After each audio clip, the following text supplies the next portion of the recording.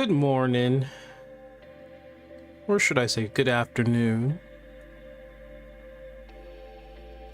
Oh, what a day. I slept like a log. Decided to make this day my day off day. Also, I wanted to say this for a bit now. Just a little bit of update on my life.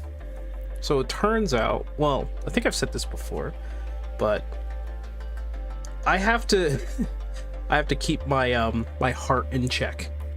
Had a bit of a panic a little bit last night where I couldn't so much as let's just say it was hard to really get to sleep because I was not breathing the right way. And well, just turns out that I inherited a lot of my father's traits. So there's a heart condition going. There's like a heart condition. I have to be extremely careful about it. So that's been a little bit of an update on my life. Not life-threatening. I just need to keep an eye on it. So that does mean that I will probably focus more on that. Try to keep myself in check. And I gotta get to a new routine. I gotta, eat more stuff. Stuff that's healthy for me. A lot of heart healthy stuff. I gotta spend a lot of time keeping my heart in check, which is it's gonna be kind of hard because I have to just have this whole new routine. But that's what's going on with my life. Dreadmyst, you be healthy, live for 5,000 years. I would love to see what 5,000 years in the future looks like. You know what? I really do. I want to be in that future era where like we're exploring space in the best fashion. Not like how the latest Star Trek was. Don't watch the latest Star Trek. Don't watch it, please. For your own health. Do not watch it. Just do not. This is not what this stream is all about. But do not watch that. Star Trek has effectively just been I don't know. I don't honestly know what's going on over there, man. I think they made up like a whole new race as to why one of them has been alive for like 400 years. I have never seen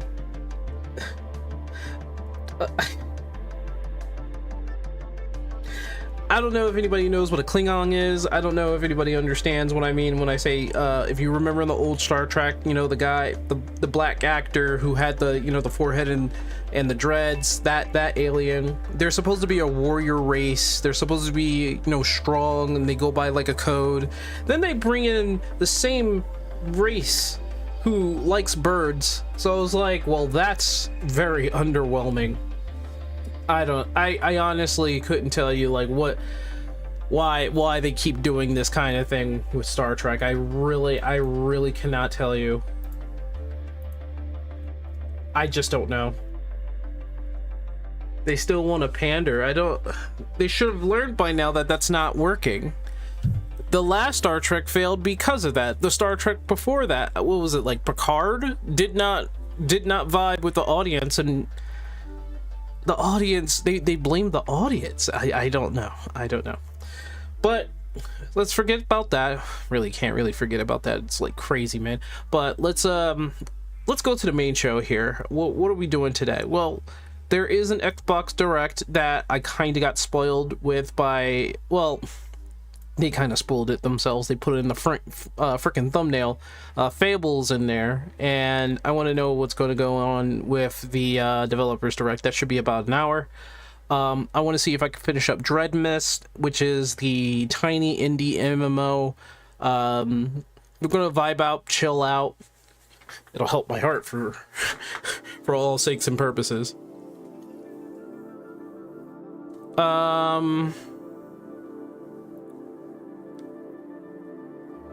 Yeah. You're right about that, Cherry. I do think that, like, it's been, I don't know how many years, like 5 years since, 6 years since 2020, and I don't know what happened with people. It's like when people got locked inside their houses, like some sort of subliminal epidemic, like mind virus, kind of just seeped through everyone's television screens into their eyeballs, through their brain, or some such. Maybe it's like too much social media, you know?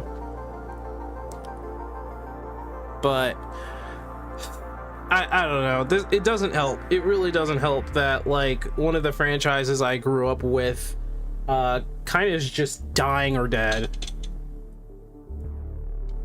Started way before, around 2015. Yeah, you could be right about that. It's just, I think 2020 kind of exploded it. We have crazy people nowadays out there. Now, let me turn that down a little bit.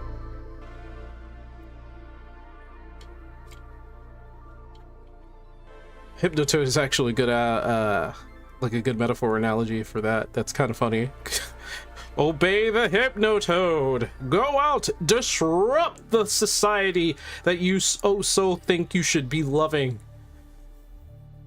I was watching the news, and then there was like this one guy.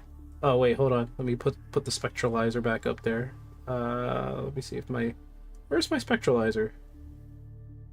That's not the right spectralizer. Over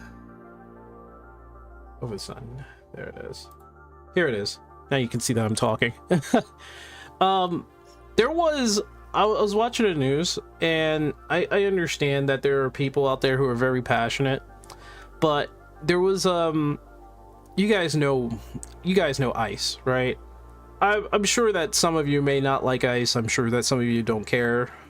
There was actually an incident around my way where there was, and when I say where around my way, I mean like around my state, I should say, not like directly around me.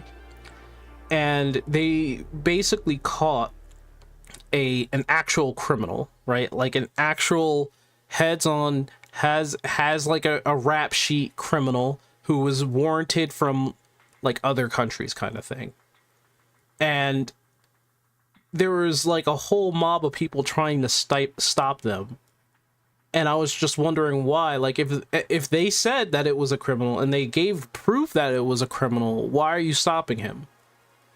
And their only thing was that, like, it was the same old thing. People were saying that you know, he's an immigrant. He's not from our country. We should keep him in safe harbor. Like, I was like, are you insane? They actually gave evidence that he was a criminal, though. Like, yeah, I'm okay with people being here legally. I was just wondering, like, whether or not you like them or not, if they're doing their job and stopping an actual criminal, why would you stop them? That's my question. And I'm just trying to wonder, like, why do we have so many insane people in this country right now? Why do we have so many insane people? But the world is a very scary place right now. Like that, and destroying my favorite, one of my favorite franchises. Like, there's like a couple things that you shouldn't do in life. One, don't mess with Star Wars. Well, they did that. Two, don't mess with Star Trek. Well, they did that. And you guys know how much I like space and sci-fi themes, right? So, like, how did they do that? I don't even want to know. Like, I know Kathleen Kennedy is leaving. I know she's leaving. Sup, Rio? And I know that who is it? J.J. Abrams is supposed to be taking over for Star Wars, or at the very least Disney, right? The Disney Star Wars. But like, Kathleen Kennedy was entrusted with Star Wars by George Lucas himself, and she basically backstabbed him. Didn't hear about obstructing federal officers is the new thing. It's beyond stupid. It is beyond stupid, and they've been doing it all over the country. But yeah, people are getting kind of crazy out there, like obstructing actual officers, I should say. Like, I get you want to protest ICE, that's whatever, that's, you know, you have the right to do that, but like, why would you stop them from arresting an actual criminal? That's my question. But beyond that, what's more important to me is the fact that after I watched that episode of Star Trek, I kind of just like I fell off. I like lost faith in Star Trek. I can't. I watched 2 episodes of Picard, and it felt like it was yelling at me. Like it was directly yelling at me, and I didn't want to watch any more Picard. And I didn't like, you know, what was it? It was kind of like the resurrection of the series with the movies that came out some time ago. I didn't think those movies were bad, actually. I thought they were fine. Some people called me crazy for that. But then, like, they came out with Star Trek Picard, and I was kind of excited for that, and they ruined that. And then they're coming out with this new Star Trek. Saw episode 1 that they put out on YouTube, by the way. They put it out on YouTube, and they expected so many people to like it. Yeah, people viewed it for sure, but people hated it. Like, you're gonna get a lot of views, but people hated it. I just consider law enforcement is literally their job to go after people. Yeah, go after, you know, illegals and criminals, for sure. They're not going to go after anybody who's legally in the country. So, and I don't know why people are like misunderstanding that. So I don't understand. They literally went after some, like, can I say this on stream? What's the word? Let's just say map, right? Let's say that. Extreme map. Let's say that, because they did do some things. They went after an extreme map guy, and they were blocking them, warning the guy, telling him like, you need to get out of here, ICE is coming for you. And it's like, but they showed that he was an actual, you know, map guy, extreme map guy. Why would you help him? Like, I don't understand. The original one with the original cast was better than Picard. Picard, God, Star Trek Picard killed my soul. I don't remember how many episodes I watched. I just know it was miserable. I just know it was very miserable, and I couldn't understand like why they were just destroying Star Trek. It was absolutely like taking the knife and like stabbing me in the back, because I am a Star Trek fan. I'm sorry, I am a Trekkie, but I'm a Trekkie along with my father. My father's a Trekkie, so my father got me into Star Trek. I think my favorite series is still Voyager, but like, come on. I'm just saying, like, why would you take, and they're constantly doing this. They're taking a franchise over in Hollywood and they're absolutely destroying it. And I don't know, they destroyed Star Trek. Now they destroyed, like, absolutely obliterated for me. I don't want to watch any more Star Trek that comes out. They already destroyed Star Wars for me, so I can't watch that anymore. And those were like my 2 sci-fis, right? Oh, and Doctor Who, that's destroyed, and that's the BBC. Like, they destroyed that, and I can't watch that anymore because, my God, if I say The Timeless Child, you guys won't understand what The Timeless Child is, but that absolutely just like rammed like some sort of shiv up Doctor Who's kind of butthole. It's bad. They twisted the knife.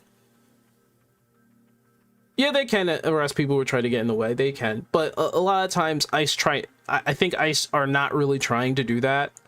They're really just trying to do their job for some reason. And honestly, they should be going after those people who obstruct them. But I think that's like they'd be adhering to the distraction. So they'll arrest that person, put their time and money on the person who's distracting them, while the actual criminal that they're going after gets away. So I think that's what they're doing. The people who are protesting are doing. I don't know. If people are mad about getting in trouble for obstructing law enforcement, then it's on them. Yeah, there has already been incidences. I think you guys already know like what happened to this woman named Renee Good, who I clearly I don't know if anybody agrees or disagrees with what happened, but they showed the actual chest cam, excuse me, for the police officer, and she rammed into him. I'm surprised the guy is like able to walk around. He literally got hit by the car. ICE protesters are now attacking random... Yeah, they are. It happened around my city as well. That ICE protesters are, like, going after people who look suspicious in trucks or vans. Like, you can wear, like, an American... Like, a hat with, like, the American flag on it and some, like, grayed out shirt, and they'll think you're ICE. Maybe you're just a guy who likes America, and you're just trying to go to the frickin' store. You're like, are you ICE? Are you ICE? And it's like, okay, all right, buddy, calm down. Calm down.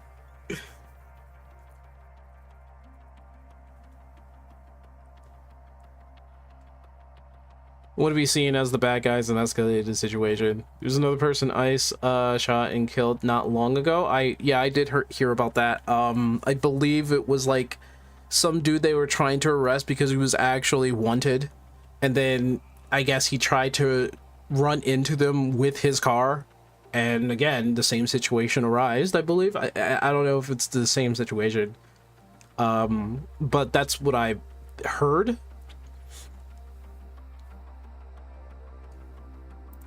All right, let me see. Is this on Picard? Oh, never forget.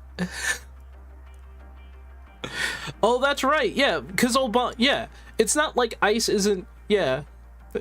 So this just reminded me. Yeah, like ICE isn't even like a thing that that Trump made or anything like that. He didn't organize that crew. He just puts it out in the public. Obama already had ICE, and they were doing things in the background with ICE. He's showing me the it's not a meme, it's the actual picture, but you guys remember the meme where Obama was putting the medal on himself? Well, the actual picture that derived from that, Solus just gave that to me. That guy I think he was part of that law enforcement, and he captured over like what 100, like a good 90,000 or something like that, 90,000 illegal immigrants that was in the country. It's crazy. Tom Homan, yeah, and people when you show that to them, you show people like, wait, Obama did that though. Like, Obama didn't say it out loud, he did it discreetly in the background, right? So Obama did that though. What do you have to say about that? And they're like, but Trump's a bad guy. And I'm like, okay, I mean, it's whatever how you feel about Trump, but you do realize that even Obama did this. Like, do you understand what's happening? You're stopping what's been going on since Obama. I think not even Obama did Obama was the I don't know. I don't know politics like that. I just know that was a thing. I do know that.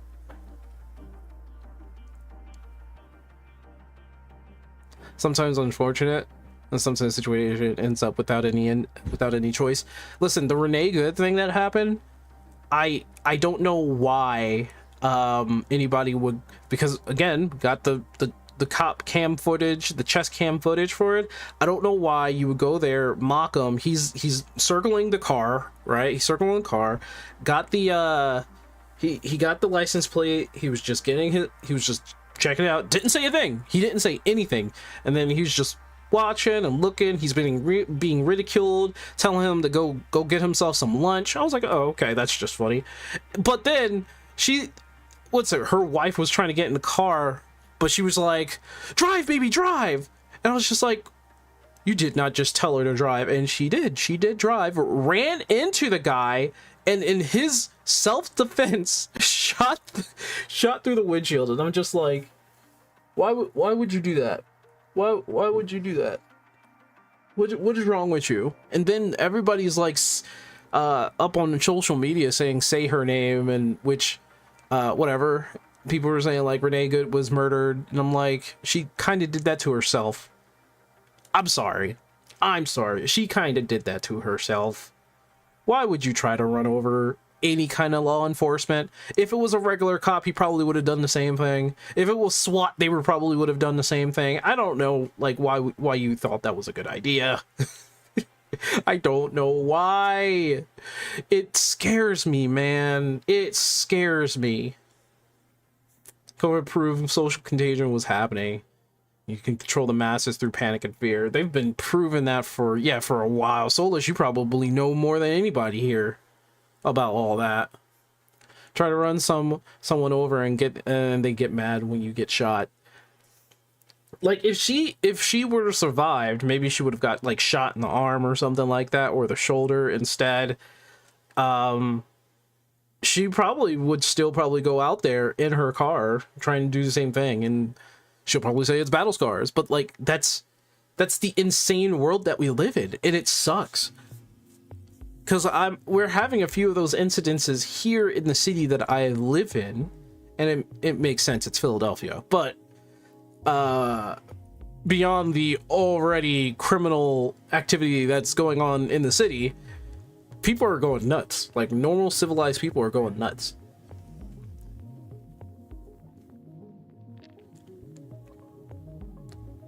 Just wearing hunter camo get you targeted. That wearing any kind of American flag or paraphernalia, anything that says, hey, I like America or I love America, anything like that, it boggles the mind how many people hate America at this point. It boggles the mind. Just like have you guys heard what and I hate to say this because I used to like the guy. Have you guys heard about like iDubbbz and his wife who ridiculed an Iranian man who came over from Iran, and he doesn't know what's happening with his family at this current point. Like he's trying to contact them and it's been like 10 days. So I feel for the guy, like what's happening in Iran right now, and he wants to know what's happening with his family. That's what's currently with that guy. But iDubbbz sat there with his wife ridiculing him because on the 90 Day Fiance show that the Iran man was on, and now he's married to that woman, by the way, they mocked him because he said facts, basically. He said, we can't do this on Iran. We can't dance open in the street in Iran. We can't just sing in Iran like that. We get arrested. iDubbbz is part of, he's like the poster child of like also what would happen to like people who listen to lunacy all day. I kind of blame his wife, to be honest. His wife did not do him any justice. His wife kind of ruined his life because apparently he's becoming more broke, so they're like surviving on his iDubbbz is surviving on his wife's OnlyFans money. Like, wow.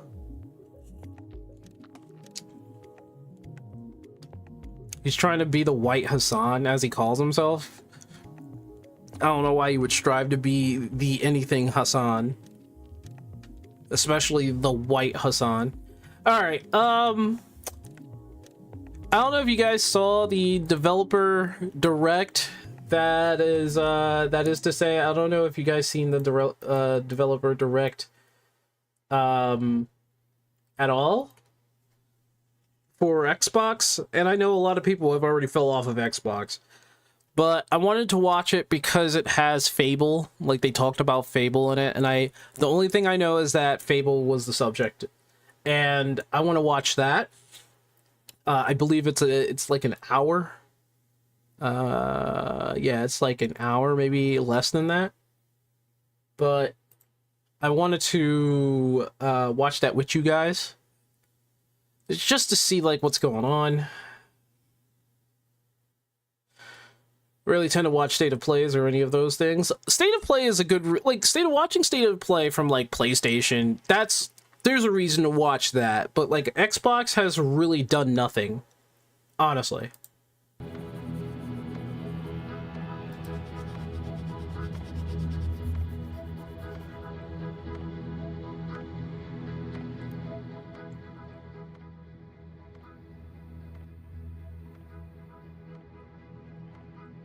You just tend to miss them? Oh, well, I mean, yeah, they always have the VODs up like this, but did you hear OpenAI is running out of money? I heard about that, too. I hear that people who's, like, investing all of their money into AI has been really getting their behind screwed because of it. This year marks 25 years of Xbox milestone celebrated night. Wait, fanboys, that's funny. Fans and who? Oh, okay. Well, is this direct supposed to? All game shows today are available day one Xbox Game Pass. Is it? All game show are also Xbox Play Anywhere. Oh, okay. Cool.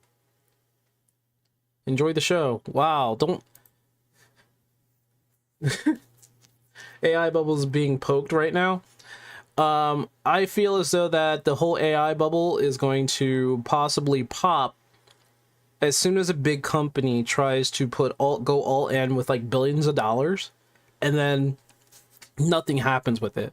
And the reason why I say that is because only companies and big businesses are really getting into the AI drive. Now, there are going to be rich people who are also going to put their everything in it. I'm sure big streamers, big content creators are going to put everything in it, but like the smaller person is not going to be able to afford it.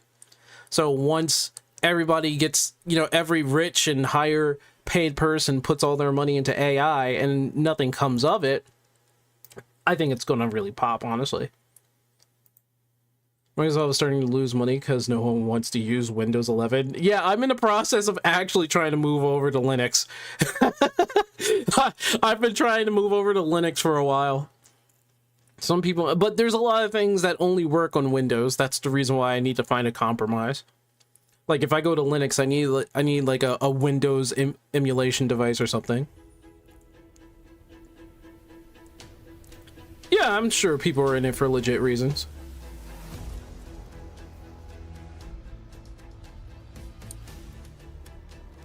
I wish people would stop doing this cinematic crap. I'm sorry, I'm pausing right here. I wish a lot of people will understand that we're at the baseline of people who are watching your directs are people who just want to watch and see what kind of video games are coming out. So stop trying to make the cinematic, like theater looking, admittedly it is quality cinematics, quality, like I get what you're doing, but we don't care about that. We just care about the games. So you walking like that, it's not gonna really, we're not really gonna care. Tell us what games you're making. That's it. Don't show the rewards. Just tell us what games you're making. You need to start learning about virtual machines. I do, yes. Like all the workarounds for games that aren't Linux compatible. Again, yes. But I don't know what Steam is going to do with Linux. My hope is that Steam works with Linux in the future. It's unfortunate on a great gaming OS, though Linux has its upsides. I would have to do like a virtual machine, to be honest. Oh god, I hate when they do that. Just tell us what games you guys are making, please. Please, just show Game Freak.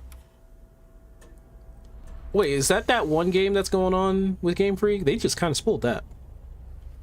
Some people aren't went back to using Windows 7. Yeah, I heard about that too, and Windows 10. When games are working isn't Pokemon. Yeah, I heard, and it has more polish. Forza Horizon 6. I'm Torben Ehlert, design director for Forza Horizon, and I can't wait to show you what the teams at Playground Games and Turn 10 have been working on. And I'm Don Arcetta, art director for Forza Horizon. I appreciate that they do put the person down there who's doing sign language. Yeah, because there are people who have sign language going on. I understand, but as you could see, I could also put the oh, it's very low for the video. Oh, the video, it's actually lower for you guys. Oh, I'm sorry. Let me rise that a little bit. But they also have this. And people who can read sign language can also read. So that's, I'm just saying, I appreciate this, but I'm pretty sure they're gonna pay attention to this. So breathtaking locations around the world. I don't know. Maybe that's necessary for everybody. I'm sure. I appreciate it though.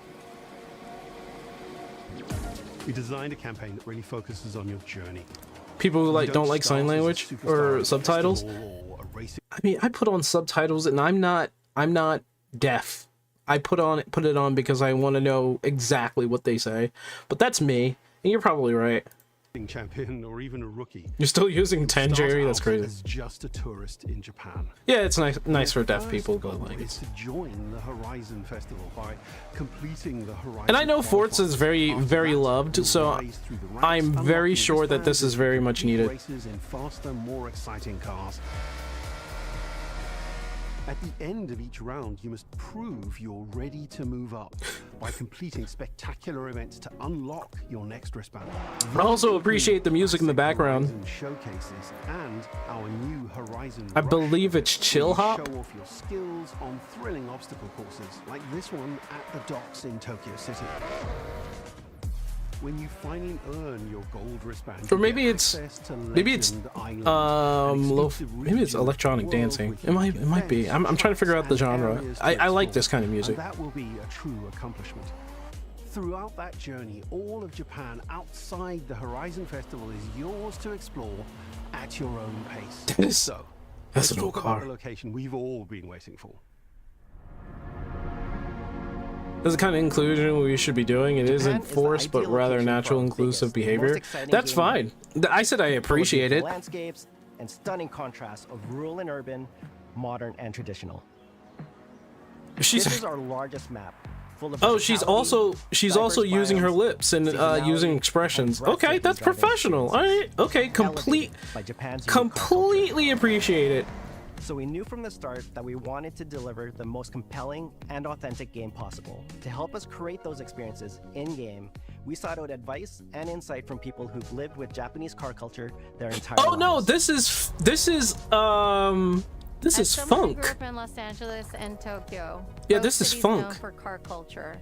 I developed a passion for cars early. I've also worked extensively supporting creative collaborations between Japanese and Western video game studios. Over the course of production, I had many conversations with the team about the nuances. Windows 11 was going and to the be shit, so details of Japanese never culture updated to 11. and how to reflect these in Forza Horizon 6. I kind of had As to. an example, when we discussed naming options for the player home at Tokyo Docks, we discussed the building number, picking 7 and 8 because those two numbers are considered fortunate in Japan. In fact, Oh these God, numbers are I'm just also glad it's part not of a 6, 7. well-known Japanese proverb. I would have killed myself if somebody made like a freaking joke out of it's which 6, means 7. Never give up. Would have hated myself. She When our has team builds a Forza 3 Horizon monitors. game, we focus on the essence of the place, what makes it special and unique. At the You start could of tell she's an production, artist, our team actually. traveled to Japan to capture reference for everything. Time lapses Never had of an real issue with Japanese 11. A lot of skies, issues people heard him photogrammetry talk of about trees it. and geology, Trust me, Rio, scans you've of had ancient issues. You buildings, just and things as completely simple as ignored water it. kick-up and the way fallen cherry blossoms respond to passing cars. Like, I'm pretty sure there has been major issues that's been like covered up and you haven't Then work to noticed. capture the soul of those places. I know it Adapting happened it for to me. Horizon's open world game. It was just very And since small. Japan is home to driving I still experiences have like anywhere frickin' else, that memory process issues, begins with the roads. or Inspired by I the should say T1 storage link, issues with Inko Windows Avenue, 11. and They mountain like to passes, fill your like computer Mount up with a Arena bunch of and trash Bandai data. Tsuma. Then we layer in the details around them, creating a world where every road leads to discovery. That issues doesn't exist for sure. For this game, we've built our biggest urban area yet. Our Tokyo City Audio is issues, 5 that times is confirmed, larger than yes. anything we've designed before, with multiple districts. That's pretty each nice. with a unique identity. I do want to one day go to We Japan. want to create a city where every road, And be every respectful. corner, and every shortcut is fun to drive and a Ooh. delight to explore. Oh, that's not respectful. Seasonal change in Japan is dramatic, and these changes are widely celebrated in local culture. We've captured that in games so that you'll see those changes reflected in the world around you as Oh, you the explore. snow wall. I didn't know that was in That sense of Japan. I thought that was exploration is somewhere at the else. heart of the game. Everything you find on your road trip in Japan is something for you to collect. Cars, houses, landmarks, mascots, and more. All tracked. in your Mascots. adventure Holy journey. crap. All right, this seems to work out just fine. Japan's car culture is one of the reasons we've been so excited for this location. And Forza Horizon 6 will feature I've had more than audio 550 issues, cars but they were at small. launch. Those cars will have new body kits, They wanted to force people to upgrade to 11 so that they can obsolete, like, well, nobody, they're not supporting Windows 10 anymore, right? And they want more control over, like, the current product, and their current product is Windows 11. But nobody, like, people who have a sound sense, there's a regular ass car in the front, people who have a sense of their OS, and people who really care about that will notice those things. I, for one, I just, I don't know, Windows 11 is just, it hasn't been a nightmare for me, but I've felt it. On driveways around the world, you'll encounter our new aftermarket cars. They're always bargains and include some extremely rare and unique cars to show off in your garage. Yeah, that's why I think they made the upgrade free at some point. But also showcasing some of the newest, most exciting cars in the world. And Forza Horizon 6 cover car is one of them.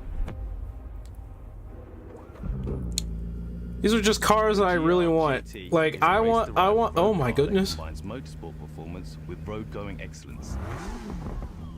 Can you imagine just driving that, man? The most modern iteration of Kazoo Racing's relentless pursuit of Japanese engineering perfection.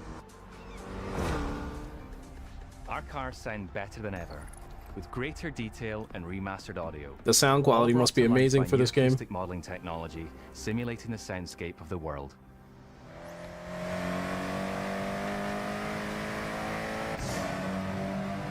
But then again, like, I'm not saying this against them, right? But their sound quality, Forza's sound quality has never failed, so I don't know why they're... It's like the sound quality just, they're not gonna tell the difference, I assure you. People are gonna be like, oh, it sounds just as great as the last one. It's a huge part of the Horizon Festival, and we're curating a diverse Never not worth upgrading. Hey, including exciting Japanese artists. Must be amazing back there in Windows 7. Perfect soundtrack, whether racing, cruising, or drifting. And to complement the visual contrast of our map, we've captured extensive field recordings. How do you put so much freaking detail in a car game like this? Come on, stop doing that. Stop it. In Forza Horizon 6, you'll have new ways it looks more on the border of reality to me, with the lights and the graphics, dude. It looks so good. Customizable garages are the perfect place to do that. Customizable? You didn't even show a garage. Big enough for multiple cars. I like how they put like a regular ass car next to sports cars like that. You imagine some guy collecting cars and he'll just have like a regular Chevrolet next to like a GT Cruiser. Is the estate. This mountain valley starts off completely empty and overgrown. Oh wow. But once you unlock it, you can build and decorate directly in the open world here. And anything you construct but why? is permanent and visitable by your friends. I'm kidding. Our teams are fully committed to Forza Horizon being the open world driving game for everyone. We'll be carrying the open. I think you're. I mean, I don't think you're the only one, but we'll also be adding in new options like you've got competition in indie games. Drive for players who want to lean back and appreciate the world in motion. But I don't know if anybody's making Need for Speed. Is customizable high contrast mode, making the open world of Japan visually accessible to everyone. No matter how that's very nice of them to do that. You can customize Forza Horizon 6 so you can play together. I wish Final Fantasy did that. Guys, remember Orange on Orange on Orange? Firebird Orange on Orange on Orange? These experiences, Forza Horizon oh, 6 will yeah, I mean, I think it's kind of standard at this point. These are places where you can amazing sound direction, amazing graphics. Tunes and liveries, and even buy a copy of the cars you this looks really good. I'm kind of tempted to play it. Well, you'll find classic events like street races and our new Toge battles, iconic nighttime races down Japanese mountain passes. Realistically, the freaking car in the front's gonna win. World than ever before, with new shared experiences Woo. like Horizon time attack circuits. These are seamlessly part of the open world, with no loads, no matchmaking, just a truly social. And you know what? This game's going to be better than Mario Kart. Look at that. This game's already better than Mario Kart. Playing together is easier and more rewarding than ever. Let me stop. Let me stop. Forza fans are incredibly creative, making everything from liveries to race events and scenic locations. Oh wow! Oh wow! We've added the ability to start building from anywhere. Oh wow! Okay. all of which are also available in the estate and the customizable garage. We also know you That's pretty love cool. to collaborate, so in Forza Horizon 6, we're making building fully multiplayer. In Horizon Collab, you and your friends can build anything you can imagine together. Okay. I mean, From everyone here that makes at sense. Lego Oh, Games and Turn 10 Studios, we're having we so hope much fun you've enjoyed working. this first look at some of the new features we've been working on, and that you're as excited as we are for the game. We'll be launching on Xbox and PC on the 19th of May. If you're a Forza fan on PlayStation, we'll be welcoming you to Japan later this year when our PlayStation version is ready. For now, though, stay tuned for more updates about the game over the coming months. And thanks for joining us. We can't wait to see you in Forza Chocobo Horizon Racing 6 is better than as we Mario discover Kart. Japan Be together. careful. You don't want Square Enix to be like, oh, okay, let's make another Chocobo Racing game and put more monetization in. This looks really good though. But then again, Forza has always been a good racing game, so Forza, I don't think Forza has ever been like a bad racing game at all. What's going on? Why is that happening? Why is there a robot? That makes no sense. What the fuck was that? What was that? May 19th. Oh, good for people. Is it only on Xbox? Oh, and here we go with Game Freak.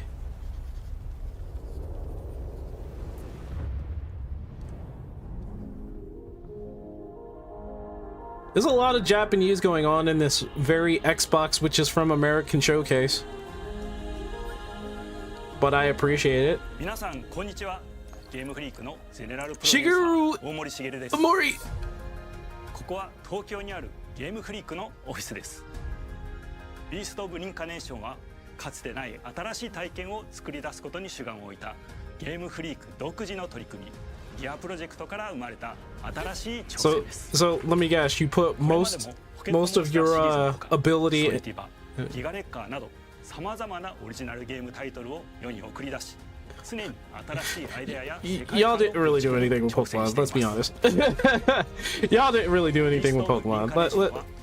Y'all put all of your effort into this game.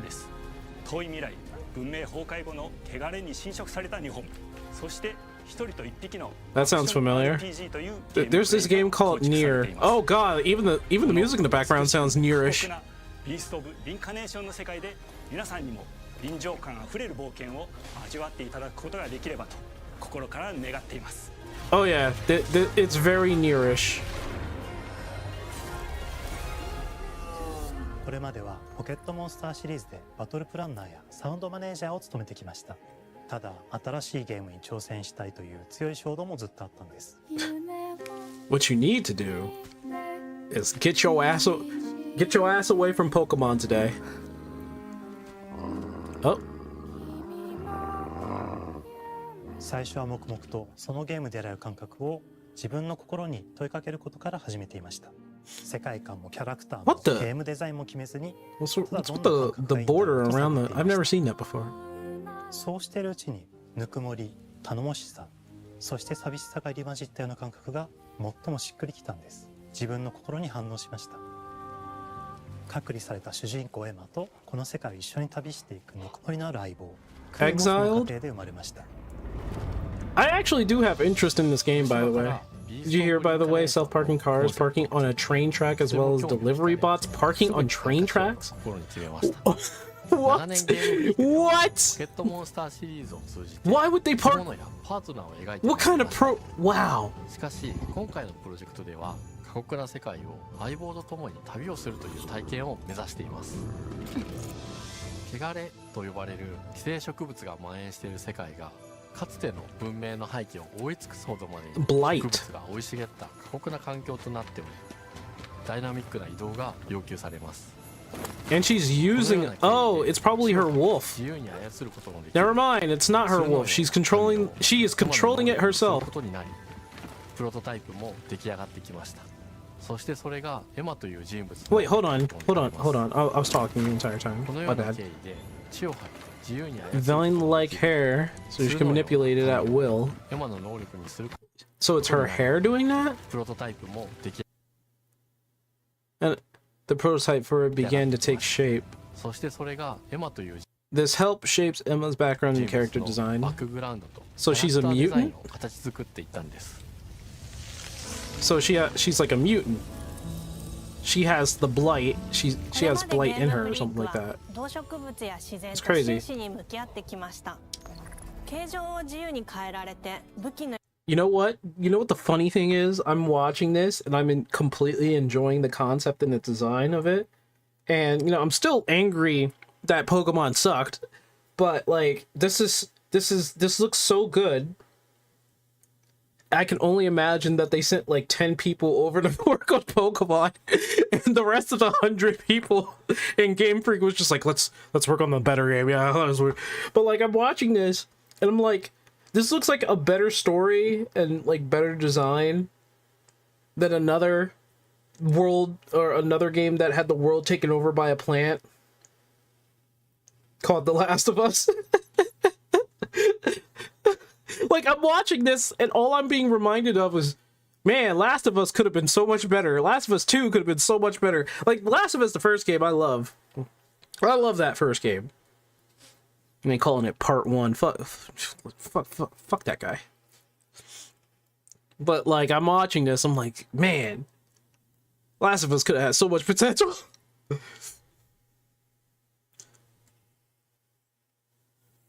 Yeah, they probably use a small team on Pokemon. Pokemon will probably never be good again. I guarantee you, unless it really starts hurting Nintendo, yeah, it's never going to really change. This is actually kind of beautiful. ゲームデザインとモチーフを紐付けることはポケットモンスターシリーズの開発を通じて培ってきた重要なステップです。 Yeah, you work on the Pokemon video game series, but I don't think the Pokemon video game series is really shaping how this game... Honestly, I think you looked at Nier Automata. Honestly, I think you looked at Nier Automata and got your idea. You're just putting Pokemon in there and be like, see, Nintendo? See? Let me stop. I'm sorry. Zumo Koda. One day I'm gonna learn the Japanese language. One day. 自然に支配される世界の舞台として日本がぴったりだと考えました。日本の昔から続く山々に See, Nintendo, we aren't useless yet. No, what they're saying is, see, Nintendo, we don't need you. We've never need you, Nintendo. Heck, 14 was insane, but we started losing profit, and we're now talking about them wanting to change the game, so we have proof that we need to hurt their profits for them to change something. I think Yoshi P understood already. I think people higher up against him, the people who were probably setting up 14 Dawn Trail, because remember he had to split himself kind of away from Dawn Trail to focus on 16. I think after that they understood, yeah, we should just keep Yoshi P on 14. Yeah, we should probably just keep him on 14, because if we don't and we let other people take over and let them have the mind think, yeah, things get bad. They're using Pokemon as a guide. Their environment would be clip art buildings. True. You know, they'd be boxes. There'd be boxes with nothing on it. Yeah, that's definitely Nier Automata just permeating everywhere. Not saying that's anything against them. I love Nier Automata.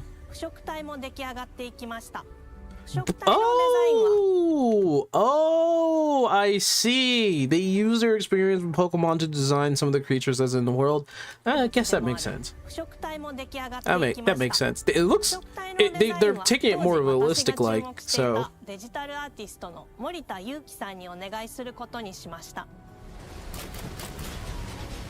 You have a bow. Emma and Co. 4026. Human population was lost. その汚れを自分の体に封じ込めることができるという特別な能力を持っています。ただそれがゆえにエマは恐れられ、人々が住むコロニーから隔離され暮らしています。エマと彼女の相棒となるクーは日本の東の地で出会います。そのクーの目的がこのゲームの But they put that in subtitles? 名前は何だ？クーだ。クーから目を離さない方がいい。 Still can't go wrong with polygon grapes. Oh my goodness.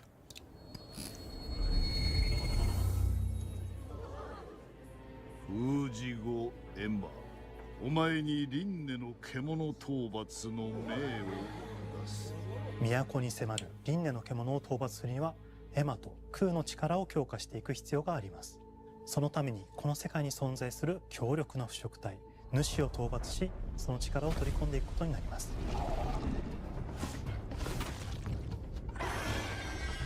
汚れを封じることができるエマの特別な役目です。腐食体はこの世界の畏怖の対象であり、最も象徴的な存在です。Oh, okay, that is something Pokemon-like. They're sealing the beasts. Okay. 腐食体は汚れを吐き、その巨体で世界を蹂躙していきました。腐食体の中でもひときわ大きい主と呼ばれる存在は、植物を操り自身の支配地域に汚れの森を呼び出します。I'm gonna be honest, the choreography of those beasts is pretty good. そしてこの世界にはゴーレムというもう一つの勢力があります。ゴーレムは過酷な世界を生き残るため、かつての人間が魂を機械の体に転送した姿です。Excuse me? Wait, what? Wait, what? I'm sorry? Golems. Golems are beings created when former humans transfer their souls into mechanical bodies in order to survive the harsh world. Oh my god. It is neat, yeah. Honestly, I do want to play it. 凄まじい戦闘技術を身につけましたが、一方で魂は劣化してしまっていて暴走しています。 Their souls deteriorated. I don't think I'd ever like transfer my soul over to a freaking robot body. I want to stay human. I want this game to succeed. I also crossed paths with a sword person named Kunai, who, like Emma, is accompanied by a Malefact. Oh, okay, cool.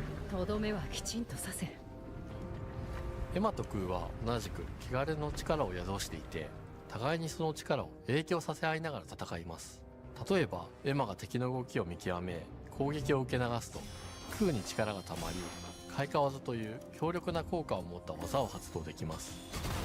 Oh, that's cool. Oh yeah, they definitely looked at Nier Automata. 幅が広がります。例えばある開花技を Sekiro? I wouldn't say Sekiro. If they start putting parries out there, and as I said that, that's like, as I was like, oh, they gotta put in, you know, so certain like perfect parries in there. 開花技の選択中は時間がスローになり考える時間が生まれます。ターンベースの This actually looks pretty の freaking よう good. に考えることになります。スキルを磨くほどにエマとクーの連携は研ぎ澄まされていきます。互いに補い合う関係で I know they've been showing parries, but like, I would say like perfect parries. I would say, yeah, they've been showing it too. But like, I think Sekiro has a lot of the gameplay is around surrounding parries. And I see a lot more than parries in this game. There is the parries though. Like, I'm not too sure if this was like a perfect parry or they were just guarding. See? Just, that looks more like a guard. A perfect parry would be a lot closer in terms of frames. I mean, they could be more lenient with the parries in this game. It just, the game looks good. We can all agree to that. The game looks good.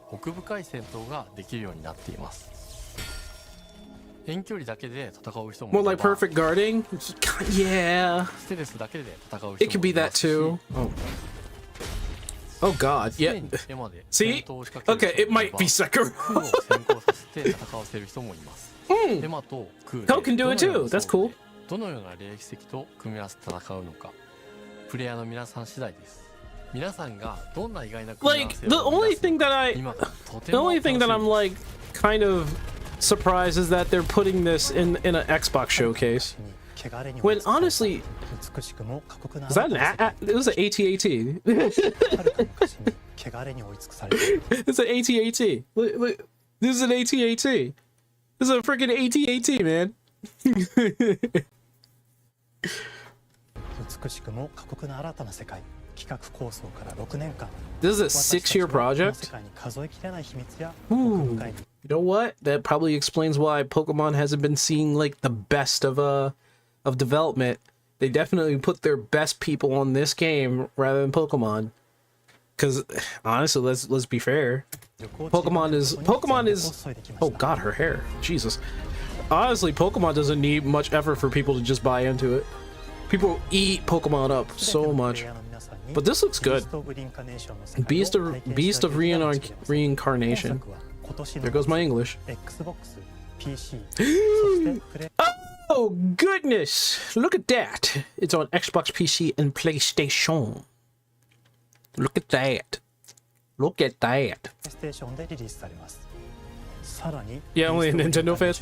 発売初日から My Xbox gosh. ゲームパスでプレイ可能です。 Game Pass. You know what? I don't want to buy this game on Game Pass. I want to legit buy it on maybe PC or PlayStation. Most likely it's going to be on PC.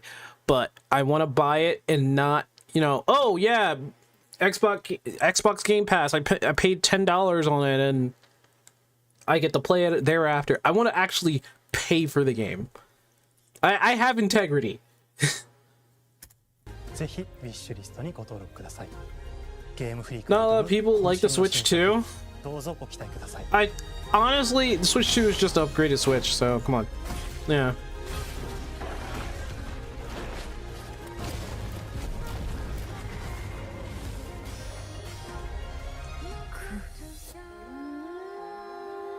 Alright, look, it's a good looking game.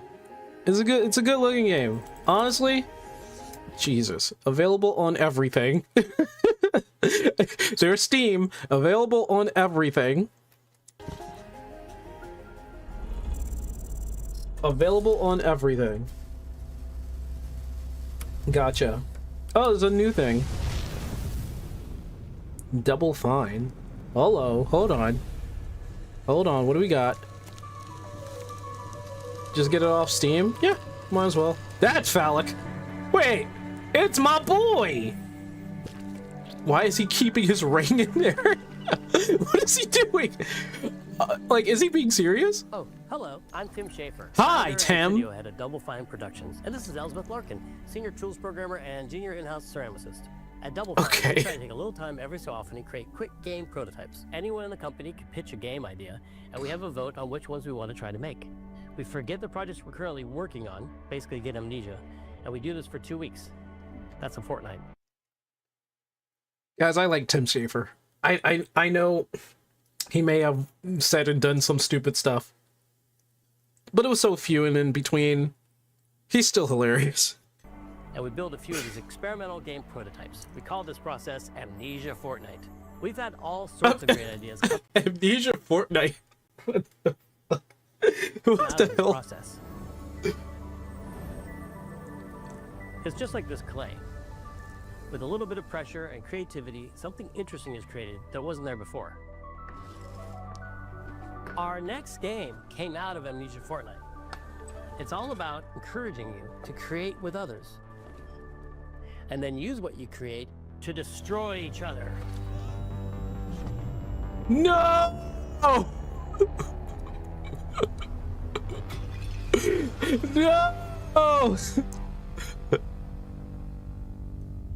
Don't worry, it's easy to make a new pot if you're playing Kiln, our online multiplayer pottery party brawler. What?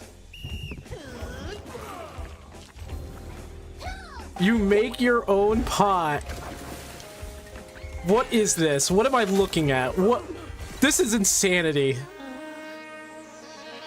Actually, no, that makes sense. That makes sense for this company. We new and original ideas here at Double Fine, alongside last year's Weird But Chill game Keeper, featuring surreal and dreamlike exploration. I forgot about Keeper. I don't know anything about Keeper, but I don't think Double Fine is an indie studio. I think it's a AA studio, isn't it? So I can't really talk about it. Can I? Kiln is the other side of that coin, bringing high-energy, expressive multiplayer action. Oh my goodness. They literally made a friend slop game. To see how we're continuing to foster our spirit of creativity. They made a friend slop game. Derek Brandt spearheaded this pitch, and he's here today to talk about this fully realized Double Fine experience he's leading with his team. Kiln is a multiplayer party brawler. I can talk about anything on my other channel for sure. Their friends, as it is fast-paced competitive destruction. We built this game to respond to your creative design choices, as well as your relentless cruelty anthropomorphized clay pots. What the heck? What is this, dude? I've spent my career as a concept artist, focused on coming up with unique characters and environments at Double Fine. I wish I was as good as artist, you know? Which got me wondering, what would a game look like that included not just the cathartic element of destruction and action, but the equally cathartic act of creation I was familiar with as an artist? I stumbled on the answer one day. What better solution than a And he's left-handed. We wanted to give players the ability to create characters out of any shape and to make sure that what you make has a charming, animated personality. You start off as a little helpless, naked spirit. You're not capable of much in this state. Thankfully, you are capable of manipulating clay, and a pottery wheel is the perfect place for the creation of a new body. And when it comes time for destruction, those shapes needed to translate into capable fighters. Pots that can compete in challenges in a way that... Oh my god, Super Smash. Literal Super Smash. Brings all of that together Super Smash Brothers. Combat party atmosphere. But it's Super Clay Fighters. Super Smash Clayers. Capacity for carrying water My goodness. into enemy territory. Here, you'll navigate through the environment with your team's unique creations. Avoid or destroy incoming enemy warriors. Okay. And of course, fill your pot up with water to ultimately douse the enemy's kiln and win the game. Got him once. Now keep at it. Nice. Nice. Naked Spirits Nexus will have mods way too fast. Oh no. Don't do it. I do like Double Fine. Always wanted from Double I am a Fine. fan of Psychonauts. A best-in-class pottery sim, of course. With this strange concept came lots of design challenges, though, because it's a game about pots that have to transform into bespoke ceramic warriors. We had to figure out how to make an art tool, a character builder, and a loadout system all together. They're literally mixing things together. Not just pottery masters. After many iterations balancing simulation with arcade-like simplicity, we landed on a design that lets you feel like a master potter who can easily make any pottery shape you could dream of, even if you've never seen a potter's wheel. It's weirdly satisfying. We've carefully married the clay technology with the behavior of the sculpting tools and controls to make sure anyone can pick it up in seconds. I wonder which one's gonna be Combine it with sponges, shapers, and straight edge tools to get specific and make it yours. Yeah, I wonder what they're gonna do. Like if the pottery aspect is gonna be more popular with a fighting aspect. You've made. It'll automatically detect when you're shaping things like cups, vases, bowls, and many more. A jug. So that means we had to ask ourselves, if I was a vase, and this vase that I just made was now my body, what can I, as a vase, do? Yeah, what can you do? Oh my goodness, I think I get it. The vase body probably dictates the abilities and moves you use. Let me be right. Every pot and kiln needs to have a core set of moves fit for a warrior. To run, jump, attack, and roll. They also must have moves fit for a pot to fill up with water and then splash that water out. Each shape has its own unique way of performing these moves, And because your shape matters, the animation team has taken on the challenge of bringing those different pot shapes to life in surprising ways. In addition to these core moves, each shape also I wish I was as talented as these people. I really do. Which we push to be the most fun and over-the-top moments in the game. I really do. Popping popcorn, Popcorn? What the fuck? bottles turning into swords, jugs blaring like megaphones, plates flinging pies. Everyone's shape is doing something different and exciting. Oh god, I could see a competition made out of this game. Just because of like how they diversify this stuff. And try to extinguish your opponent's kiln. It says they are indie, but I think they are. Pay attention to each map's unique They tried to Microsoft, aren't they? They're tied to Microsoft. I think so. I'm not too sure. We designed our maps to integrate with how you choose to play and what pot you choose to play as. What if you make a ball? Things like secret tunnels that only fit certain size pots, and pathways that are only traversable with certain shapes. Oh, You'll fight on fractured, floating pieces of ancient history, like an ancient Greek nightclub fit for Dionysus. Okay. It's even got a dance floor. Navigate Athena's giant strategic war map. Inflating sponge warriors with water to This looks rearrange the fun. battlefield to your I'm not gonna lie, this looks Fight in fun. the Egyptian god Set's dingy punk venue, complete with a mosh pit where only one pot can emerge unbroken. Leverage your unique creations. Everything from your size, your capacity to carry Yeah, I can water, understand that, Jerry. I don't think Double Fine would ever lie about their indie, define how you want to them being indie or anything like that. team full of large cups. But yeah, I potential. honestly think that there will be some companies that would probably do that. Tiny ninja saucers ready to quickly smash up anything that gets in their way. So they would be considered they're a double A.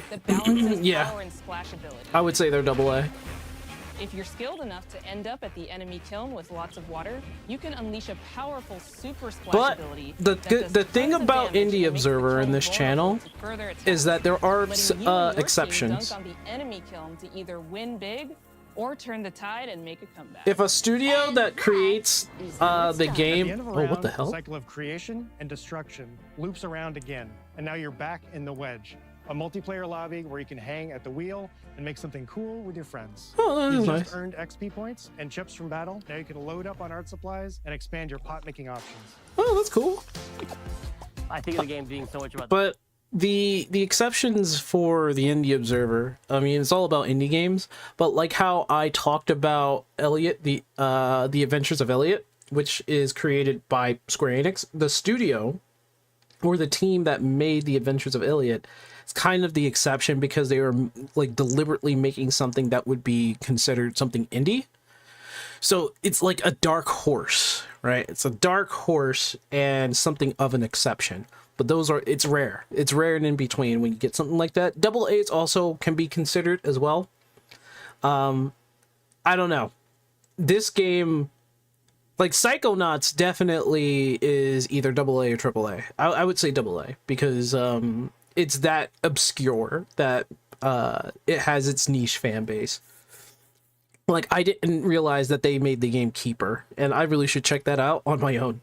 But for something like this, I think I can consider this as a dark horse. Just because of how it's designed.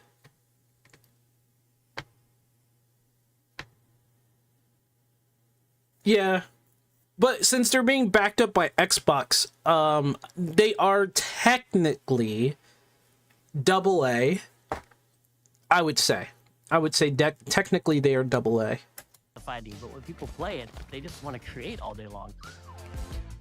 Our decoration system was designed to support your creativity. As we did with the design of the sculpting process, we looked to the Pottery Studio for inspiration.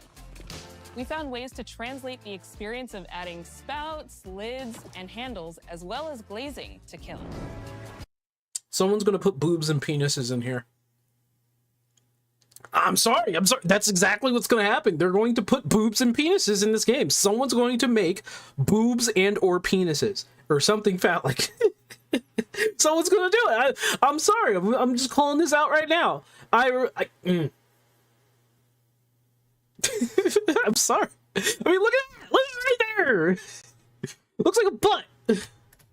Every design choice we made ultimately serves the goal of enabling a near infinite range of possibilities. Yeah, you know how you know how immature people are. Someone's gonna do it. Someone's gonna do it. A dildo running around, of course. Someone's gonna make a walking penis. So it's like with a dick and balls, they're gonna do it. Someone's gonna do it. I'm sorry. I'm sorry. It's gonna happen. Small jet. It becomes a drill. Like, what do you do when someone puts a dick in the game? Is it a sword? Is somebody put a pair of boobs in the game? I don't know. So that's all at the beginning. I told myself I'm not mature enough to play this game. I was like, someone's gonna put a dick in here. Because it's hilarious. Yeah, it's funny. Yeah, it is funny. I'm not gonna lie. I would laugh at that. If I teamed up and I saw like a dick and balls, like they're like one of my teammates, I'll be cracking the fuck up while trying to play the game. We gotta win, guys.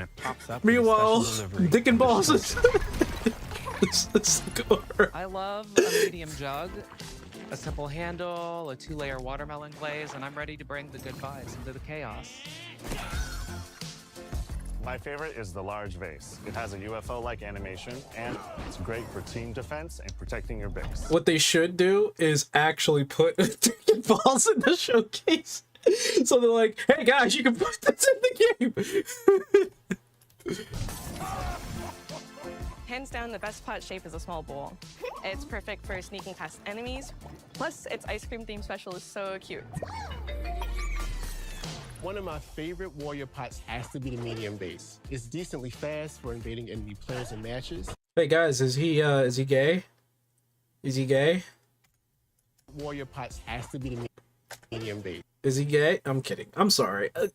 It's decently fast. This is what happens when social media destroys the rainbow flag for you. Like, they absolutely do. It doesn't matter whether or not. Matches. The decorations really make it shine. A curved elbow spout, cupid's handle, some spiked. I will say the fact that you can make a rainbow vase is kind of cool. I will say that. With a rainbow glaze and one butt sticker. You can't. I won't say anything. It's too easy. It's too easy. Go wrong with butt stickers. My favorite pots use the absolute most material possible to make the biggest pots possible. I call it tiny.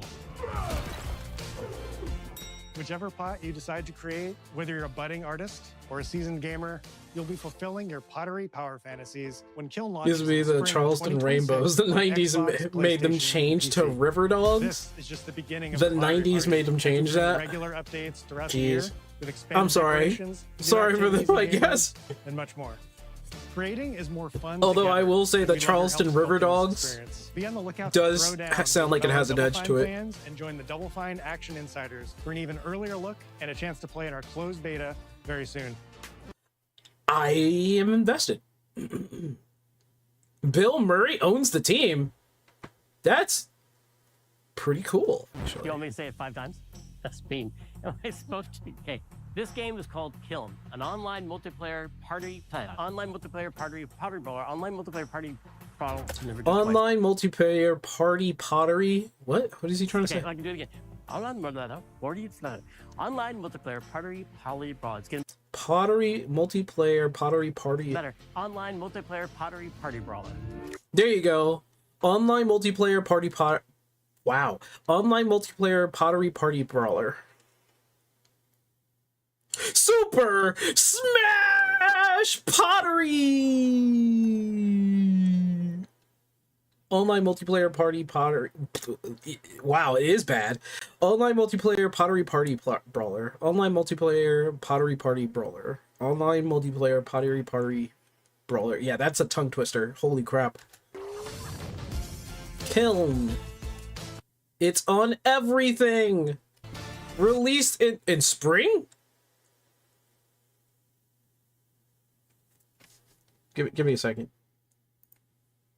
Give me a second. Give me a second. Give me a second.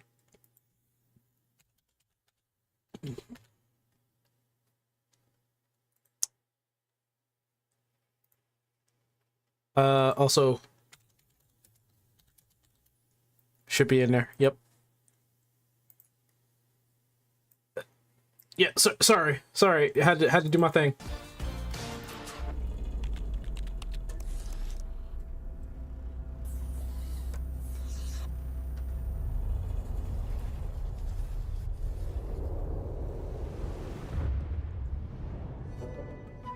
How fast do you think Twitch will ban people for inappropriate?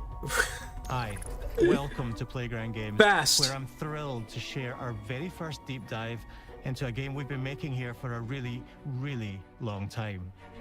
Fable. I gotta ask, is anybody in chat looking forward to this game ever since the first trailer came out? Because I'm a bit worried about this game, honestly. Wasn't Fable dead? No. Fable was dead because people were saying that it looks like another of that game. Another of the game of ideals. And I don't want to say the D word, but not DEI. I shouldn't say that. That's what people were saying. I don't want to say that was factual or anything like that. I'm just saying that people thought of it was that kind of game. That's why people say that Fable was dead.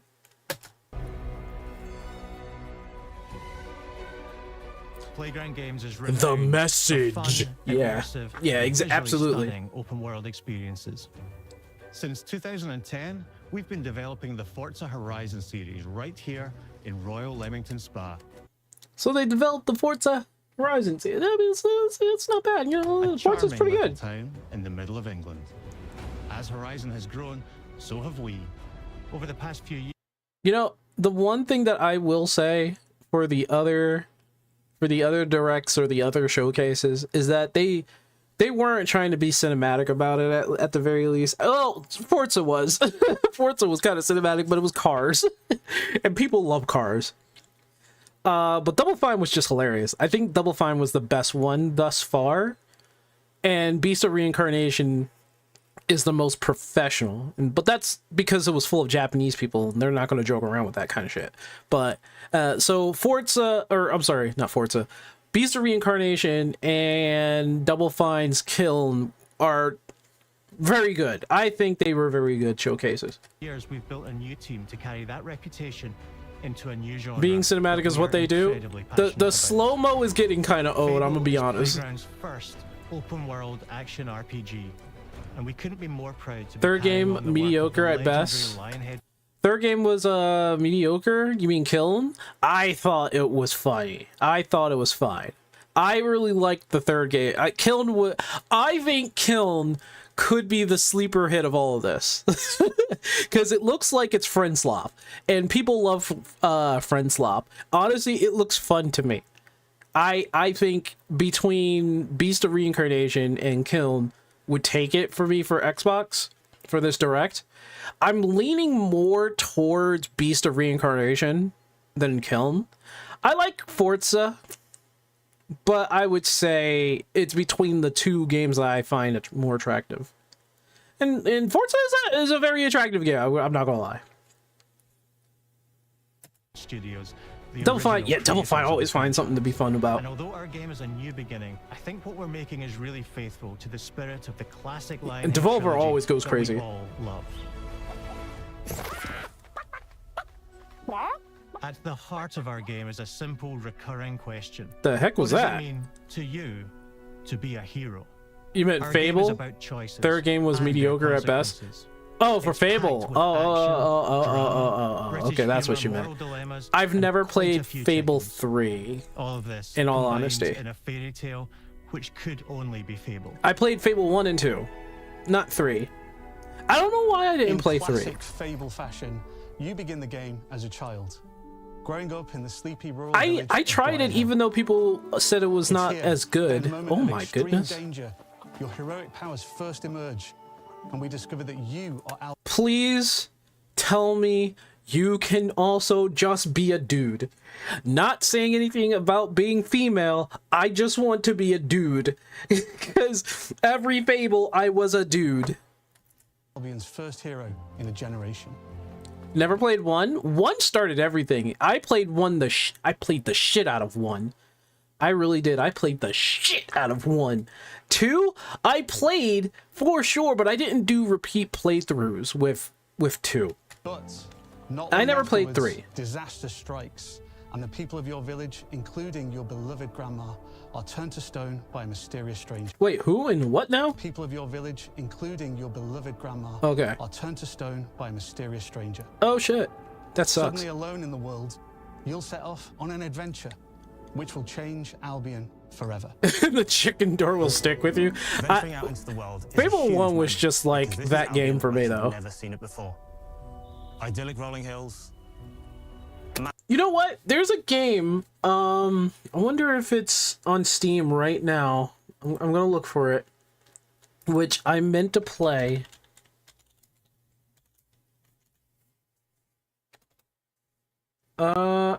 It's not on Steam. It's not on Steam. But there's a game called Kingdom of Avalar, I think. That's a game that I never finished. And it had a very Bustling interesting villages, premise. Sleepy hamlets, oversized vegetable patches. Hey, and that's a stunning giant. vistas. That's a giant. And because our Albion is truly open world, for the first time, you'll be able to explore this rich and detailed world seamlessly. What's funny is that it truly open world. Fable 1 and I think Fable 2, but like at the very least, when you ventured out in Fable 1, I do think it had load screens, right? It had load screens. But it did feel like you were traversing the world. Kingdoms of Amalur got re-released on Steam. Did it? Let me check. Re-Reckoning? Is that what it is? Yeah. Yeah. I think this is what I was looking at. Yeah. It is. Kingdoms of Amalur. Why is it $40? Somebody donate me $40. No, kidding. But like, why is it $40 fucking dollars? What the fuck? You want from early in the game. I would think it. Why was it $40 fucking dollars? Capital city, Bowerstone. Home to Fairfax Castle. Fairfax? The old clock tower. Excuse me? What? Home to Fairfax. Oh, it's a real name for the castle. It's called Fairfax.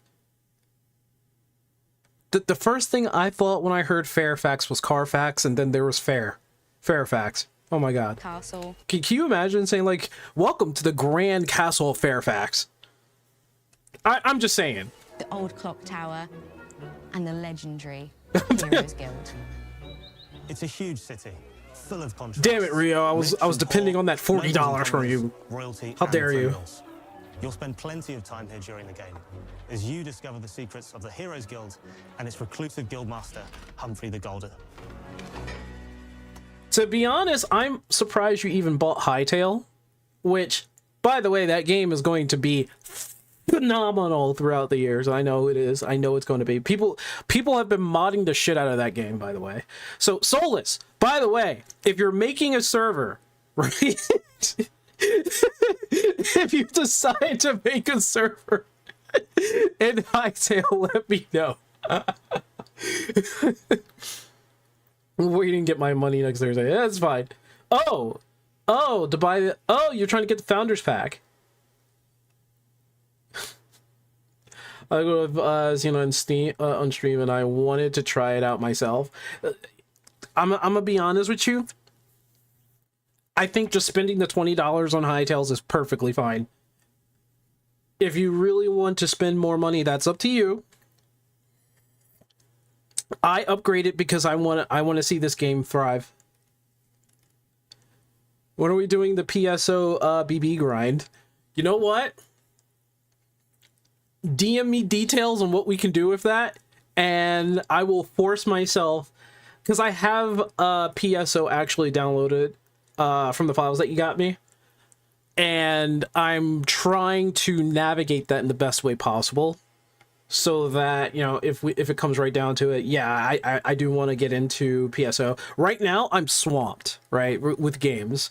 I'm even more swamped because I was supposed to do Savage for Final Fantasy XIV, but I was just like, you know what? I want to focus on the Indie Observer. So Hightail comes out, okay, and then the game that another MMO came out, Solus, that I honestly want to show you, but it's a mini indie MMO. Literally only has one map.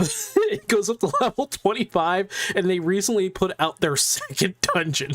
Has competitive PvP, I think, and it's actually a fun, like, oldie-timey game, and you probably already know it. It's damn it. It's oh, you haven't followed? How dare you?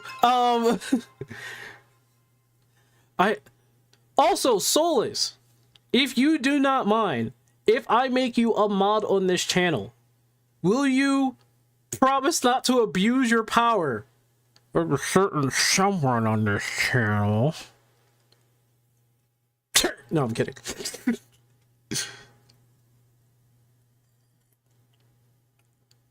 I think it reminded me saying I gotta fix my hightail game when I get home.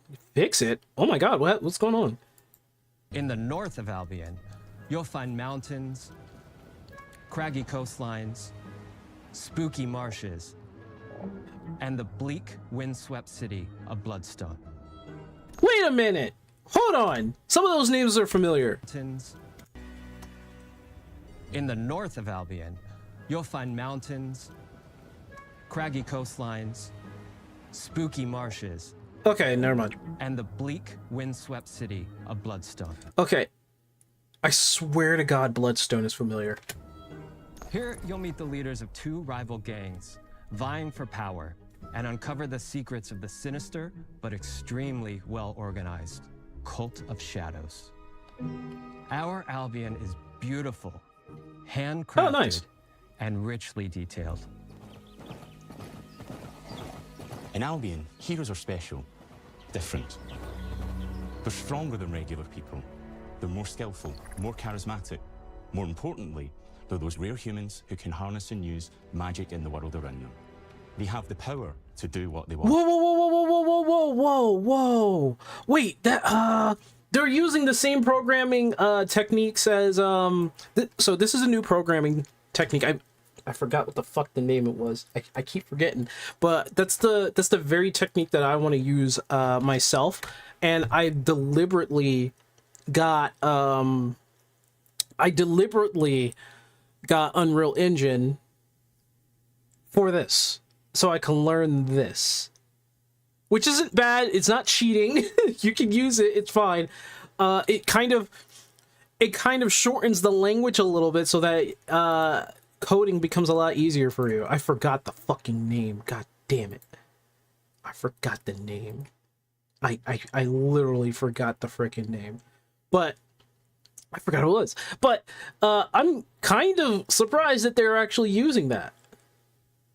It streamlined a lot of stuff they're usually annoying to deal with. Yeah, but here's the thing. It's not as in-depth as just coding like in C++ or Python. And I know a little of both of those, but when it comes to this is supposed to be like straight up like a bypass for a lot of the harder moves that you have to use, or the harder coding language that you have to go through when it comes to something like C#, C++, or Python. And usually people are going for Python. So that's a surprise. And so do I was not expecting in our that. Game, we want you to play as the hero you want to be. And that starts with being able to choose how your hero character looks. So, in Fable, you'll be able to pick from a range of different character heads and customize your clothing, hair, skin tone, tattoos, and scars. So the hero you play represents you. But as well as your appearance, you can be the hero you want to be through the way you play. Is it branch through the coding? skills and Hold on. You know what? No, that's a good question. What was it? New programming. Okay, let me see. New programming language used in gaming. What is it?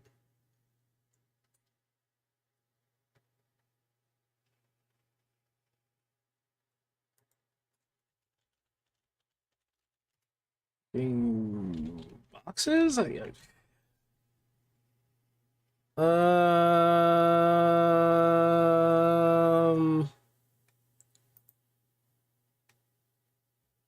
can't really... You know what? Here's...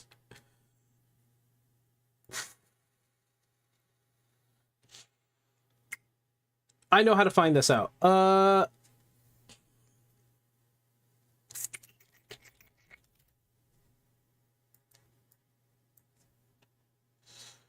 What is... Yeah, I'm asking AI.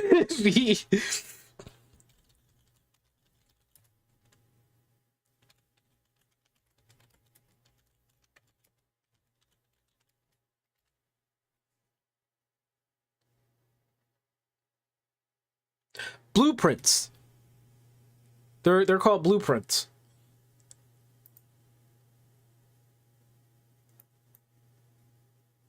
Project. Yeah, they're called blueprints. Actor what to do next. It's very similar to the material editor and how did by strings fundamentals. Blueprint uses what is called flow control to guide the order of events. The nodes are connected by strings to tell the actor what to do next. It's very similar to the material editor and how nodes work there. Just Yeah. Yeah. They're called blueprints. Okay. I was just surprised that they were using it in such a high-tier Fable game, so it's like crazy. It's supposed to bypass a lot of the more confusing stuff. Oh, by the way, Solus, look next to your name. Have you seen Katama and Academy Citadel, new indie Metroidvania? Yeah. No, I have not. Skill and will. Let me check. Blending melee and ranged weapons with magical abilities. I will say... Did he just kick the chicken? Seamlessly blending melee and ranged weapons with magical abilities. He kicked the chicken. Okay. He kicked the chicken. Let me see. Solus, you should, if you are not in the Indie Observer Discord, you are. I just never gave you a role. I'm just gonna mod you in there. I'm just gonna mod you in the Discord. Then let me see. I gotta really do something about the look of what I found. I gotta change that. But there's a channel called Indie Submissions in the Discord. Drop it in there, and I will look at it. And so he's playing dual core since it's the only Souls-like I could think of that just released. Yes. Yes, it is. Can't you be good or evil in Fable? Yes. So, Cherry, you can be just as chaotic as you are in real life in this game, but 10 times worse. Us style weaving combat. You should be able to, at the very least. Allowing you to show off your personal playstyle. I mean, if they don't have the good and evil system in this Fable, then it's not Fable. That's all I really got to say. Against single opponents. Even I decided in Fable 1 to be evil at one point, which is not really like me. Close quarters combat. You'll use light and heavy combos, often knocking enemies off balance and executing stylish finishers. Swap to your ranged weapons. The hell is that? Enemy guard. Is that a wraith? And deal with troublesome flying enemies. And of course, you'll be able to unleash your powerful spells. Can Cherry burn down villages and murder cities of people? You know what? You can murder cities of people, but I don't think you can really burn down their village. Some fan favorite adversaries for you to fight. Seems like the memory leak they had in the last playtest was not fixed, so there's a chance you could have it. All right, Hobbs are back. if that's the same thing, I will. Hopefully, they're going to do something in the Discord. I did join the Discord for it. And we're adding brand Not bad. new enemies too, like this fearsome cockatrice, a giant fire-breathing chicken. A giant fire-breathing chicken. With their own weaknesses to exploit and defenses to over. This looks like The Witcher. I'm not gonna lie. This looks like the fucking Witcher. I mean, The Witcher is a fun game, but this looks like The Witcher. I'm sorry. It looks like The Witcher. In your combat toolbox, how you defeat your enemies is up to you. Oh, poor chicken. But there's more to being a hero in Albion than fighting. So much more. When we talk to people about their favorite memories of the original games, so many of their stories were about the stuff you can do when you weren't just being a hero. The normal, everyday stuff which happened. Those were one of the people that had some memory leaks, which made the game unplayable because at the first. At first, it would be a smooth 60, then like 20 minutes later, it was 20 frames per second. Okay, yeah, I'll keep an eye on that. When Mass became corrupted in Hightail, so I gotta fix it. Here's what, you know what? Remind me after. I hope I remember, but I'll show you something that you can do to try to avoid that whole you know, your world messed up. Because mine, it happened twice for me. So I feel your pain, Argus. And the things you can do with them, or to them. The crazy thing about the classic Fable games was that in the middle of a sprawling RPG was almost a complete other game, where you could just mess around with the villagers and townsfolk. And we've built that same experience in the middle of our game too. Buying a house, getting a job, making some money. Romancing a villager, getting married. Having kids. Fancy a date? Perfect. You can get to know me better. Okay, they could have done that better. They could have had her emote a little better than that. They could have had her emote better than that. Buying another house. Come on. Buying every house in Albion. Oh, you can do that again. Buying every business in Albion. Oh. Getting rich. Oh. Marrying a bunch more people.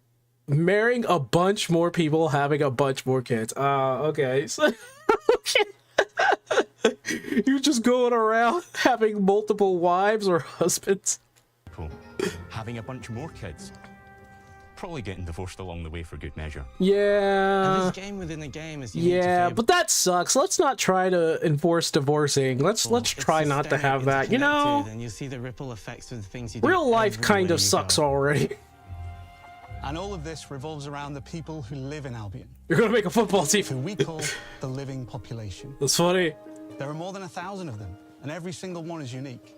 Each of them has a name, a role, a daily routine. Okay, you're going to say that now, but that's a lot of code that you have to go through. So I'm guessing the blueprints helped along the way for that. I'm guessing. Personality. You could follow Back to Fable 2 approach for housing and town interaction. I thought that was hilarious. In Fable 2, I literally did buy a whole town. Spend some leisure time on hobbies, then go home to bed. But what's even cooler is that you can talk to every single one of them in fully voiced conversations and interact with them in loads of different ways. I have my pessimistic glasses on. Don't fuck it up. That's all I'm gonna say. I'm not saying that you did. Just don't fuck it up, please. Maybe the job they go to is working for you because you hired them to work in one of your businesses. Yeah, Fable 2 people did do all that. Megalomaniacs. How can I help you, boss? Maybe the bed they sleep in is in a house you own because you're the landlord. Or maybe their bed is on the street because you evicted them. Damn! All right? Oh, it's you. You're awful. And all of the stuff you do affects what they think of you. You're a legend. Because everything you do builds your reputation. Very impressive. Now that's an hero right there. Morality has always been super important to Fable. That tension between good and evil underpinned all of the original games. And morality is central to our game too. But we have a slightly different take on it. For us, morality isn't black and white. There are lots of grey areas. And importantly, morality is subjective. I'm kind of paying attention because I want to see what they go about the whole good and evil system here. No two people see things exactly the same way. And that's how it works in our game too. Everything you do earns you a reputation. And every person in Albion will have a different reaction to you as a result. Hello there. Yeah, we get it. You're rich. They'll remember things you... For real? For real? For real? You're hated because you have money? They think you're a rich twat. Really? What if I helped you? You did directly to them. They'll love you or hate you for the choices you make, and they will always tell you why. So they absolutely made it gray. So even if you are rich and you probably helped an entire town, yeah, you're rich. Although, usually from a safe distance. Our game will never judge you, but the people of Albion will, loudly. Imbecile. Damn. Your reputation is created by the choices you make, and you are going to make a lot of them. Big Okay. choices, You know what? Little choices. I'm interested. Moral choices, and some choices that will actually change the landscape of Albion for the rest of your game. We call this idea, Your Choices Change the World. Let's give you an example. Early in the game, you'll meet a character named Dave, an egotistical gardener in a rural village who discovers a magical growth formula. He accidentally turns himself into a giant and becomes a big problem.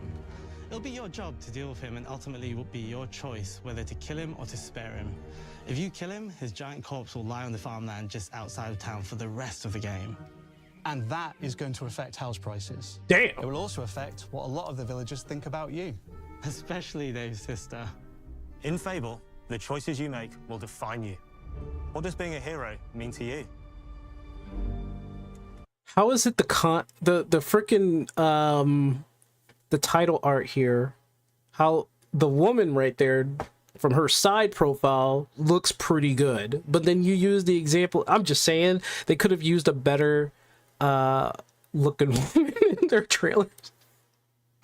I'm sorry, you can't. You just can't. I don't want to say anything that might get me in trouble, but you want to have at least good-looking characters. I'm just saying you don't want to push the whole everybody is beautiful narrative because it's just not true. For example, myself, I know that I'm not good-looking, but at the very least, I'm not going to hide it. And I'm not going to say that I'm some sort of handsome, beautiful man. But I like myself, so it's fine. But when it comes to showcasing your game, you want to, at the very least, have someone who's good looking and very easy to look at.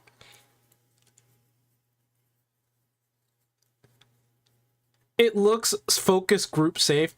I think their morality system being incredibly gray is going to be very, I want to say, when the game comes out and people actually play it, they're going to look at the morality choices here and they're going to really dive deep on how that works.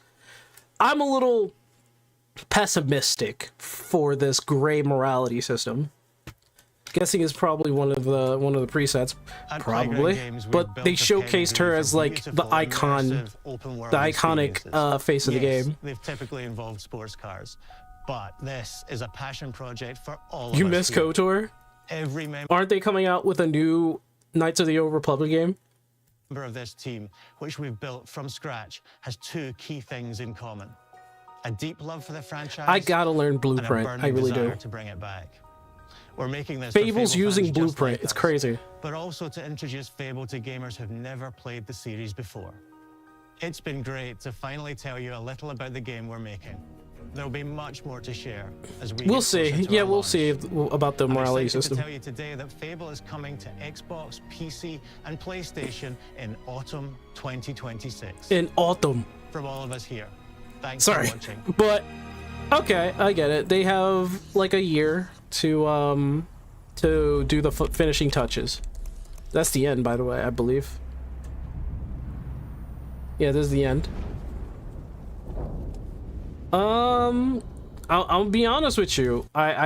Fable looked all right. I think Fable looked all right.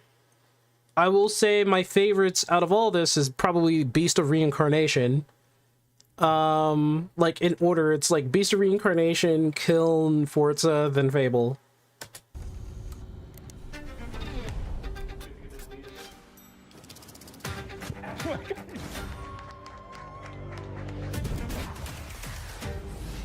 This is a multiplayer party brawler and is just as much about. Okay, it's just a recap of everything. Thanks for watching. Okay, cool. Yeah, you know what? That wasn't bad. I wouldn't say that was bad. I honestly think that the only thing that I see, well, first of all, Fable looked a lot like The Witcher, and secondly, that gray morality system is probably going to cause a few people to talk They're going to absolutely look at that and say and dissect the shit out of that. They are absolutely going to dissect the shit out of that. What we got here? Okay, I see it. I see it. Let me see. What is this? That's a review. That's the full game. If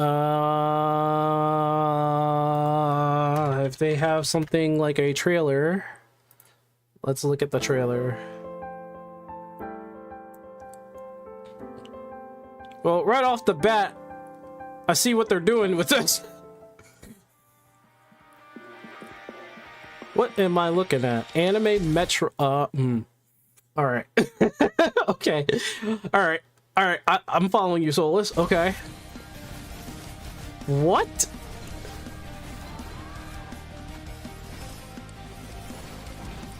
That's a lot of close-ups. Is she wearing a bunny outfit? I mean, the actions look great. What? You know, you do not. That's some Nintendo-looking cartridges you got there. You know.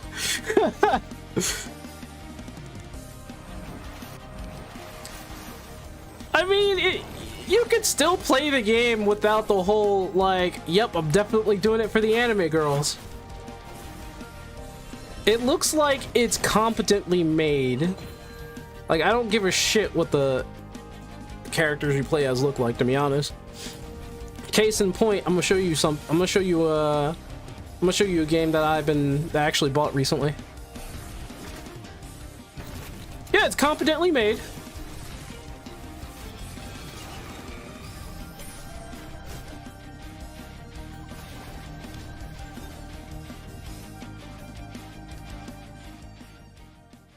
Available now on Steam. Okay. Oh, it's not even a bunny outfit. She's just wearing some sort of gothic outfit, I guess. Bloodstained Ritual of the Night? I don't know. Bloodstain. I don't know. Bloodstain. Like, she wears that as battle armor, but yet she does have the gothic look. Like, and I like that about it. Like, they're not trying to make her look like some sort of they're not trying to make her look like some sort of showy girl, right? Not too showy, let's be honest. It is kind of showy, but not too showy.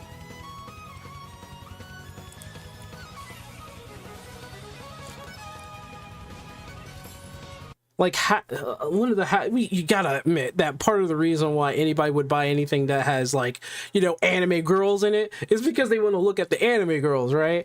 In here, I don't think, maybe it's just me. I don't look at the main character here as anything more than just some badass woman going around. By the way, me seeing that frickin' dog for the first time was scary as hell. But we know what they were trying to make. They were trying to make Symphony of the Night. How dare the guy who made Symphony of the Night try to make another Symphony of the Night. Anyway, here's the other Metroidvania. I just bought this today. Tangled vines among withering stars. And then there's you again. Will you do it, sapling? Will you? Yeah, I played the demo a while ago on that, and I really liked it. This is another Metroidvania. Many generations ago,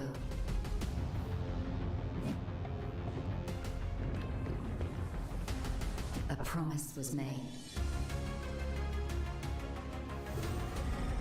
But we could not keep our word.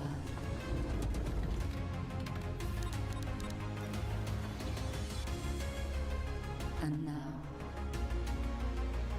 could be the next indie. Oh, come on. The next big indie, you say? It's a good Metroidvania game. Soon it will be us.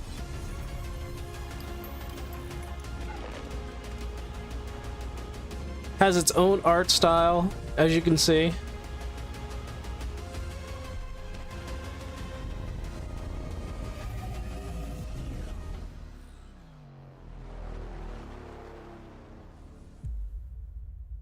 Okay, the boom. There's another video that I am trying. Yes, I know, mob games. If you guys don't know, I have been following this game for a while.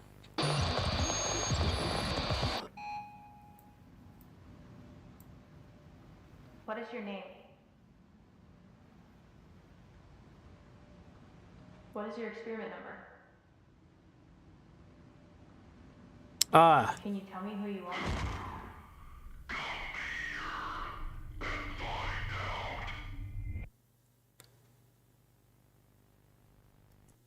Catnap, Theodore Gramble. Yes, I am following Poppy Playtimes. I don't play the games, by the way. I'm following the story because I want to know. I want to know what happens in the end. Seeing them like this. Like what? Like Pharaoh? I don't know. I hardly recognize him. Preston, if I didn't know you, I'd say you sounded like a new guy.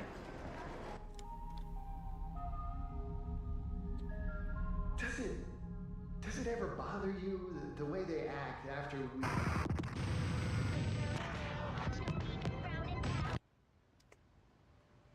No, not really. Oh my god. The work's important.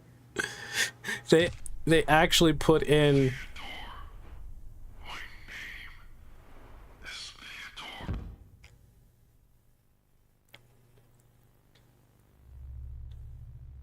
Just don't play the games, and they're getting buggier about Poppy. Bro, don't play the games. I agree with him. Let the YouTubers play the games and tell the story.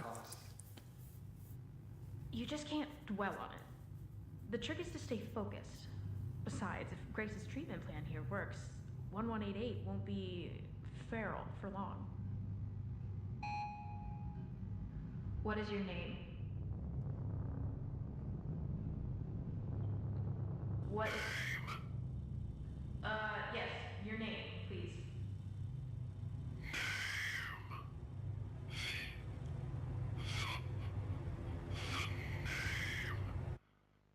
Oh. Uh-oh. Uh-oh.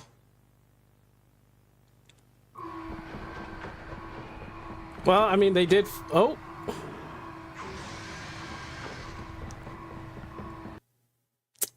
Okay. So I'm guessing that this video is definitely for the YouTubers who wanted more story. They got it. They got what they wanted. They got what they wanted.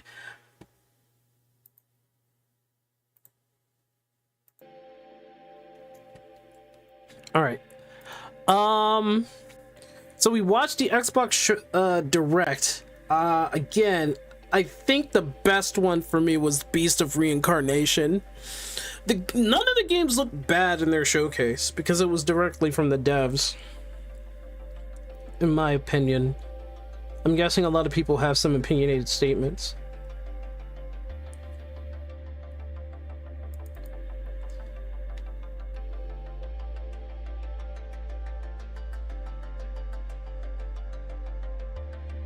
The same thing, that it's buggy, that it's getting buggy, or don't play the game or something like that.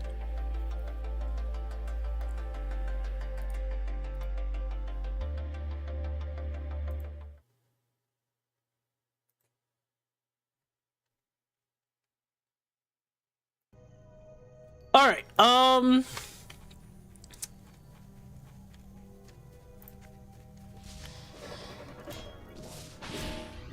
I'm hoping that the bots in this area slow down so I can actually make it to the highest level that I can get to it, which is 25. I'm at 23. Welcome to Dreadmyst. Dreadmyst is an indie MMO created by one guy who wanted to have the traditional MMO landscape that he wanted, that he couldn't get from other MMOs of today, which is kind of weird because I think old school RuneScape kind of fits that niche. Currently right now I am at level 23 and I'm almost at max level. I do not know what is at max level. I'm pretty sure it's the dungeon and the PvP, but the other thing that I am now realizing, this game is very much dependent on people who really like the old school stuff. So yeah, you can have that. That's all you. Because I already knew this guy was coming back.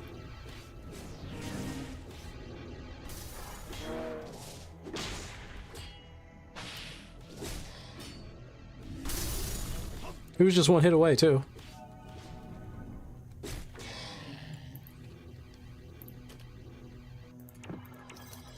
They're a general, so they're at level 19, so they're getting hit a lot. Ezra still has auto combat, which might not be what he's looking for. Is auto combat something more modern than it is? Is it something more modern than it is like classic in terms of MMOs? Like this game full on is basically a classic MMO. It's full on classic. But I don't know if like auto attacks is something that I would say is modern. I don't know.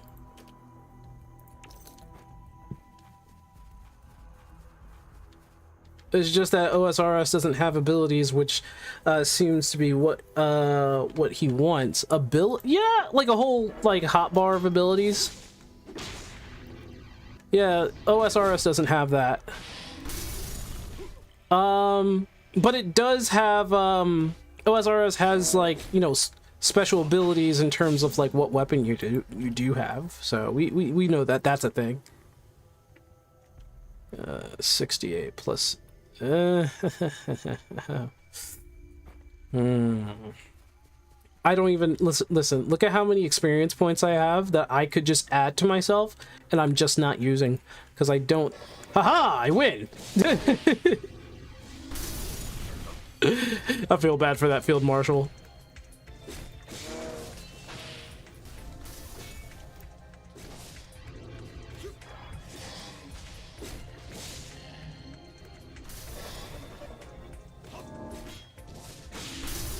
Dang it!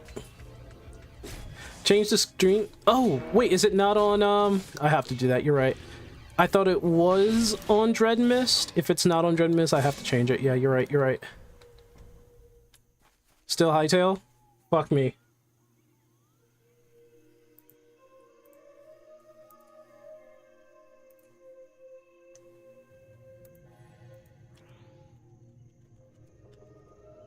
That's totally my fault.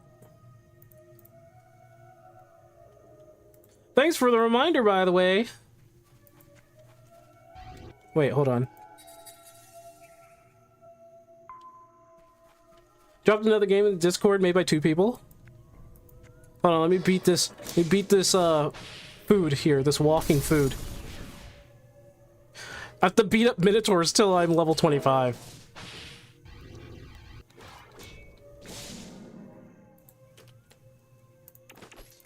Not bad. Oh, hold on. Whoa! Oh! I hit him anyway. My bad. I wanted to give it to the guy who was waiting for it. But nope, he got his Minotaur. He got his Minotaur.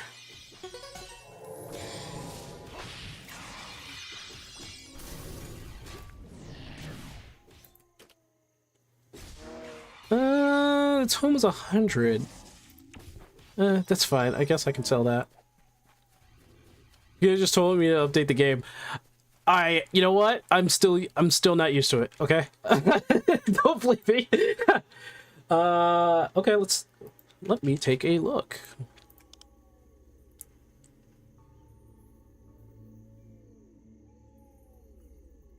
Womp, womp. Planet Crafter? I might have heard of this game before. Give me a second. I might have actually heard of this name. If it's what I think it is.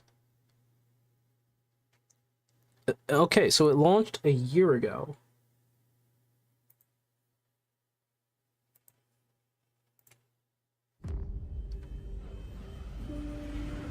Emergency. Correct your trajectory. Imminent impact. Imminent impact. If you want to vibe and do something on the side. Wait, hold on.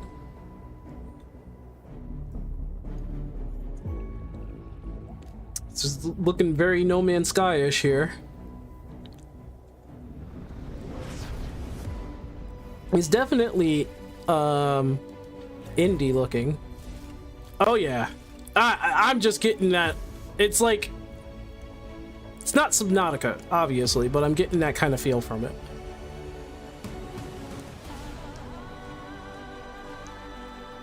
Making the place livable makes sense. Damn. That's a mansion there.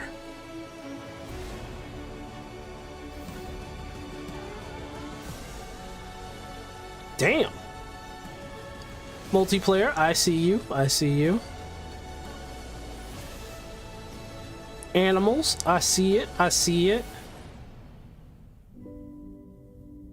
Oh, that's neat. That's neat.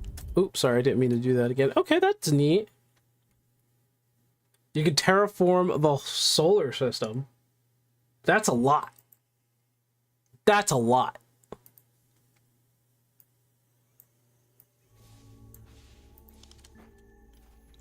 If you're terraforming the whole solar system, that is a lot. The hell's going on up there? I'll take the big guy here. Whee!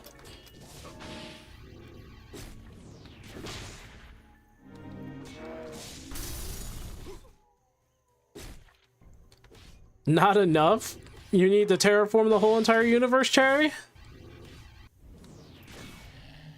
Exploration and terraforming.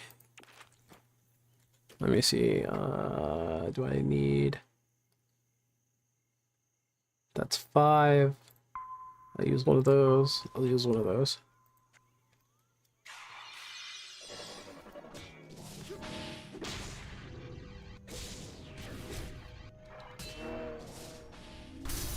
There it is.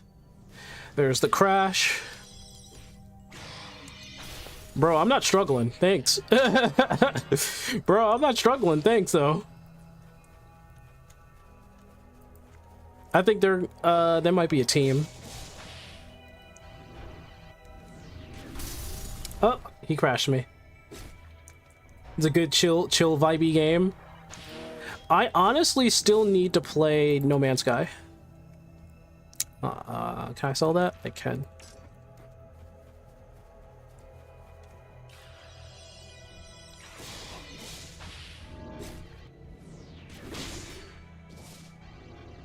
I stopped them from crashing me. That's kind of funny. That's very rare to be able to do. You have to get that just right.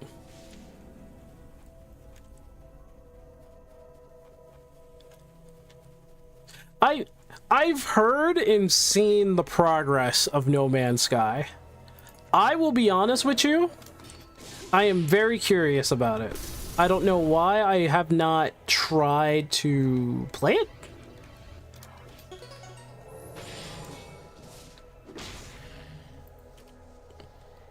$200. Okay.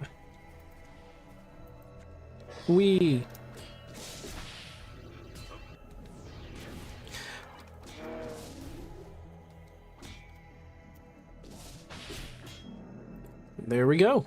He dead. He dead now. Okay, I don't need any of that.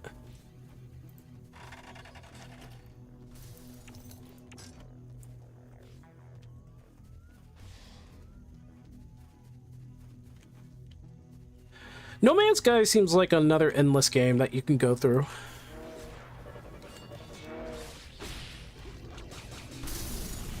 I'm just gonna help speed this up because he did some real dumb shit with that.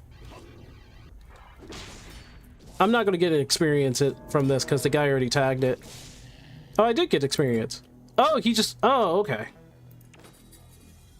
So he just ran through. Okay.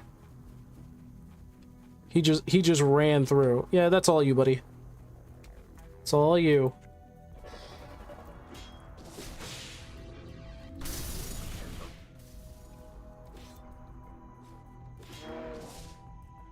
It's endless as long as you want to do stuff in it. I guess so. It does have like that Minecraft Hytale feel of being able to just do whatever you want, right? Oops. Sorry, Beefus. I think Earl is the next level of where I'm going to be. I have 2 more levels, and it seems to be the harshest thing to go through.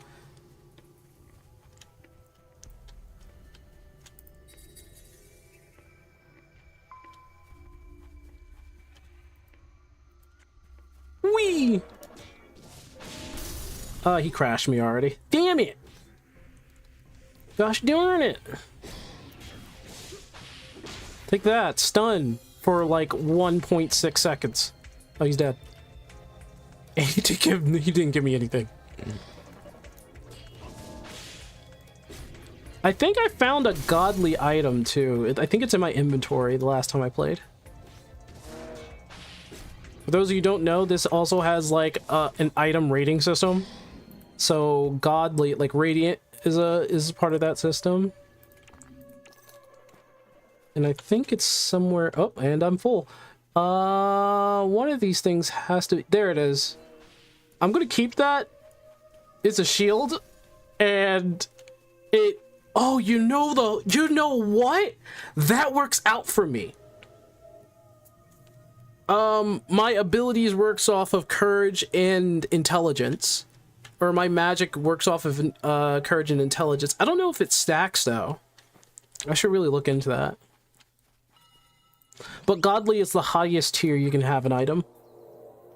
They have seasonal stuff, and once in a while they get ships from other games like the Normandy. Wow. The Normandy is in No Man's Sky? They should should team up with Star Trek and... Oh, I don't know why I did that. They should team up with Star Trek so I can fly on the Voyager.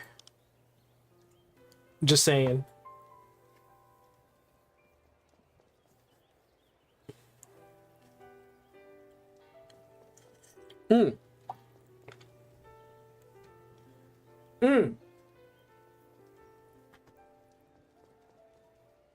Well, has there been any news? I'm going to check. We're going to have to check Twitter on that one. But has there been any news on whether people liked the Microsoft Direct or not? Pretty sure people had words for it. Greater, lesser, get rid of the lesser. Greater, lesser, greater, lesser. That's courage, keep that. 24, 18. 18, 18, keep that. That's... Wait a minute. Health and mana. That's the Blessed Blade of Adamant Winter. I have the Blessed Blade of Protective Lion on me. That's 21. And it's made of, and it's fine diamond. Which means it hits a bit hard, but it doesn't really raise my... Like, it raises... That's also something I should probably think about keeping, then. I'll need that. Or that. That sucks. That sucks, too. Okay, all the radiant stuff we're just going to get rid of, so...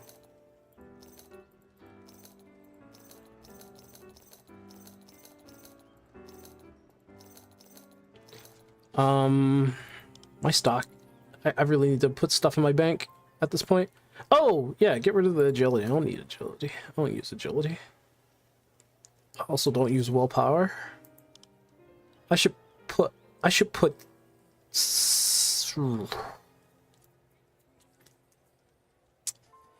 still stand for Voyager being the last good Star Trek series. What came after Voyager? What came after Voyager? I'm gonna check that real quick. What came after Voyager? Star Trek came after Voyager.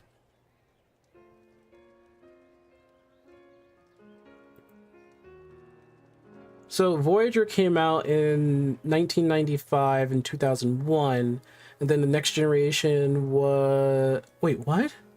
Actually aired after Next Generation? Okay, I was about to say, I was like, what the fuck? Deep Space Nine. Right. Right. Okay, Deep Space Nine came after Voyager. No, wait. No, I'm lost. I'm dumb. It's within. So Deep Space Nine is within... So it came... So, no, I'm sorry. Voyager is 1995 to 2001. Deep Space Nine is 93 to 99. So Voyager was... So it's not telling me anything.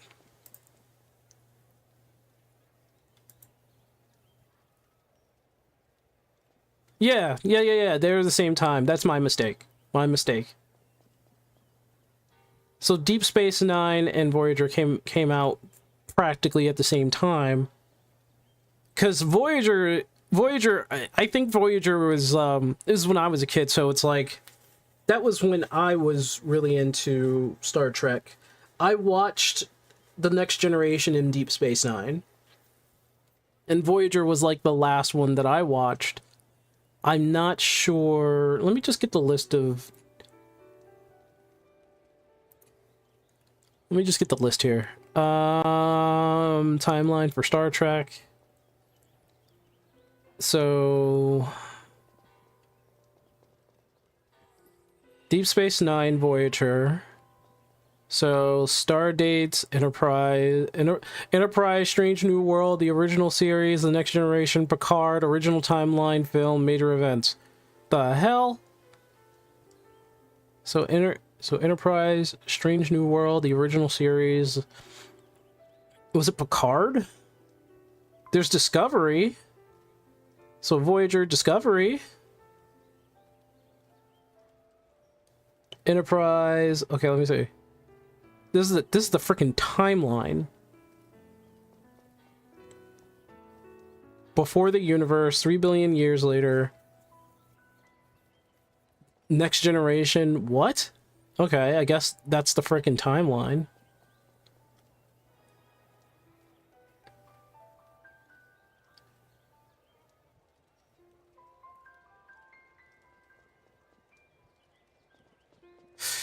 I'm not really too sure what came after that.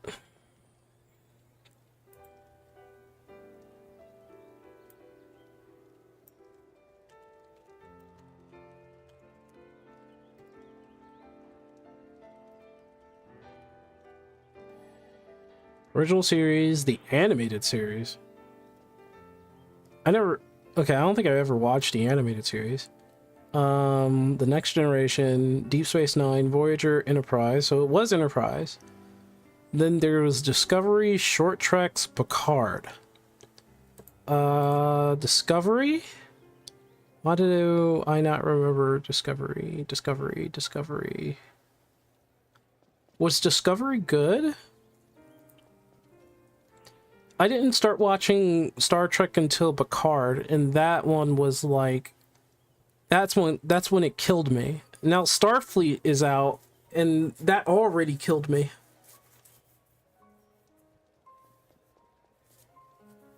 Strange New World, I didn't watch that, nor Prodigy or Lower Deck. Jesus. Because Picard killed it for me. I didn't watch Discovery. Discovery came out in 2017.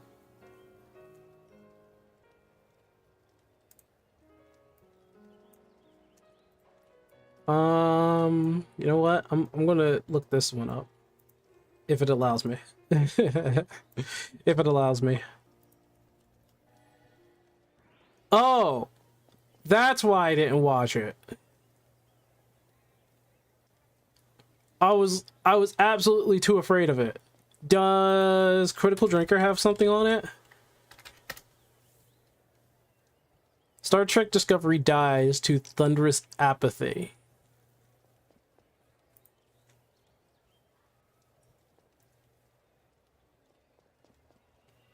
It's on his channel, so I could watch it. 1 second, though. I need to actually bank a lot of that.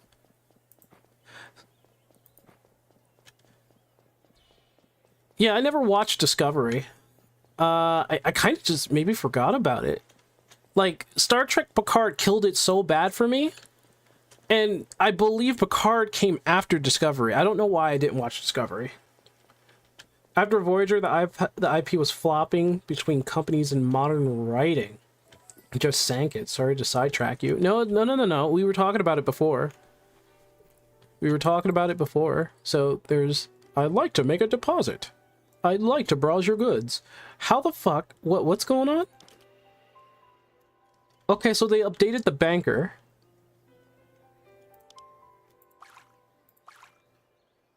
Now, they definitely updated the banker.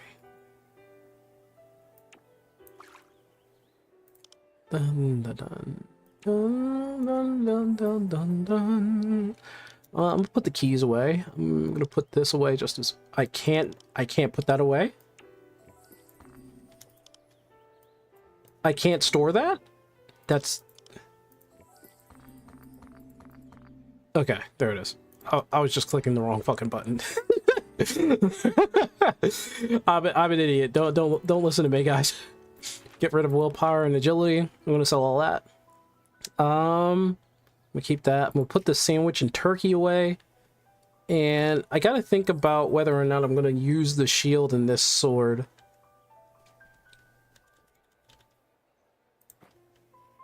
Now, the banker has goods? What the flying hell?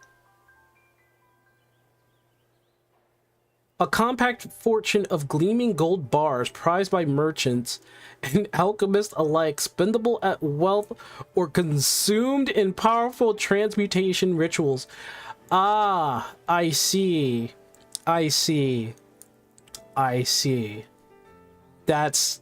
I'm wondering if that's part of the new trans crafting thing that's going on that we have. We have a new crafting system, I think, in the game. Like to make a deposit. I can't put the keys away? There we go. Put the keys away. Now, I might actually use the sword. Oh, what the flying hell?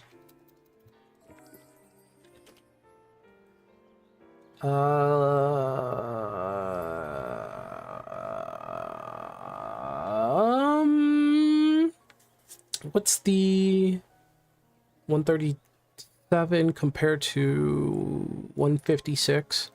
I could soulbound that to me, and the shield too. Shield is both. And I'll put those away. So I have 2 godly. One is level 12, and I should probably swap that out by now. Because it's level 12.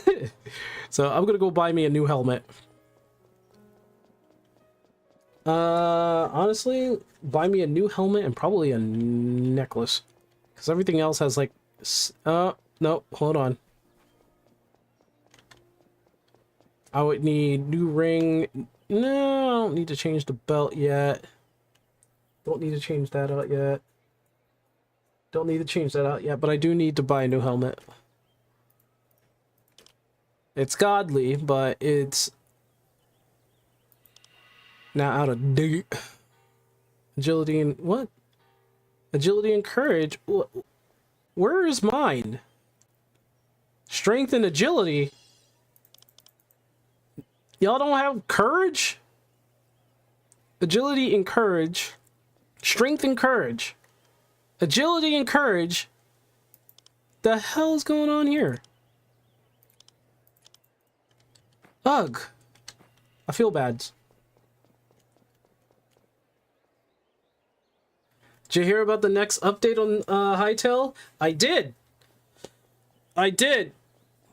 And they're bringing in like its first little intro to magic with necromancy. I like it. This is their second major update after like a week of the game being released. I don't know what is going on, if they're not sleeping over there or they're hopped up on like super juice, but they are doing a good job. they are going crazy. We're getting magic already, sort of. It's like an intro. It's not really the magic thing. We're getting kind of like an intro to magic. So it's not really the magic system. It's like an introduction of what magic could be. All right. Let's watch the critical drinker for just for a second, because I want to know what's going on with Discovery. Because I'm gonna be honest with you, I never watched Discovery. They say that if you want to know the measure of a man, all you have to do is count his friends. Well, that being the case, if you want to know the measure of a brand, you simply count its fans. And in modern Star Trek's case, that would be, well, not much. See, the recent series finale of Star Trek Lower Decks included a plot point about alternate timelines and reality. What the fuck is going on with Lower Decks? Why does it look like this? That most people have interpreted to mean that shows like Star Trek Discovery don't actually take place in the same continuity as classic Trek, like the Really? original series, or The Next Generation, or God help us, even Star Trek Voyager. Resistance is futile. What the fuck? Instead, Discovery's been relegated to the Kelvin timeline. Oh my goodness, the timelines. This is so... Okay. Okay. Yeah, the timeline. Oh my god, the timeline. Oh, Jesus. Okay. The alternate reality spawned by the reprehensible J.J. Star Trek Into Darkness Beyond. I don't doubt it. Okay. Prime timeline, the Kelvin timeline, the mirror universe. Which there's like alternate Enterprise down there. There's Discovery. There's Wow. Okay. Okay. Deep Space Nine is in there too. Where's Voyager? Voyager's right there in 23. So that's the Prime timeline. Discovery. What? Oh, that's so messed up. Did Discovery go back in time? Instead, Discovery's been relegated to the Kelvin timeline. Nope, it's been relegated to the Kelvin timeline, apparently. The alternate reality spawned by the reprehensible J.J. Abrams movies. Remember when J.J. Abrams was a thing? But mostly because of a convoluted rights agreement between CBS and Paramount, who collectively presided over all things Trek at the time. But the times they are... Yeah, Voyager did get crazy. And now both CBS and Paramount are owned by Skydance Pictures, who now have the daunting task of trying to turn Star Trek into something vaguely popular and profitable again. Let's be real here, as far as challenges go, that's roughly on par with trying to climb Mount Everest using just your lips. Anyway, after a series of colossal cinematic disasters, J.J. Abrams and Bad Robot are nothing but a distant memory, and the only fly in the ointment now is his slightly retarded disciple Alex Kurtzman, who spent most of the past decade bulldozing his way through the Star Trek IP. Nickelodeon Star Trek Prodigy? And then Star Trek Lower Deck.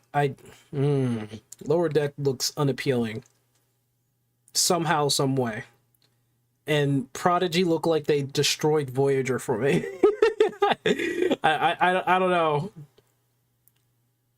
Spending money like a drunken sailor on TV shows that nobody wanted or asked for, and following this up with a... How many times did they go back into the past with this? Alex Kurtzman could possibly care about. But don't worry, I'll come back to that one soon enough. Believe that. First though, I want to go back to the point I was making at the start. Been playing Rune Factory 5 a lot these days, so I haven't really kept up with Hytale news. Yeah, well, it's coming out too fast. I wouldn't blame you. Like their way into an upmarket London gentleman's club. And believe me, me, I could tell you all about that. Now, you'd think this news might have provoked Why is this meme still being used? I mean, it's a hilarious meme. Legions of classic Trek fans that were delighted to see it removed like a cancerous tumor of creativity. Instead, the reactions online. Remember the Department of Temporal Investigation? I do remember that. That's why I'm confused with the whole timeline. Trek Lower Decks anyway. And finally, to who even cares? Yo, why does Lower Deck just look so unappealing? Were they? I know this has to be directed towards adults, but it just looks. Star Trek Lower Decks anyway. Yeah, I don't know. Who even cares what they do with Star Trek now? It's dead. And really, I think that last one pretty much sums up the prevailing attitude about Star Trek at this point. Not just Discovery, but the entire brand that it's built on. Quite simply, nobody gives a shit about it anymore. Now, don't get me wrong, there's plenty of old-timers out there clutching their well-worn box sets of The Next Generation or reminiscing fondly do you know if it's dark magic or just summoning? I think it's just summoning at this point, because magic's going to be a different kind of system. They don't speculate about upcoming shows or debate For the Hightail. merits of new captains or push for more movies. And in theory, there should be a lot for them to talk about. Last time I checked, there were no fewer than 5 different Star Trek shows that are either active right now or just recently ended. Strange New Worlds, Discovery. Yeah, but they basically. The heck? Excuse me? Okay, so Strange New World. I never watched Strange New World. Should I watch it? I'm not really getting appealed here. I definitely didn't want to do Discovery. Lower Decks looks like it was they were desperate in some form or fashion. Using the artists. I forgot who the artists were. I know exactly who the artist is. I don't know what the hell this is. I have no idea. Is this supposed to be the kids show or a kids show? Because holy crap. And Picard. Oh god, Picard. Plus a bunch of short Trek specials peppered in between. And that's not even mentioning the TV movie and a Rick and Morty Trek? Yeah. Somewhere. Yeah. He's talking about any of them. There's no fan speculation, no debates, no anger or backlash against stuff they didn't like. Nothing. The whole fan base is like this weird, empty, post-apocalyptic wasteland, and it's a perfect example of the final depressing stage of. Oh, you mean the fan base is saying absolutely nothing about it. That's bad. That's bad. Franchise death. Apathy. The combined creative retardation of Bad Robot and Secret Hideout has killed what was once a thriving media franchise, and more importantly, a cultural touchstone that inspired and influenced whole generations. See, you might find it hard to believe now, but Star Trek used to be kind of a big deal, and it had an impact far beyond a low-budget TV show on a bad time slot.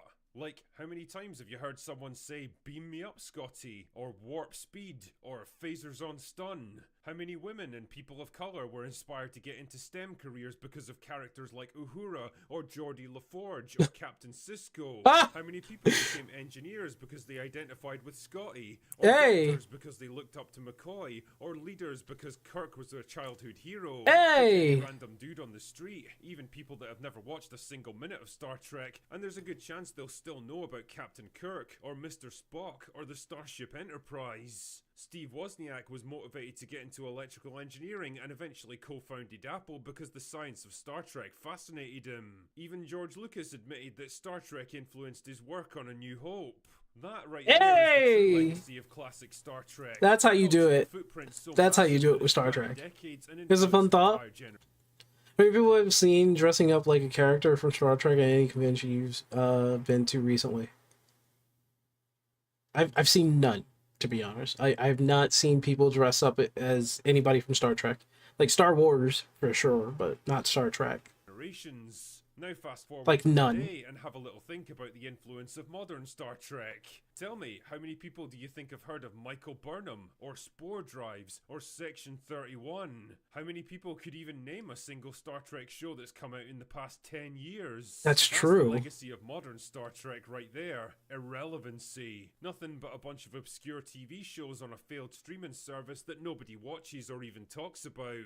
And yet, for some reason, they just keep blowing absurd amounts of money to shit out more and more of this crap. Out of everything they've made, Picard generated a tiny flare of interest in Season 3 when they finally handed the show off to someone who actually cared about it, but even that was nothing more than blowing on the cold ashes of a dying fire, and it was a nostalgia card that could only be played once. Strange New Worlds, which I'm told was halfway decent in Season 1 before falling off a cliff in Season 2, is now well into its 3rd season, with a 4th already in production for next year, and nobody talks about it. Starfleet Academy is another spin-off from Discovery that nobody asked for, set 1,000 years in the future, because why the hell not, I guess? Wow. Okay, so they talked about this a while ago. Substitute identity for personality, and probably involving a lot of tearful cadets talking about their feelings in hallways. Oh, and Alex Kurtzman finally got his long-cherished wish for a Section 31 spin-off starring Michelle Yeoh, which comes out at the end of this month. Yeah, it's a streaming movie rather than the epic multi-season show that he probably wanted, but you can bet your left arse cheek that it still came with a hefty price tag. Especially Yeoh herself, who I have it on good authority is being paid $12 million for her part in this one. Oh man! Oh God! Oh man! Now, I like Michelle Oh God! Oh man! but there's no way on this earth you're going to convince me that she's worth $12 million for any production, especially not one that's direct to streaming. Damn man, that woman must have been laughing all the way to the bank after her first meeting with Alex Kurtzman. And that's the thing, you can throw all the money you want at a problem, you can release project after project to create the superficial appearance of a healthy brand, you can even hide your viewing figures behind the trusty old streaming service defensive wall. Oh man, they're just showing. He's just showing good parts of the past, man. Cultural impact. That's the thing that Star Trek lost a long time ago, and it's not going to be coming back anytime soon unless something radically changes at Paramount, preferably starting with firing a whole bunch of people. This is how Star Trek died, to thunderous apathy. Anyway, that's all I've got for today. Go away now. Does he have anything recently on Star Trek? That was a year ago. Okay, so oh, yep, and I do remember watching that. The he was talking about Starfleet Academy. So the most recent one was Starfleet Academy, and he kind of just like ate that one alive. It was not good. It just was not good.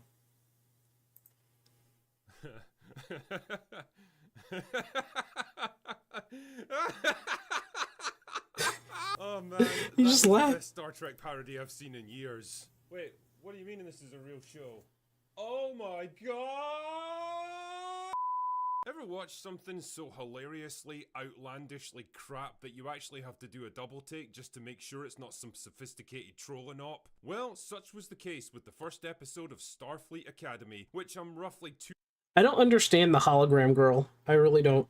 I just don't. Sure will be my first and only experience of this show. Oh my days. I knew it was going to be bad, but even I didn't expect it to be this bad. It was bad. Clever little bait and switch, deliberately setting expectations lower than the Grand Canyon, only to pull off a sudden transition into serious, thoughtful, high quality Star Trek adventure. Illogical! Illogical! Oh, drinker, you foolish optimist, you. Sometimes a spade really is just a spade, and sometimes a shitty Star Trek show really is just a shitty Star Trek show. My and goodness. Truly, they don't come much shittier than Starfleet Academy. Here's something I want people to point out. I don't know why people don't point this out. He has fucking tic-tac-toe on his fucking head. And truly, they don't come much shittier than Starfleet Academy. The story is set like 1,000 years after the events of the original series, through a combination of contrived events from Star Trek Discovery that I absolutely don't have the time or the mental energy to talk about. The high-level view, though, is that an event called the Burn disabled warp travel throughout the galaxy, causing the Federation to collapse and leaving individual planets and star systems to fend for themselves. And if this all sounds a bit like the Age of Strife from Warhammer 40k, then congratulations, you now know just as much about writing as these fucking hacks. Anyway, things are finally getting back on track now, and the Federation is starting to rebuild itself with Starfleet leading the way. Only now there's basically two versions of Starfleet. Starfleet Academy, that's all about peaceful exploration and diplomacy like in the old days, and the War College, which is Well, I think you can figure that out for yourself. Okay. Anyway, the show centers around main character Caleb, who's a moody, rebellious hunk with a dark past but a heart of gold, who brings trouble with him everywhere he goes. But I hate how modernism and modern shows who are headed up by these people keep making these goddamn characters who are, I mean, admittedly flawed, but broken people who have bad attitudes in the beginning and are basically criminals, and they try to make them incredibly sympathetic. And listen, I don't mind a character that's mischievous, that has, you know, honestly, a chip on their shoulder, that they're broken and damaged. I don't mind that, because growth is a wonderful thing. But, like, a lot of the times they don't really fix their attitude, or, you know, sometimes they do a character or a mood shift that doesn't really make sense. Like, for example, if anybody ever watched Treasure Planet on Disney, it's a Disney movie. Treasure Planet, Jim Hawkins is basically, he's a very mischievous, he gets himself into trouble, and that's because his dad left him, right? His dad left him, and his mom was super busy and can't always be there for him, so he gets into trouble. But it makes sense because he grew along the way within the movie. He started to understand. He basically just joined the military at the end of the movie, which fixed his attitude. He needed direction. He didn't have direction. And, like, God, oof. Man, the ladies can't resist. He got separated from his mother 15 years earlier after they enlisted the help of Paul Giamatti to steal supplies and promptly got caught. Nice to see Tatiana Maslany getting out of her toll booth or wherever the fuck she's been for the past couple of years, because you won't be seeing her in Marvel movies again. Caleb is approached by Holly Hunter, who managed to fix her false teeth in place long enough to put his mum in prison 15 years earlier. Jesus. I didn't know he said that. Offer. Join Starfleet Academy and she'll help him to find his mother again. Wait, what? You understand that Starfleet Academy is supposed to be reserved for the best of the best, right? The officer class, the cut above, the kind of people who command starships when they graduate. Right. Would they accept a convicted criminal with a long history of escape attempts and violent behavior? Right. If he did, surely he's just gonna bail the moment he finds his mother again, and all the time and resources put into training him would have been completely wasted. Because they keep doing that. I don't know what it is. I don't know what it is with these people. I don't know why they love these kinds of characters. I don't understand. Fuck it, why am I even asking these questions? Stuff like this can be filed away neatly into the "we need the rest of the plot to happen" drawer. So the cadets are put aboard the USS Athena for the trip back to Starfleet Academy on Earth to begin their training. Wait, what? I mean, I know it's kind of a waste of time to ask questions like this, but seriously, isn't this completely ass backwards? Aren't you supposed to do your training at Starfleet Academy, then graduate to starships so you can apply what you've learned in a practical environment? Why does the inside of the Athena look like an impossibly massive cruise ship instead of a starship? Am I like taking crazy pills or something? Don't ask questions. Of course. It's Kurtzman Trek. This show is to logic and common sense what Kathleen Kennedy is to self-reflection and personal accountability. Either way, this is where we meet the rest of whatever passes for characters in this show. There's a body-positive hologram with learning disabilities, a body-positive first Doesn't make any sense. officer who tries to act hard by yelling at people a lot. In their time, that makes sense for them. Positive science officer. Holy Honestly, if you go to the academy, you're supposed to shape up. Okay. Fuck, there's more congealed blubber in this show than a Reddit mods convention. There's a tough-talking, smart-ass girl boss, because clearly Star Trek needs more of them. Of course. Girls get it done. Where's that from? The moment where she easily breaks up a fist fight between two men twice her size. Here's a little tip for you ladies. If two grown men are going at it, then putting yourself between them is a very quick and efficient way to get knocked the fuck out. Anyway, there's also an arrogant white guy from a privileged background who's there to be arrogant and white, and a Klingon who's abandoned the warrior code to get in touch with his That's who I was talking about. That's who I was talking about. sensitive side because he enjoys bird watching. I'm not even making this stuff up. You know, I'm old enough to remember how much of a ruckus it caused. Oh, the makeup looks great. They'll never fail at that. Some of the animation and graphics looks kind of weird. Wrestling with the violent impulses of his nature and his warrior upbringing. I don't know what the fuck this dude is supposed The to be, boys? but it's not Okay, real, gotcha. that's for sure. So the gang set off on their first cruise, but oh But a learning disability hologram doesn't make sense to me. no, they get ambushed by Paul Giamatti, and before you can say shitty contrived writing, the Athena's out of action quicker than a college girl at a drinking contest. He wants their All too soon. lots of money. I mean, the guy has access to programmable matter that could disable frontline starships in a matter of seconds, but yeah, sure, a warp core is definitely what he needs. That doesn't make sense. Also, Nope. why does Holly Hunter sit in her captain's chair like a fucking polio victim? Well, they fucked up here, by the way. They fucked up here. So this guy is supposed to be a hologram the whole way through. He's a hologram, and yet Why does Holly Hunter sit? right now Paul Giamatti is as the character being a hologram. Is this hard light technology? Because that's new. In her captain's chair like a fucking polio victim. Does she know that this is a starship bridge instead of a quaint coffee shop in Portland? Yeah, that is kinda ignorant. Giamatti able to force her to sit down when he's a fucking hologram with no physical presence. Why does Holly Hunter use reading glasses when Retinax 5's been available for like 1,000 years by this point? Just consume product and then get excited for next product. True. Is that Caleb does a bunch of technobabble bullshit to get the program I did notice the camera movement. matter off the hull, allowing them There's a lot of questionable things with that one. Just the first episode here. It's obvious that they're lying to him, leading to possibly the most one-sided fight I've seen since Jake Paul convinced himself he could take on That was glorious, by the way. Anthony Joshua. A 25-year-old bodybuilder versus a tubby 58-year-old man. Guess who wins? But then Paul Giamatti gets away in an escape pod because I guess these things aren't tracked by the ship that launched them, and everyone has a nice slow-mo scene where they smile at the camera and contemplate Whoever their the grip impending is, career suicide, and that's doesn't move in a smooth manner. Oh, Star Trek, my old friend, what have they done to you?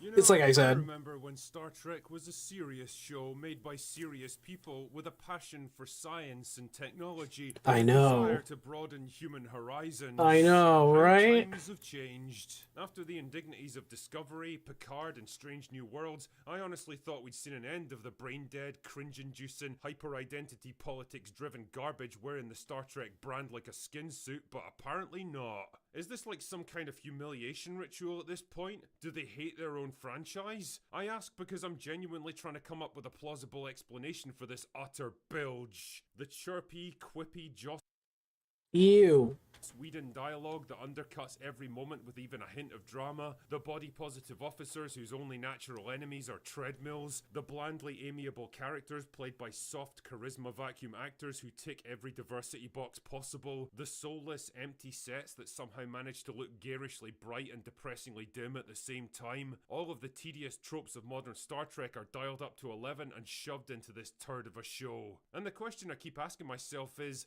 why? What are you hoping to achieve with this thing, Paramount? Who are you even trying to appeal to? I mean, it must be obvious even to you that this whole new Trek thing just isn't working, and it hasn't worked for like 5 years now.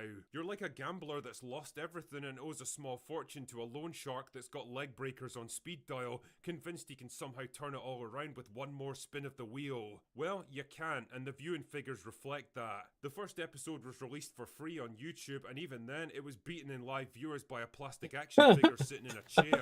That's my line, Gary. Shit, man, even now it's only got like 150,000 views in 4 days. This video's gonna get more than that in 4 hours. That's not just bad, that's fucking catastrophic. The comments section is pure gold though. So this is a little plea from me to you, Paramount. Do yourselves a favor and please, just stop. Stop making Star Trek shows. You're not helping anyone, and you're not going to make any money from them, that's for sure. You've already run the brand right into the ground and salted the earth, and now it is dead, Jim. It's dead in a way that no brand can ever hope to come back from. It's been a good run, but Star Trek is officially over. It's time to let it rest in peace. And thus, the reason why I do not watch anymore. Oh, I've been disconnected. Don't worry, I'll get my ass back in there.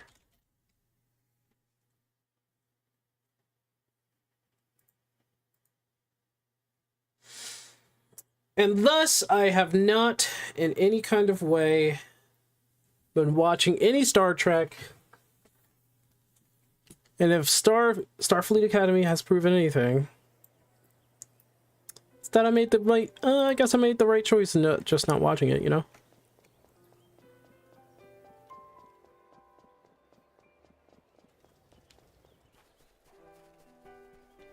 Boom, boom, boom. This might take longer than I want. Maybe I'll just grow one level. And maybe we can do dual core. Honestly, I could vibe out here. Yeah, why not? Hold on.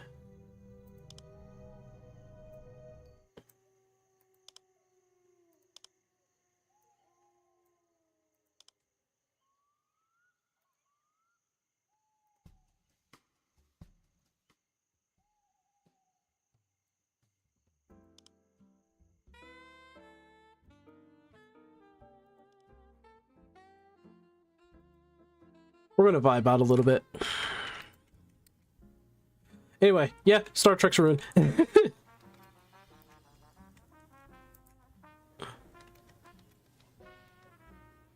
Star Trek is fucking ruined.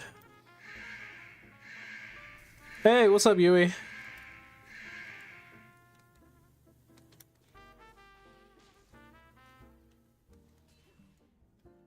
My goodness.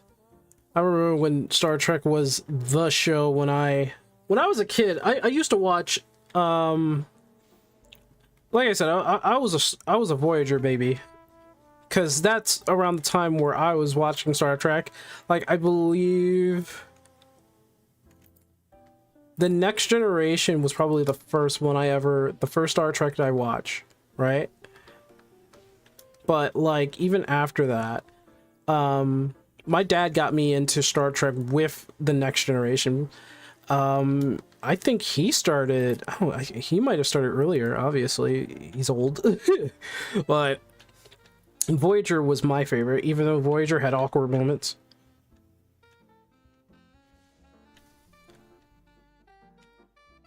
Understandable not getting into Star Trek all like that. Understandable. Over the WoW patch? I haven't really heard anything about the WoW patch anyway. Like, I haven't really been following it. Kind of my bad on that. But, I mean, yeah, I'm willing to know what's going on. Like, what the heck's going on with that game?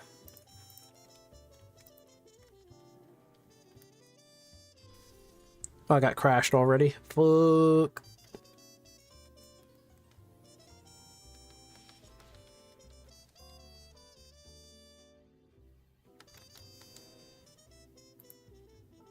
Let's see. Nothing.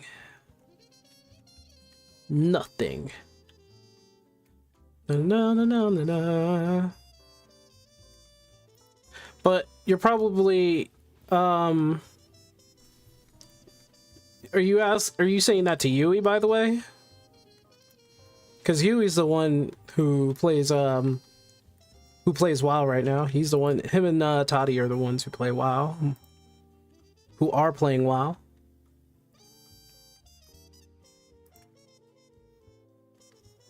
Haven't been in playing WoW patch either. Right now the talent trees are a bit of a mess. The heck's going on in that game?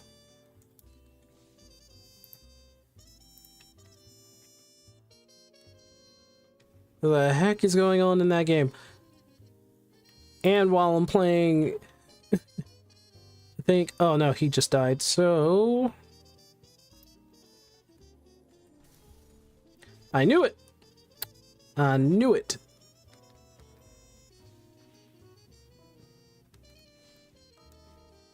And he's dead.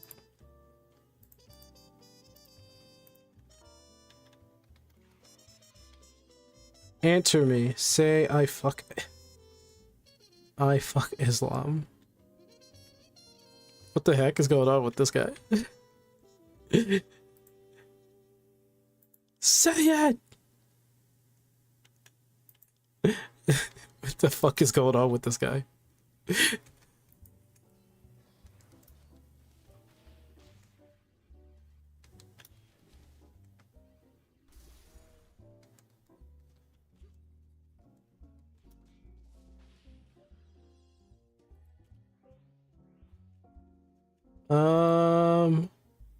that it? Is that all I'm getting?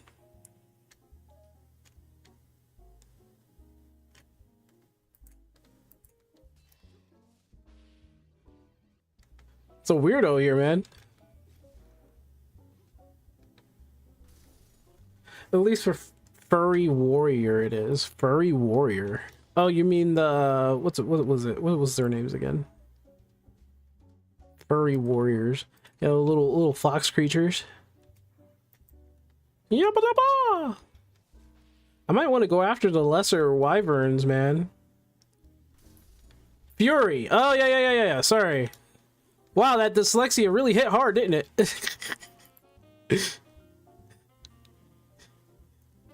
I don't know where Furry came from anyway.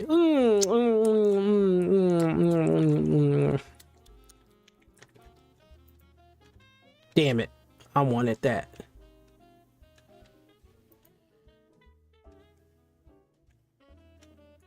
Did Cherry hit me too hard? Not this week, no.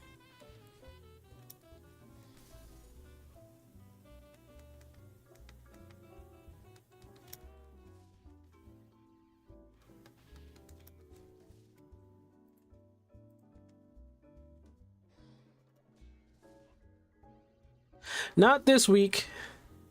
I don't think she hit me too hard this week.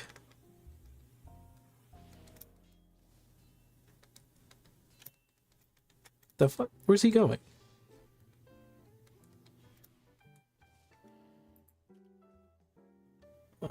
Take the topaz. I think the topaz is what I want. I really want.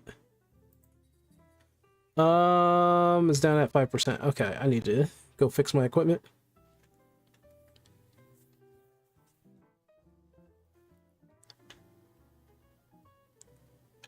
I'm not part of any kind of club. You see all these people in guilds and stuff? Usually, once you hit end game, you usually, I guess, you get into a club or something like that, or a guild, I should say. You do dungeons or PvP. I need to join a legendary, some sort of legendary status guild. I would love that. Repairs. Repairs are getting more and more expensive.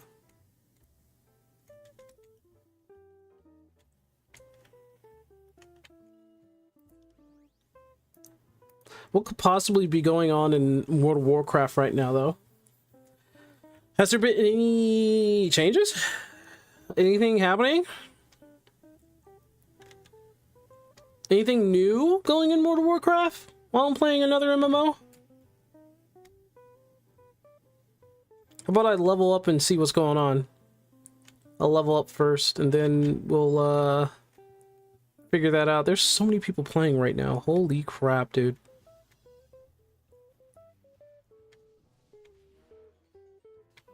I don't think I could take on a wyvern, even though I'm a count. See, like a champion can probably take on a wyvern. Yeah, see? But I can't. I'm gonna pass him, see if I could...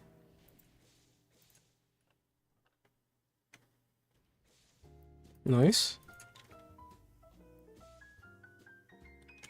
Boo! Alright, I don't know why the champions are fighting, lesser worms. Maybe there's like a prize or something that they can get from it. Level 20 crate. Why not? Yeah, I can't pass that. Sorry, buddy. I was attracted to it first. I'll get out of your hair. Well, because that's only 500 experience. Let me get out of your hair. It's all you, buddy. So yeah, I still have to look into it. We've only been farming a rate a raid in Shadowlands to get her some transmogs. She still needs to get the expansion somehow. It's tough. It's tough.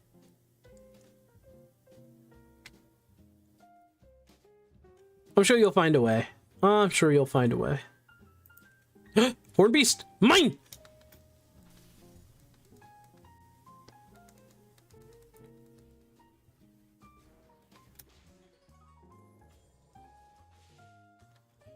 I do a good amount of crit.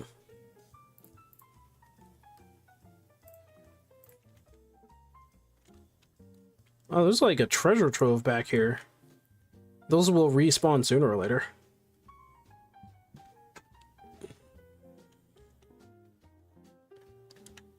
Started farming extremes in 14 again. I haven't touched 14 in a while. Honestly, I should be doing Savage right now.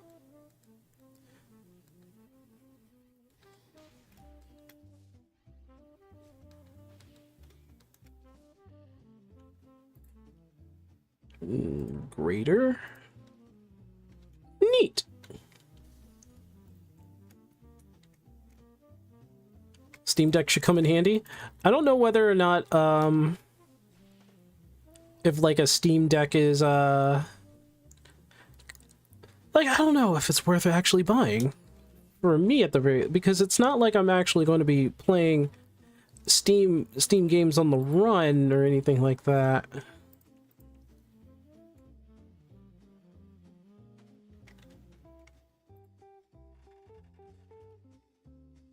$200, okay.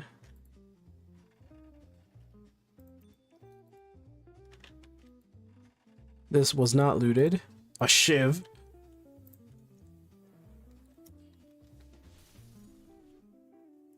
I did some damage to it.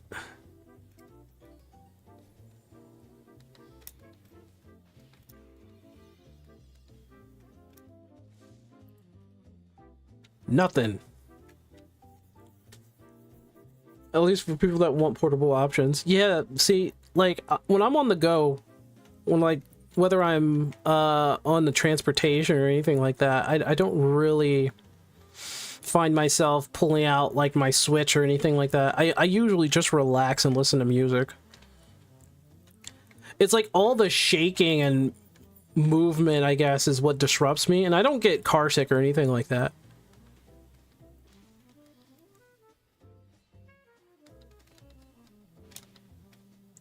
You didn't crash me. How many items? Okay, I'm pretty good. Help me AFK farm in some games without having to keep my PC on overnight. Amongst other things, it's not like I'm getting a console anyway. Yes, you are. You're getting the Steam machine.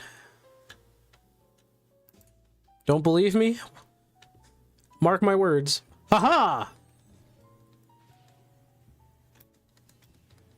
I might actually get credit for this. Oh, I didn't get credit for that. That's funny. Thought I might have actually taken it from him, but I guess not.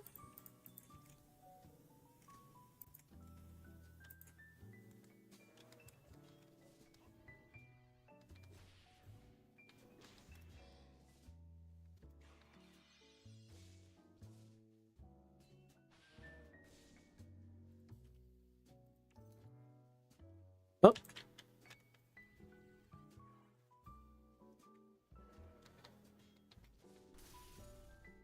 Don't you mean the GameCube? Well, whatever it's called, people are going to get it. I know I might get it.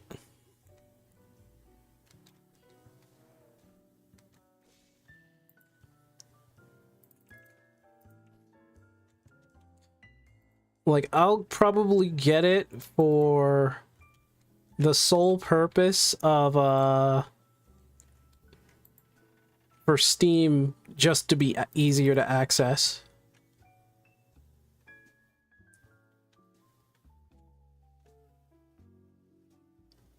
It's gonna take a long time to come out? Oh, absolutely, yeah. You don't really have to use for it. You don't have use for it because you have a... Well, for me, it's going to be easier to play Steam games. And, like, the transference of the Steam... And plus, it's going to be another PC. So it's going to have Steam OS on it. So it's both a PC and a game console, which is kind of ultimately what you want a console to be. Plus, I have this inkling suspicion that in the future... the Steam machine is going to be a lot more prevalent than any other console that comes out. At least that's what I think. Oh boy.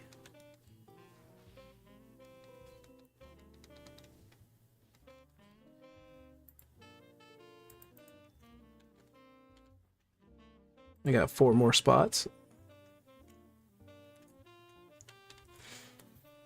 Plus I'm almost level up.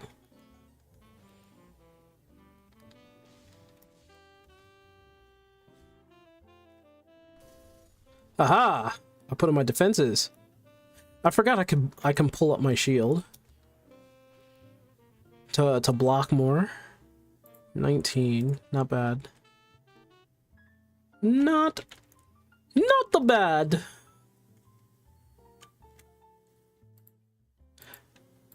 Honestly, I think the Steam machine is going to do a lot for gaming, especially indie games in general. Ow. I got crashed.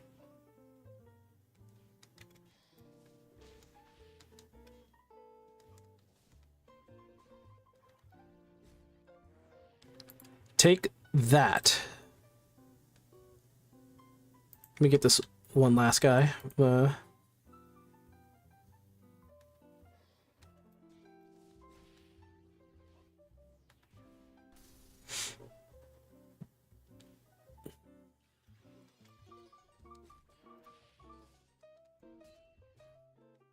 Somebody just... I think somebody buffed me.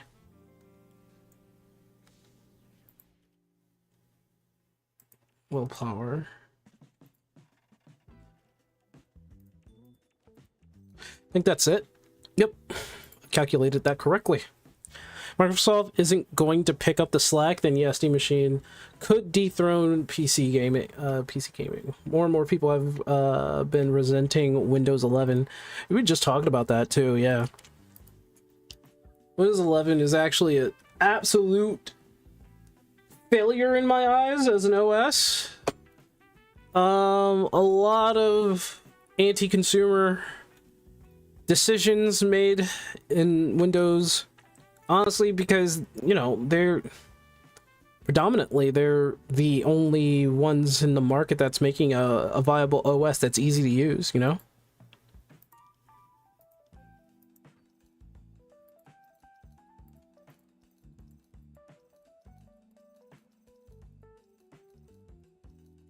But all this money, man. Oh, I just destroyed the 69. How dare I? Okay, what we got here? We can get rid of that. That's... Get rid of lesser orbs. We're not using 2 courages anymore. Don't need that or that. Intellect 5. Courage 4. Don't need willpower. Intellect 5 I might actually need to use. Not using level 12 serums.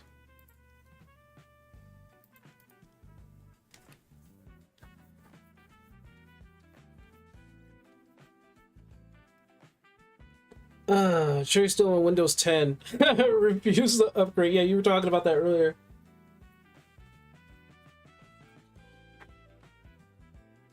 Windows 10 always worked well. Yeah, and it doesn't even have support. People have been reverting back to Windows 10.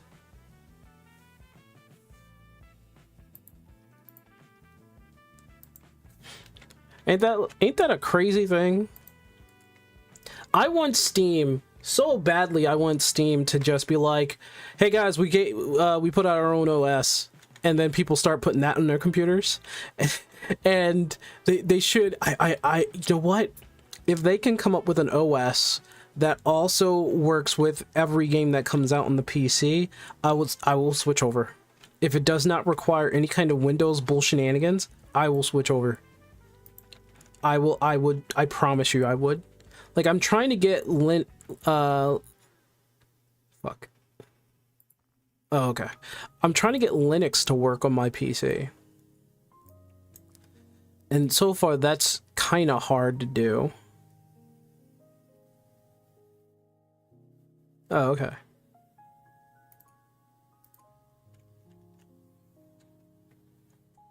Ugh.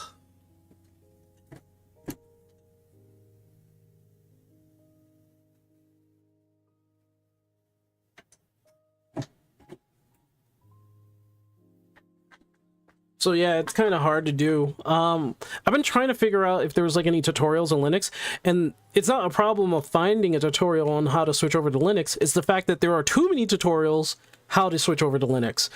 And it all gets meshed together because you know how many people really do not like Windows? Just do it yourselves. Go to YouTube, look up tutorials, switching over to Linux, and there are like 50,000 of them. I'm not kidding. I am not kidding. Oh yeah, I also wanted to go to the bathroom real quick. Allow me to do that. Allow me to do that, please. I need to go to the bathroom. Where's my BRB? Where's my BRB screen? I don't have one. Not in the Indie account. I don't think I put one on the Indie Observer.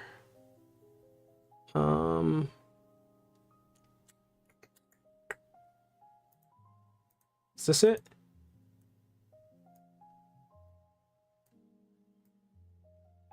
Alright, I'll be right back. I'm going to the bathroom real quick.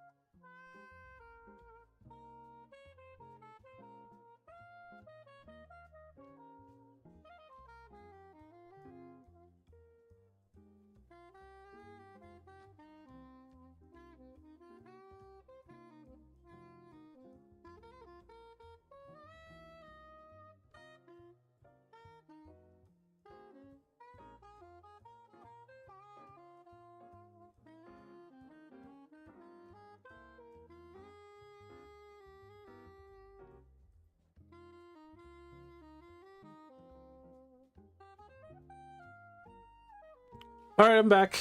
Let me see. Okay, so you understand my pain with Windows in the first place. Windows has problems. I'm not gonna lie. There are some good things about Windows. I just wish that all the other shit could be accounted for, but they did it on purpose. They did it on purpose. They did it on purpose. They did it on purpose, man. They did. I want Steam. I want Valve. Sorry, I want Steam to have an OS, and I want Valve to come out with an OS that practically whoops the ass of Windows. I want that. I want them to do that. Yep, I thought that was going to happen.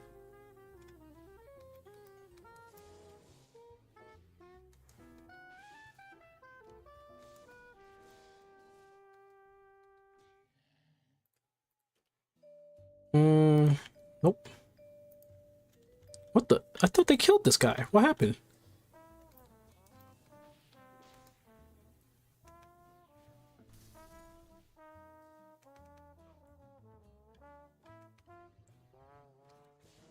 Windows goes under when they do that. I have a very sneaking suspicion that they might actually be looking into that. All right, the champion just came through, so I think the lesser wyvern is dead.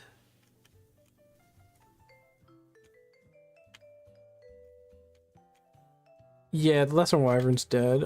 I can sneak my way through because I don't think I can beat the lesser wyvern. I could beat all the horn chargers and beasts here practically every day of my life, but when it comes to kicking the ass of a dragon, that's not happening.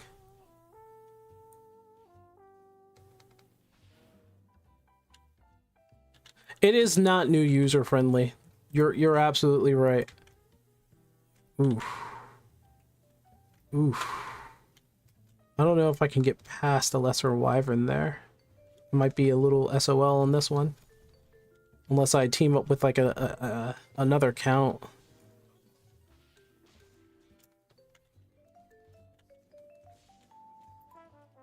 Oh, he's fighting it. He's fighting it.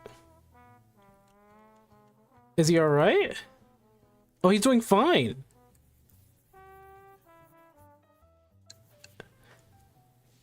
He's doing alright. There's an Earl. I think the Earl will... Yep, the Earl is going to definitely... Sorry, Earl. I'm just going to let you be the little bit of fodder there. If I could take on a lesser wyvern, I would. That count looks like he's having a hard time fighting it, though.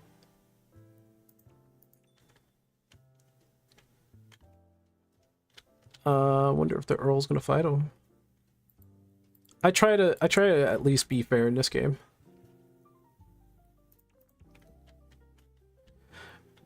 There's a rumor that Steam was working on making their own PC OS, but we haven't had any news about that. That's kind of why people that just blurts out just use Linux kind of annoys me on the internet, because they completely ignore the people who won't rely on being able to easily transition by using Linux.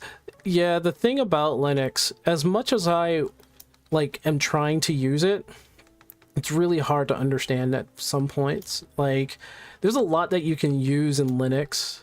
You can use a Windows emulator or simulation. Excuse me? Ugh, did I pick up something that I don't want? Yeah. Don't want that.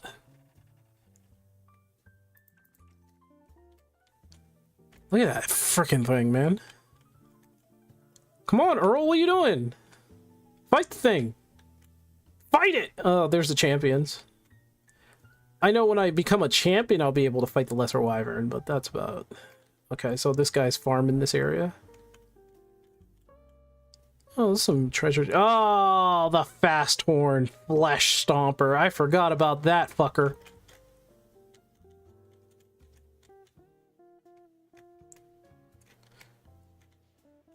Oh, so counts can fight them? It does. I guess it takes a little bit for them to go through. I don't know. I'm not going to try and test it. Some people are already doing some stuff. Steam Machine is basically a PC once it's out. It is a PC once it's out. You're absolutely correct about that.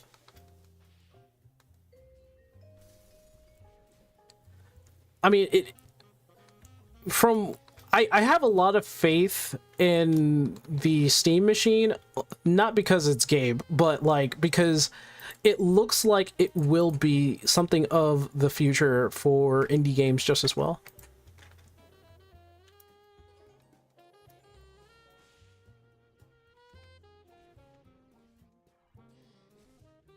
He hasn't hit me with the... There it is. There's the crash.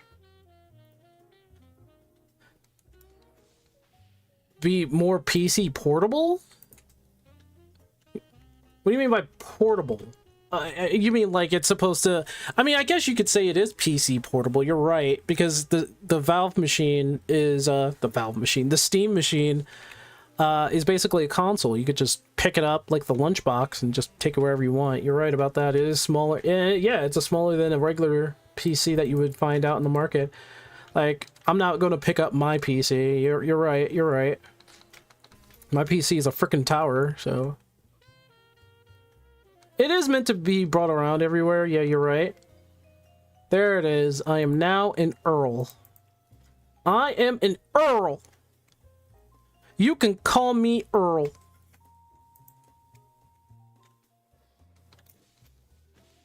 So I'm one level away from max. I'm gonna put some experience on my strength and courage. Oh, I get less. Oof, that's gonna be a harsh reality to take.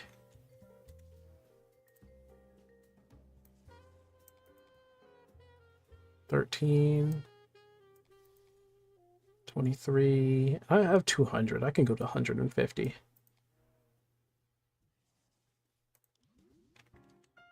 Now, I don't know what to do with the rest of my experience, so I'll figure that out at endgame.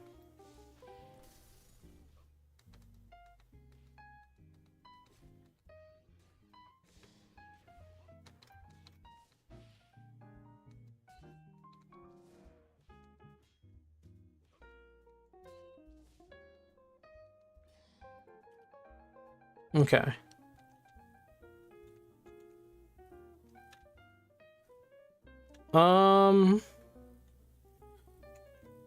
There's a lesser wyvern right there.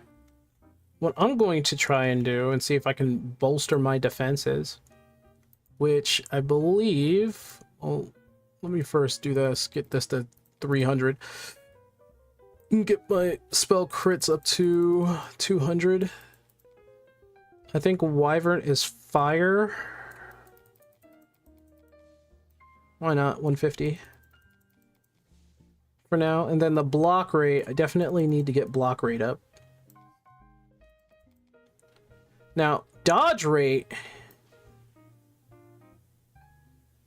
I don't know why I didn't do anything with dodge rate, but I'm gonna get dodge rate up to... Might as well get it up to maybe the same pace.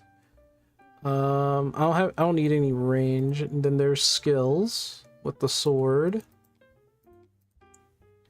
And with my shield. And I still have plenty left over. Oh, you know what? You know why there's plenty left over? For this stuff.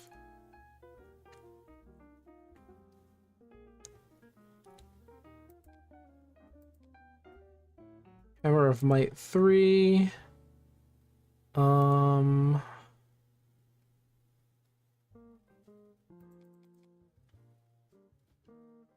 Oh, you can max it out, honestly. So I think I will do that. I will max them out. Radiance as well.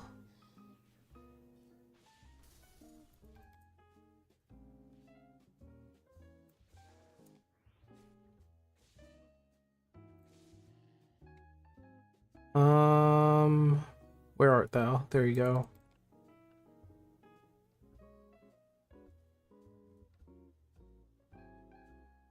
Increase all damage. And shield blocking. Okay. I am practically... I'm gonna die.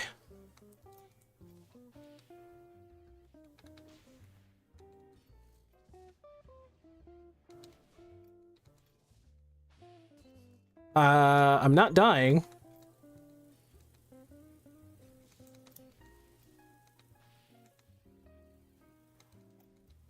Oh, I can take them on now. Oh, shoot.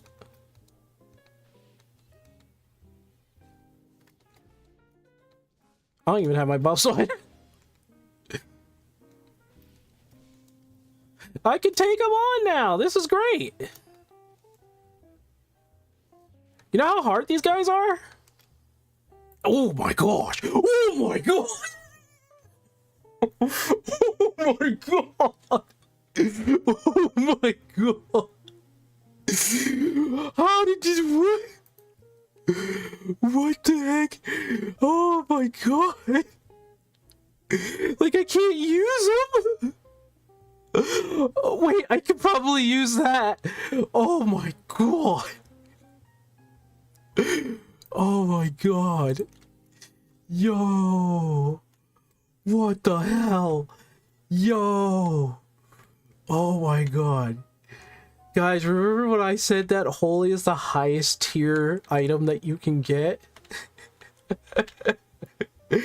Oh wait, sorry. Godly is, but like holy is right next to it. I'm sorry. No, I'm misled. Anyway, holy is still good. Holy is still good. Okay, I get why there are people hunting down the wyverns.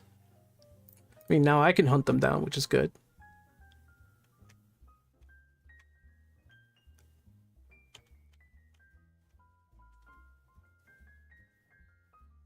Earl.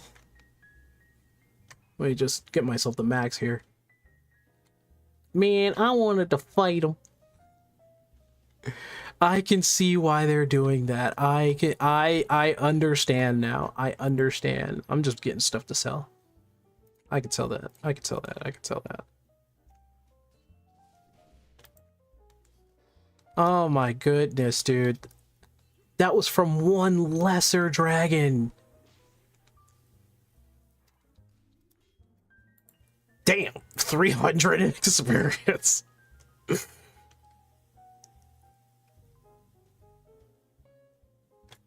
I knew lesser dragons were very like they're meant to be taken on. But the thing is, if I face another lesser dragon, I'll show you. But like a lesser dragon is formidable. Like supposed to be very formidable. I'm actually getting good levels on that one. What's he doing down there? I'm not gonna disturb him.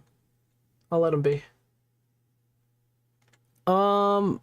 Listen, like I can't fight this guy. This guy is like OP. Here, I'll face him. See, if you look up here,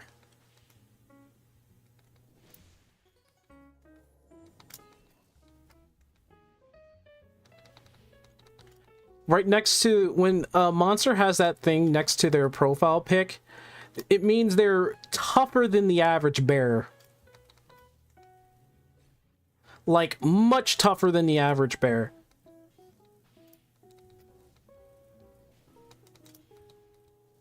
Yeah, I'm doing okay against them.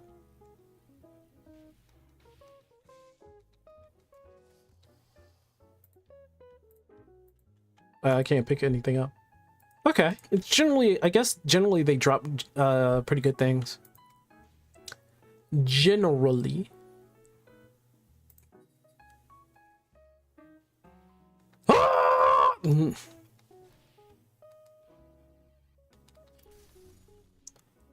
You're playing Resident Evil 5 right now? Or RF5? Sorry, that's not Resident Evil. You're playing something else. But you're playing another game while watching this. That's cool. I hope the music in the background is giving you some sort of chill vibe if you can hear it. Just take all of it. I'll just take it all. Like WoW has at least had back in the day, still played it. Yeah, I think there's a lot of WoW DNA in here. Remember some mobs had silver and gold dragons around the portraits to show they are stronger and give rare loots. Yeah, there's obviously like a bit of WoW DNA up in here. Welcome back, Solus. Welcome back. Welcome back.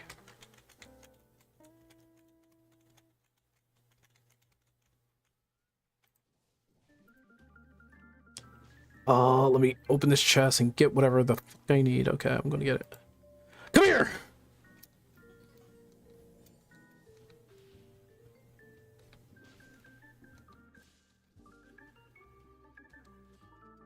Yeah, look at the portrait. It has a golden dragon next to it. That means they're like supposed to be like elites, right?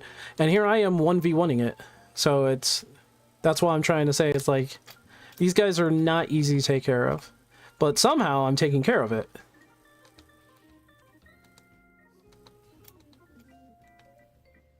I'm a paladin, by the way, so I can heal myself in between.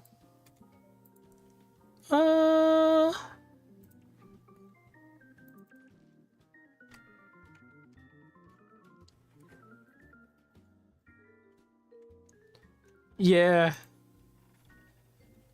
I didn't think my first wyvern would drop 2 holy items. Like, that's a bit of a surprise.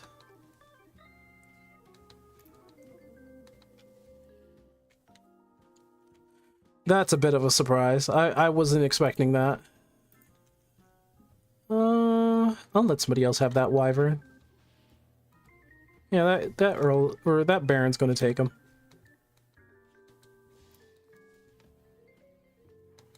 At least I think they will. Oh, okay. Yeah, now they're taking it. Yeah. I guess they're in a team together. Minor? Oh, I'll take that. There's still a discrepancy with item distribution between players in here, which is, I think, is still a problem.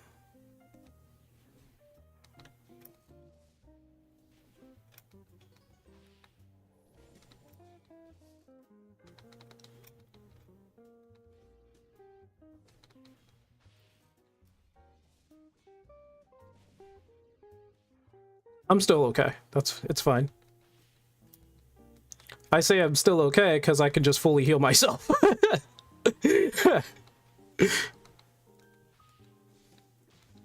So note to self, I need to have my my 2-minute on while I take on a wyvern. Ew, what the heck is that? Disgusting. How dare you drop something like that on me?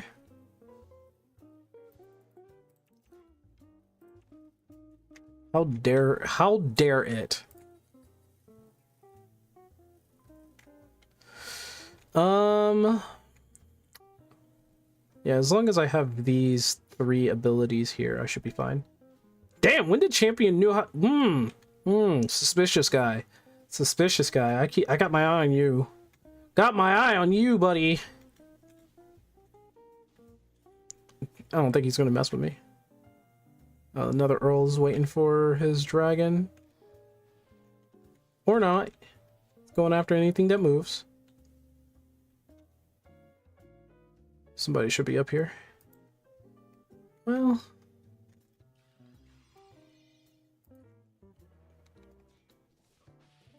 Oh, it's taking a much longer time to level up with on the last... Like, what is this? The final hurdle?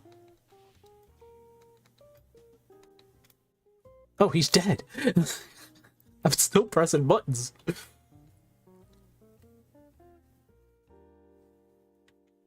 Good stat allocation?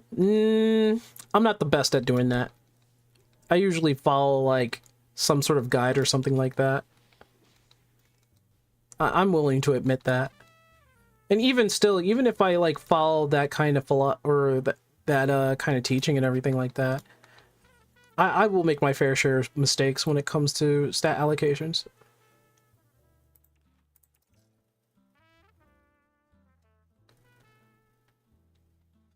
I'm good at...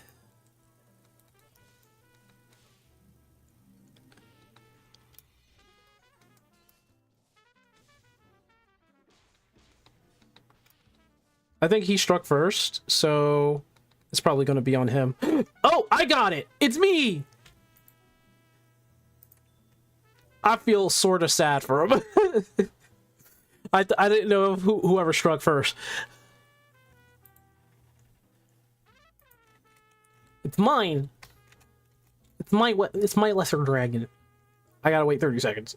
I'm not gonna fight him without that. You know what? That's all you, buddy.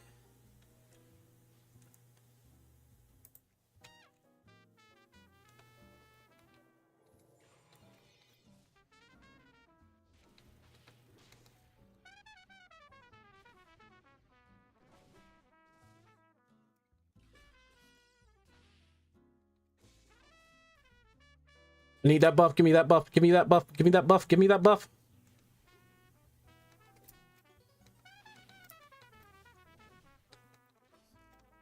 Give me the buff. I got the buff.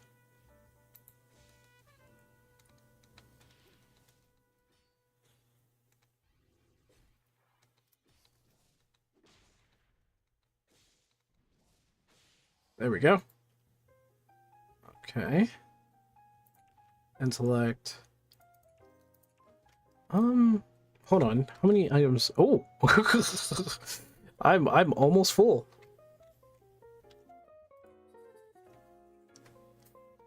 Just got home. Just need some time to take care of a few things before I fix Hightail. Also, RF5 Rune Factory 5. Lol. RF5 is Rune Factory. Okay.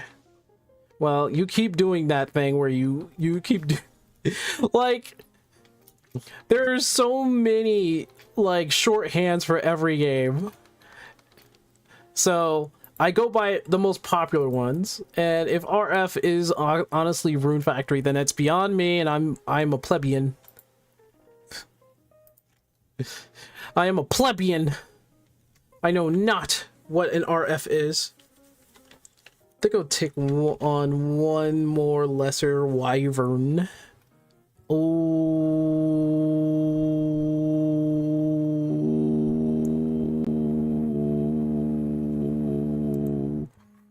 I have 10 seconds. I can do this.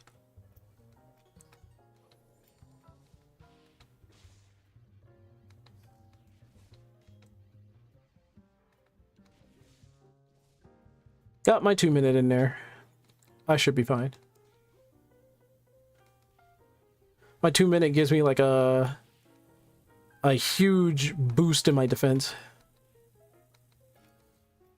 I also have my my 2-minute heal, which gives me a full heal.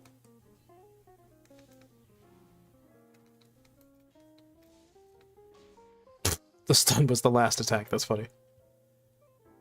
Radiant Hammer, Scroll, a Pincer. Why the what? Oh, it's a noteworthy large claw. You know what? We'll take the rest of this chunk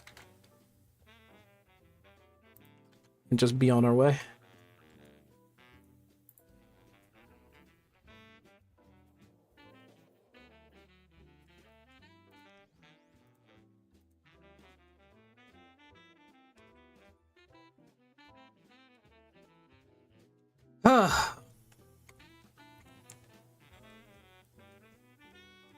You can probably tell how many people are in here doing MMO things like, I don't know, real-time trading, because you can you can trade in this game. Godly leggings. Oh, yeah, see, there you go. But they're doing this with the gold. Cozy Cupcake, what up? Welcome, relax, have a good time. I want to start selling things now, or at least trading it all in. Get rid of all this. Yeah. Magic wand, barricade. Is the godly stuff? There's the holy stuff up here, yeah. Radiant. I gotta be careful. Don't want to sell them. Radiant, blessing. Hey, look, cherry.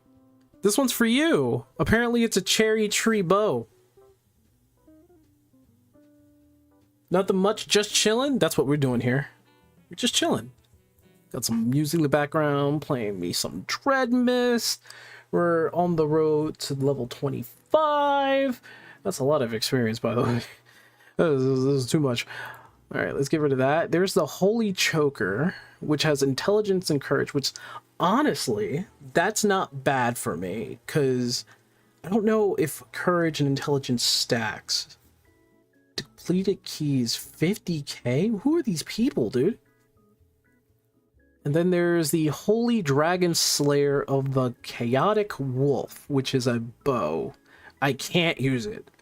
So I am very sad that I have to... I don't know. And it's holy. I don't think anybody's going to buy a holy weapon. They're going to most likely try to buy a godly weapon. And it's at level 25. So they want a godly weapon over a holy weapon. What's up with me? Chilling, dude. Chilling. Sounds cringe when I say it, but we're hanging out, really.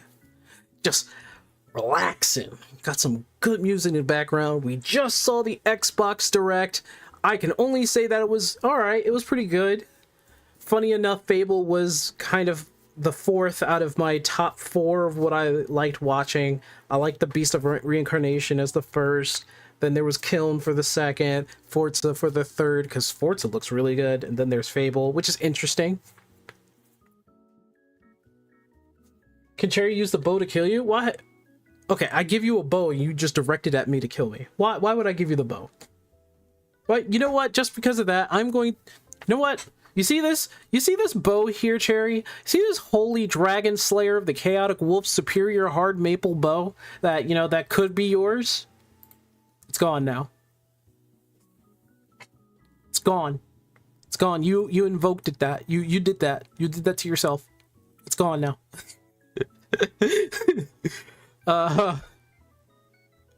Get rid of lesser, minor, lesser. Get rid of that. Get rid of willpower. Can always find another to kill you. Well, you'll need to meet me in a PvP zone. And then you're going to have to find godly weapons, because that's the only way that you're going to kill me. Plus, I'm a paladin, and I can probably heal through all the damage. I have high defense. How's the stream going so far? It's great. Been relaxing the entire time. Wait a minute. Hold on. Hold on a second.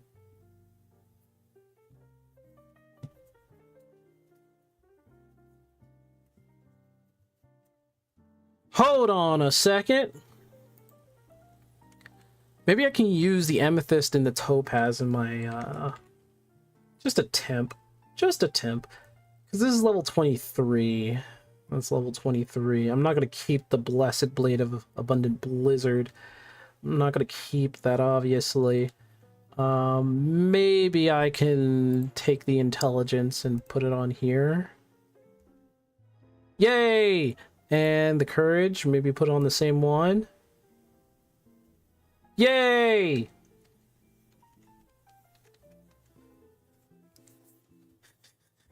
With my like, think of those gems as materia. So but socketing them isn't 100%.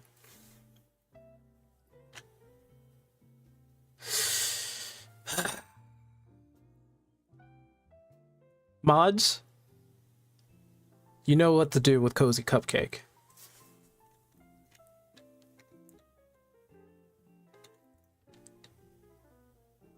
You know what to do. You know what to do, mods. You know what to do.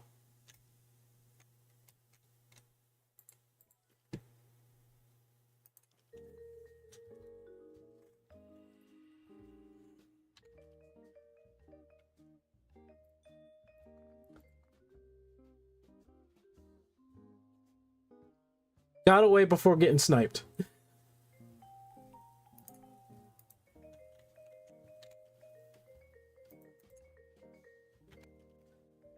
Cozy Cupcake, I'm just going to say this for the lack of a better words that I have right now. You are but one of hundreds that come around here that do the same thing you do. And you probably already know that.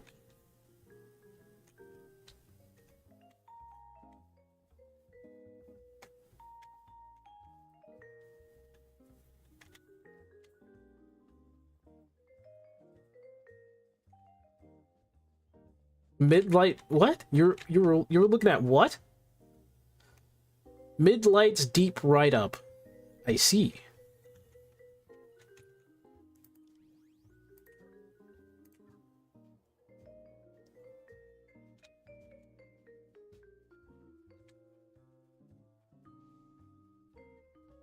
I would... They seem like a nice person too. Oh well.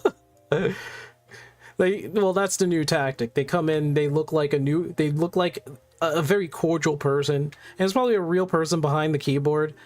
But come on, enough's enough, you know? Did I just enter combat? I did. What the?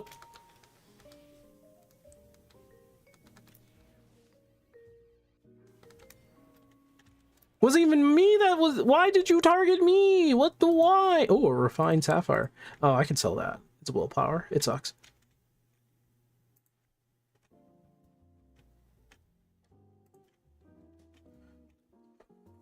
Ugh.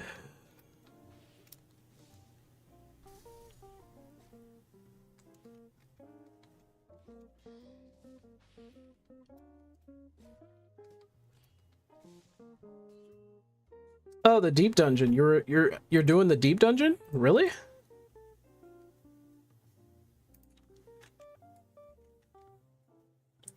Oh, it's the Final Fantasy Tactics deep dungeon. Okay, I see.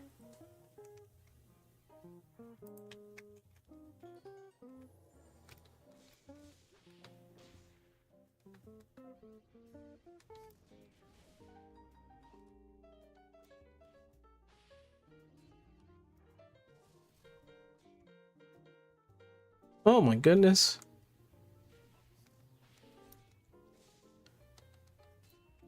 Come on, give me more crits. I need more crits.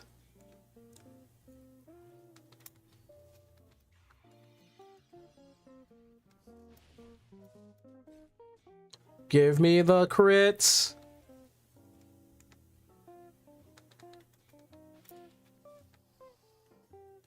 I didn't get the crits. I gotta bless it though.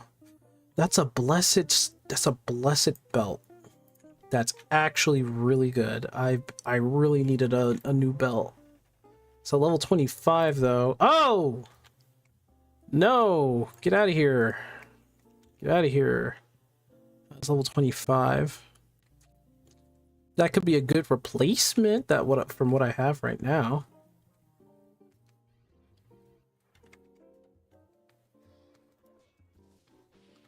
Waiting for Tazo?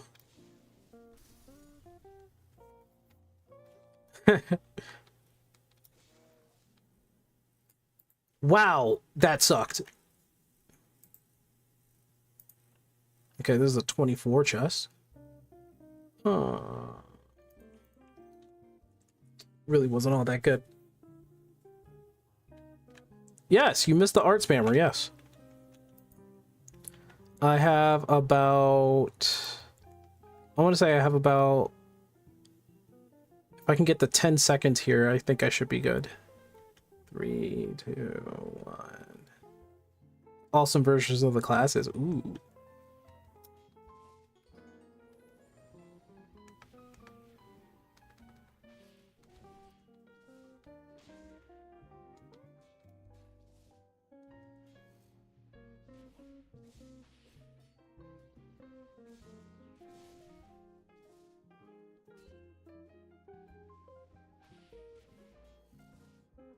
You know what? I haven't played Final Fantasy Tactics, even though I have the remastered. Is it a? It's a remaster, right? Yeah, it's a remaster.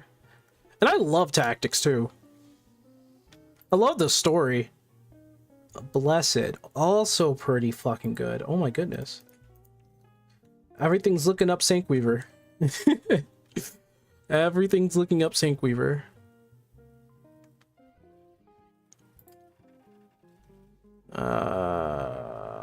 That's not even good money. Okay, yeah, this box is going to be useless to me from now on. This Minotaur is also going to be useless. I'm gonna see if I can go down. Oh, there's a lesser. Oh, middle on my shield. Somebody else is going to get that. It's fine. A Baron, an Earl, and a Count walk into a bar all together. There's no Dark Knight in this version, though? That's fine. That's fine. My guy, get in there?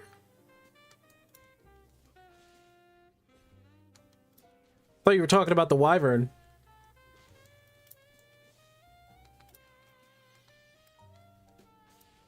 I know you were talking about something else, but...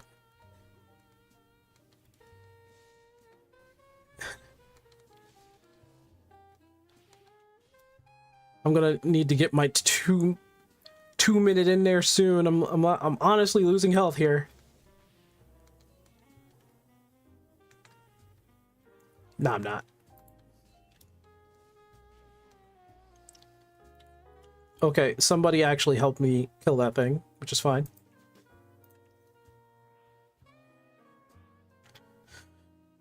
Ugh. Yeah, somebody did a finishing blow there, which is fine.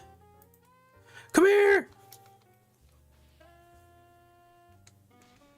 Heal myself a little bit.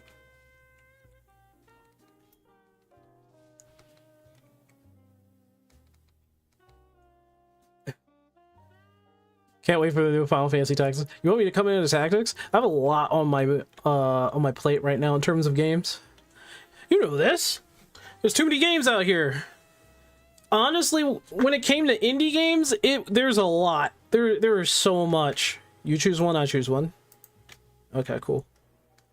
He's a champion too, so I think he has the last gear.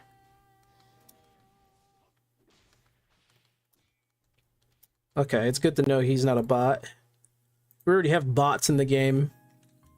And honestly, gets on my nerves. Frickin' bots. Money's fine. It's small, but money is fine. There is no War of the Lions content. Really? That's a shame. That's sad. Oh, hello.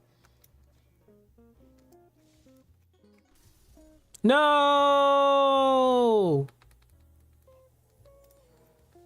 Now you will get the full brunt of my anger and stuff. Oh, oh. I didn't think I would get 2 blesseds from that. I have already a good shield, as you guys already know, but look at this. The Imperishable Donkey and the Abundant Tetsudo. That's funny. The Imperishable Donkey. It's not like they don't have like any animal thing. Like, there's like armor that I have is of the ostrich. Yeah, see, Contemptible Eagle, Plentiful Giant. I need to change the belt out. Ruthless Lion, Eagle. I need to change that ring out. Ostrich. I really do need to change my helmet, but they didn't have anything in the shop. And I need to change my necklace as well. Holy, godly, blessed. The godly shield I'm keeping for a while, I know for sure. The mauling goat.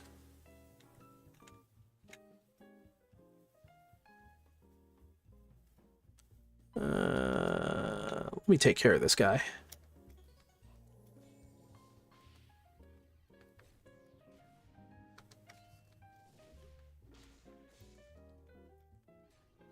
Can heal myself.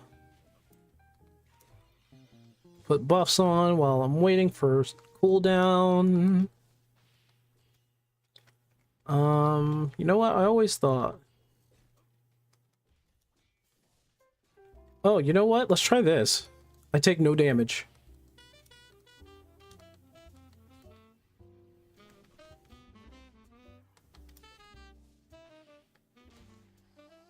Yeah, my 3-minute cooldown is impervi. It's another ring. And it's melee crit. Kind of luck am I... Alright, better not tell Cherry I'm getting good luck today. She'll probably come in and be like, good luck! Makes a character instantly, finds me. Be like, why are you at max level? Ooh. Ooh. Ooh. Ooh. Ooh. Ooh, I'll help you. Is he dead? Oh, I could have helped him. I don't know why he attracted the wyvern. Oops. Well, I gotta wait 30 seconds now. Nothing.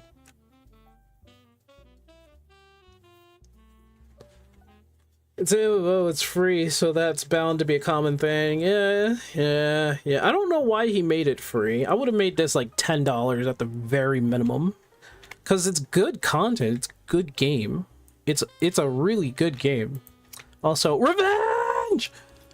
I shall have revenge for the man you have slaughtered. You have slaughtered more than your fair share, demon. Well, you're not a demon, you're a dragon, but like, you're a jerk.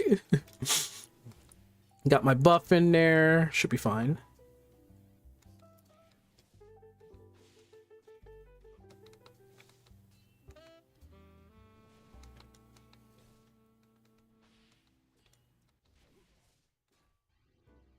Die, dragon. Oh, he was waiting.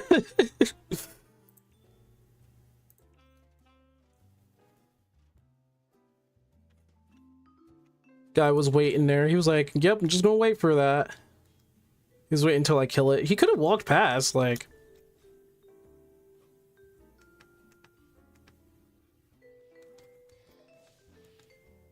It's a passion project. I need to look more into it after I make it. I'm gonna make it to max level, obviously, but I'm gonna see like what the story is for this guy and why he made this game. I have to. Not obligated, but I will. Somebody's gonna probably come by and kill the lesser wyvern. I'm gonna wait till this gets up there.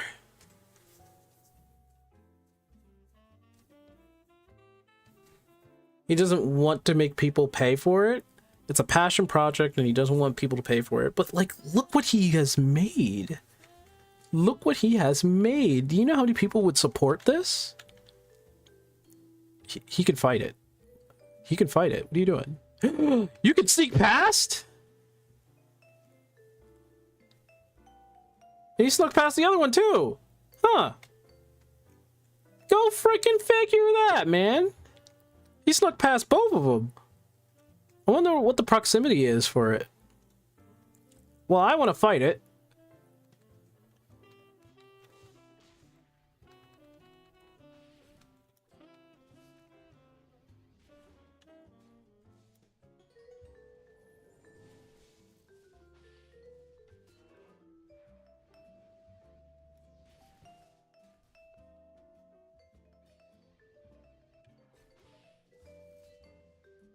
I wanna fight it. I wanna fight it.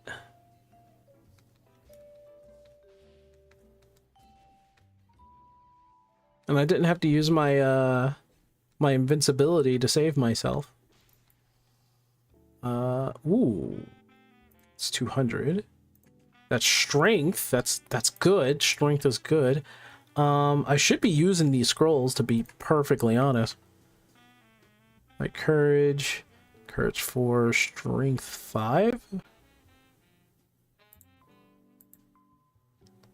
Whatever. I don't really need that, but my magic does stack off of intelligence, so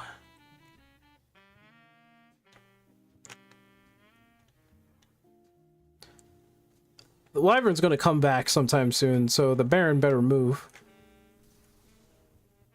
See? There it is.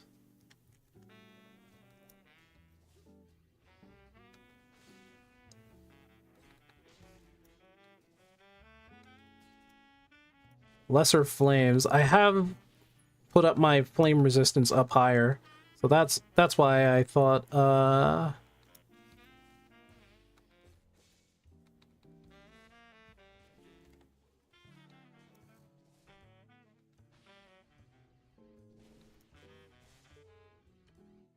see, immune. I just used my 3-minute cooldown. Get zapped again, brother.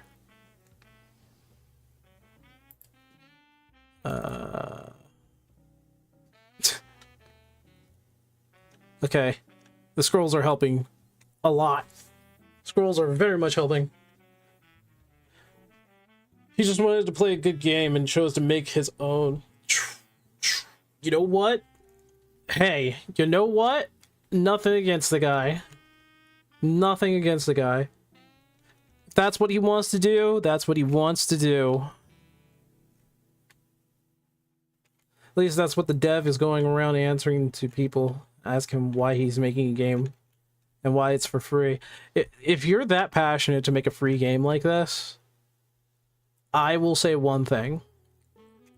Good on you, but you need to make a profit, brother. You need to make a profit, brother. Make a profit.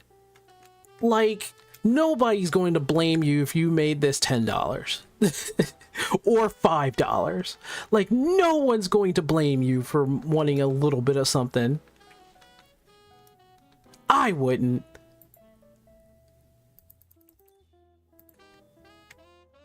Honestly, you deserve something, man.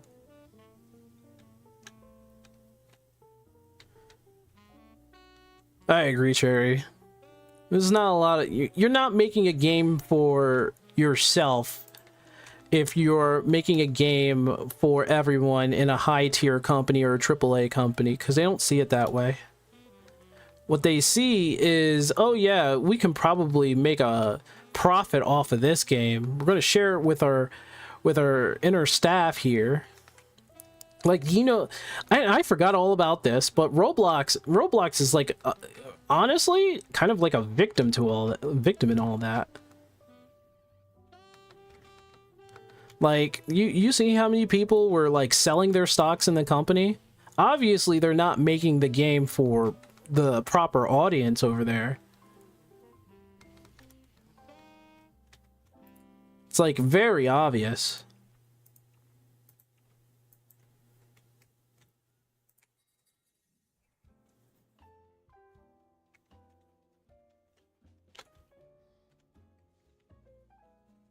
Welcome back, Argus.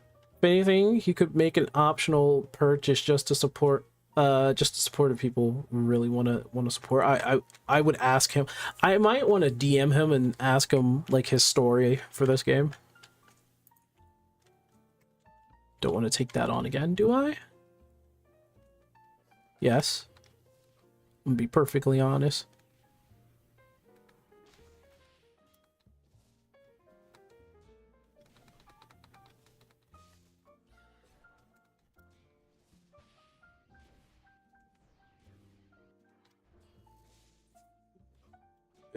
I'm killing it. I'm killing him.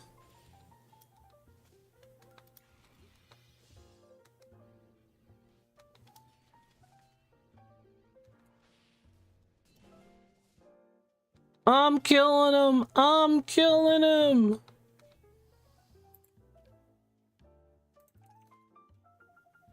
Yeah, I'll try to see if I can get in contact with the guy, you know? I could interview him, but I don't really do interviews. And if I do interview him, it's going to probably be the most basic of basic questions. And I don't have a large enough audience that I think would be interested in an interview. There have been times where devs did come up to me and ask me if they wanted like an interview type discussion with them. And I just asked them a few questions to get some answers that I was curious about. But all in all, it's more or less like, hey, you have a game that I like. And they're like, oh, you like it? I'm like, yeah. Can I share it around? They'll be like, yeah, sure. That's what usually happens. It's usually the end of that.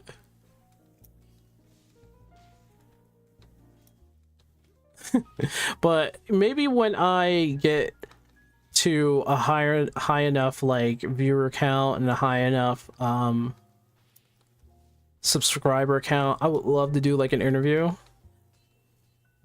or an interview style, maybe like podcast, maybe.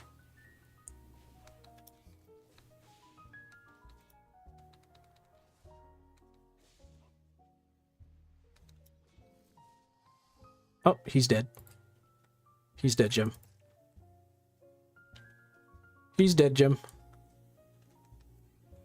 You could, to be honest, I think the dev would probably have be fine with talking about it. Seems open to conversation on the forums as long as it's not just BS in the forums. I mean, yeah. I don't mind doing interviews. I just would like I'm focusing on rather like the game in itself, and I usually, if any of y'all watch the videos on here,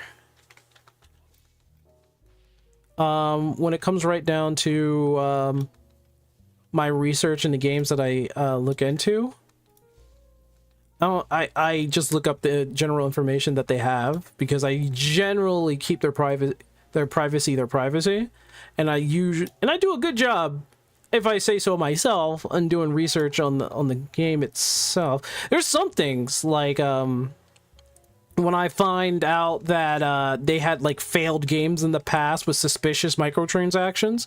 That happened with the last game that I was trying to look at, and I shouldn't have said that, but There was a game that I decided not to go with Indie Observer type of video. There were a lot of things within my research of the game that had me thinking like, oh crap, I probably shouldn't, I probably don't want to talk about it because then, like, I don't know what his past is. There's a lot of suspicious, like, microtransactions or purchasing kind of... Like, there was a lot of weird actions that they generally were doing in terms of making their game. And I was just trying to... I was thinking, like, oh, God. Oh, God. Oh, God. This person's dead. Okay, he's not dead. He almost died. He basically attracted fast horn, but I think these are actually probably worth a lot in there.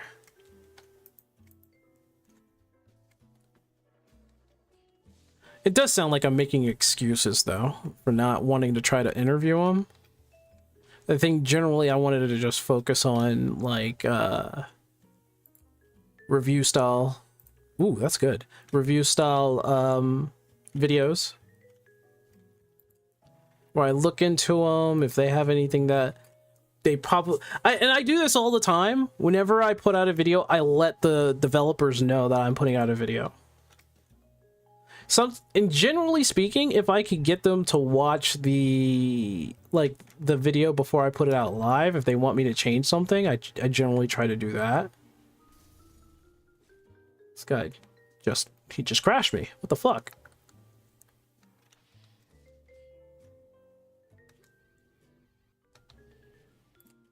Okay. Okay. Got a greater accessory orb out of that.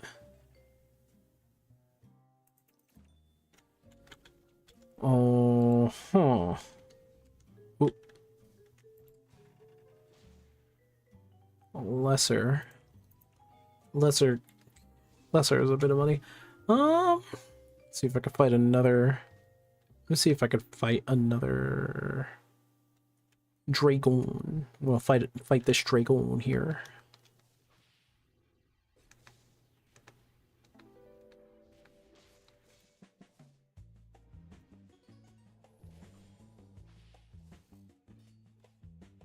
Doom, doom, doom, doom. There's some music right here.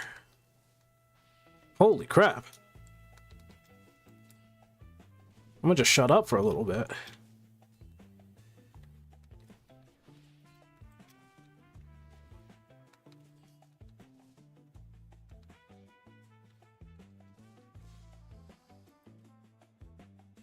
Yep, this is the reason why I thought. You know what? Let us be off.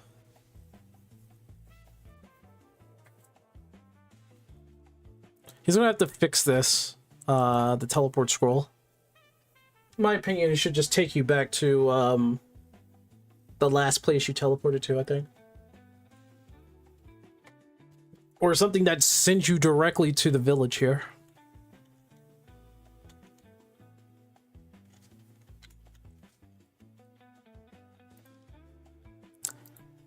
I don't think I'll make it over 100k with this, but I'll give it a shot. Wham, wham, wham, wham. Wham, wham, wham. Oh, it's pretty bad. Wham, wham. Yeah, there's a bunch of 100s and 200s in here. There's a 300. 3, 5. Oh, no, I'll be fine. I think I just did it. Oh, no, not yet.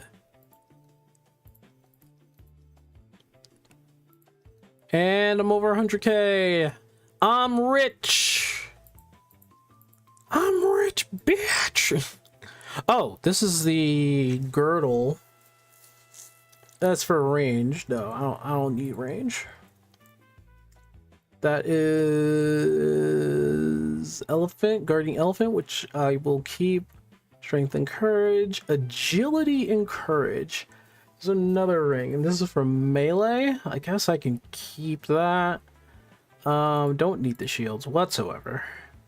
Emerald is agility. I'm not working with agility. This is for level 24, level 24. I'm not using willpower. I'm not using willpower. Get rid of the lesser orb. That's a greater orb. Get rid of the lesser orb. And I am chilling.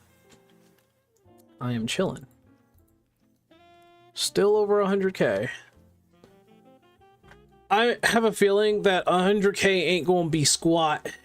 Because look at all these people. Look at the chat. Look at this chat here. I don't know if I should be covering this up. Pay attention to the chat and you'll see what's going on in this game.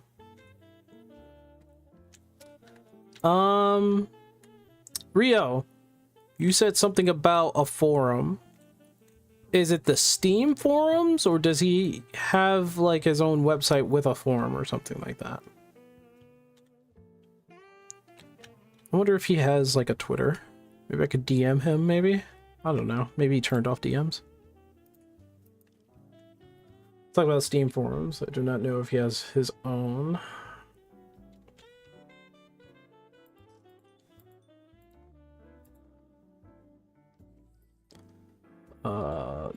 Put that in, put that away for now, sort that. 100k is entry level. It's like, good job, you've made your first $1. Hold on, I need to also repair my stuff. I'm halfway to 25. That took a while to get to, though.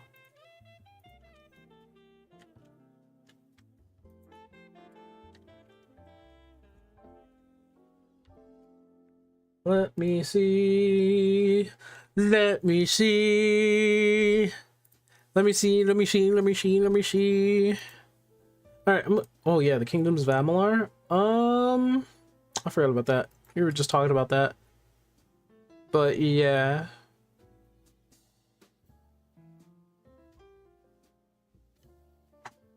What it?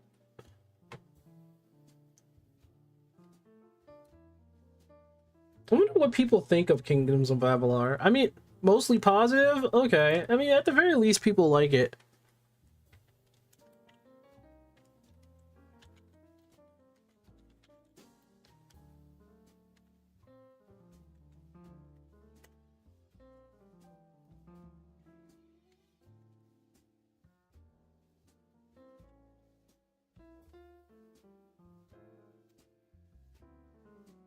What the heck? Hold on. Something's not right.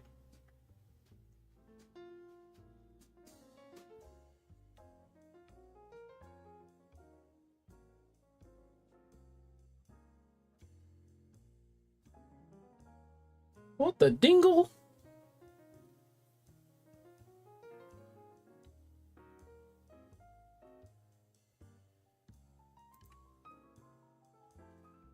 That's so weird.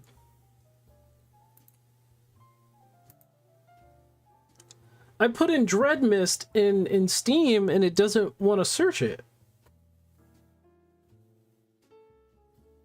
Oh, group dungeons. The economy doesn't make sense and encourages unhealthy behavior. Oh boy. Is that the end game? I'm guessing. They found it very funny. And 35 people found it helpful. You guys can't see it, but here, let me pull it up.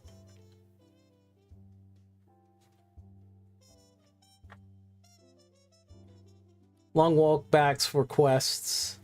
It is a long walk back, but it is still like one map. It's the long walk backs are honestly too short for me to honestly notice it.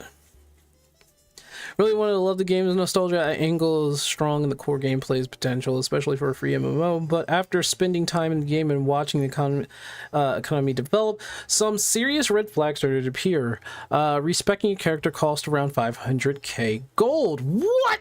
Many commonly traded items are listed for 10 to 20 million gold or more. Its current earning ratings that translate into hundreds of hours of grinding for a single item and a good few hours just to respec.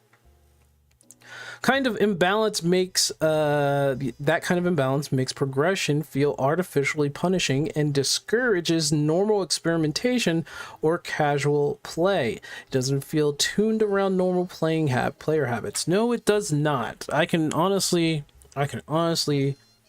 say for sure, yeah, you're right. What's more concerning is that the real money trading sites already appear to have massive quantities of gold available only days after launch. For a brand new game with a small population, it is difficult to understand how that amount of currency could realistically exist so quickly throughout legitimate play alone. There's also currently no visible terms of service, privacy policy, and clear moderation framework. Combined with what looks like bot activity and promotion and in-game behavior, the overall ecosystem feels unstable and poorly governed. I think this guy has a point, actually.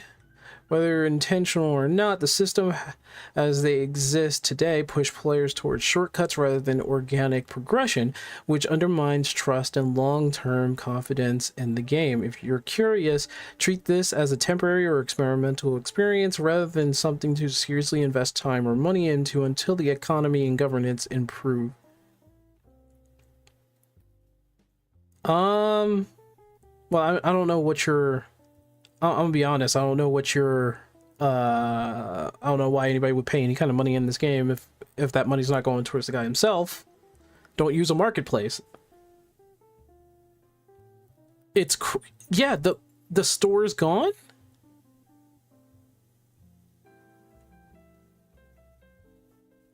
I'm trying to figure out like what the heck is going on here.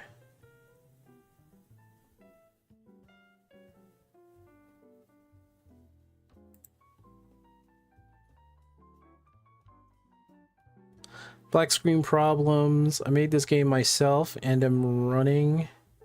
Wait, what? So you pin that area size, PK, random loot for party... Friend list? Question mark. So that's the Relentless Gladiators. Is that the guy? Posted by... I don't know if that's the guy. Yeah, the store page is not there.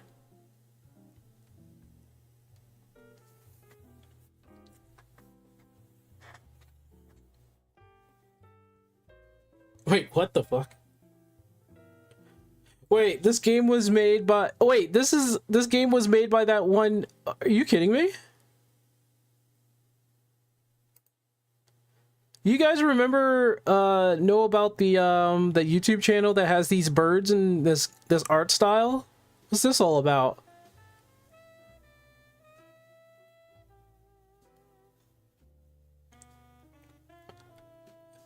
You know what? I'll keep an eye on it.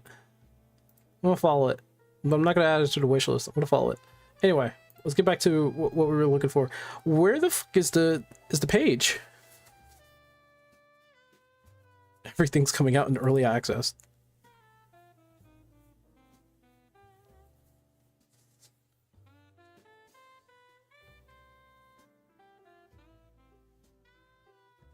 An idler. I already have one. Yeah, what's going on? Delisted because NCSoft hit them with the assets. Speaking of, there's Guild Wars right there. Is the arena not NCSoft? Is it using Guild Wars assets?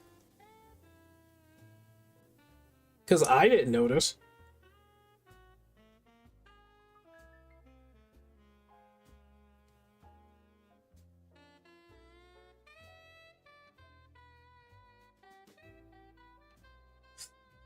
Where'd you find that information?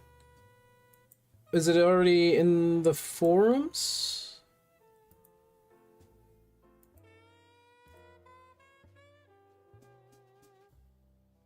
Did you talk about it? Maybe it's in the Discord. I don't think I joined the Discord. Hold on.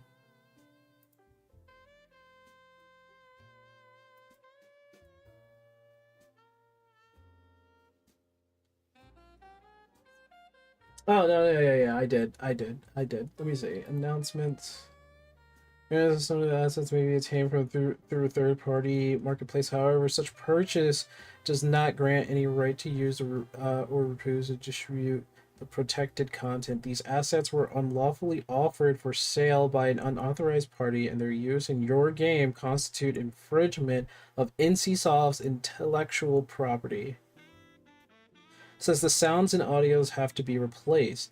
Server's still up as far as I know. If you have the game in your library, you're able to keep playing, but the Steam page won't be visible other until this is resolved, which might be a few days. Okay. That makes a lot of sense. Okay. So he's just gonna have to fix that, or they're just gonna have to fix that.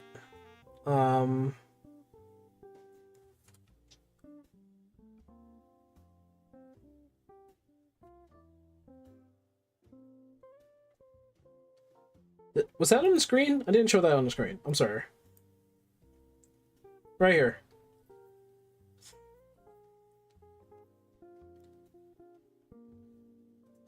Patches, updates to the game are still applied if you have it on Steam, so things will just carry on as is until the store page is back. There isn't anything that can be done to speed up that process because two different parties, Valve and NCSoft, have to shake hands in so many words. I wonder how NCSoft is actually doing right now.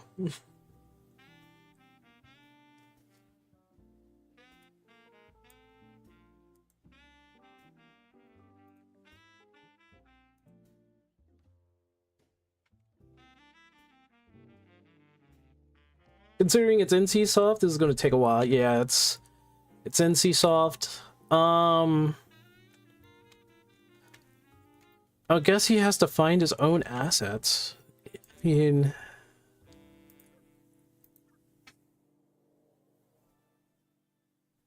some of the portraits from Baldur's Gate 1 and 2? Oh, Jesus. Well, that's a problem. I wonder... Ooh.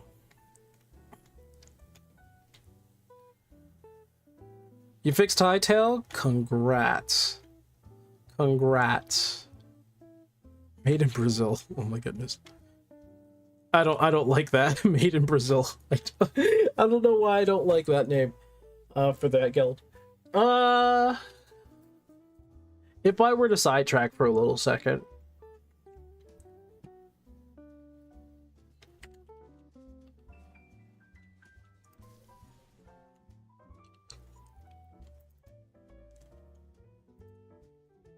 Oh, they have the update already? Okay, they're applying the patch. Oh my goodness.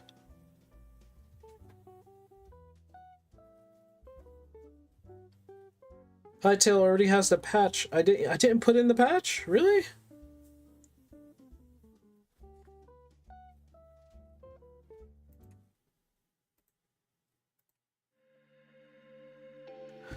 Alright, give me 1 second. I was trying to... Never mind, it's already updated. I'm trying to get into Hightail real quick.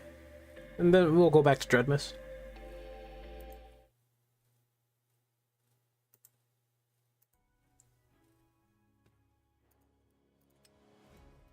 So I don't know if you're doing this. I don't know if you're doing this, Argus. But I generally tend to copy my folder. So if like I made any kind of progress in said folder, I just copy the folder and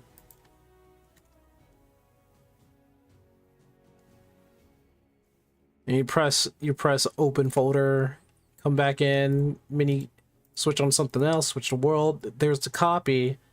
Generally it's the second one here. Yeah, there's the copy folder.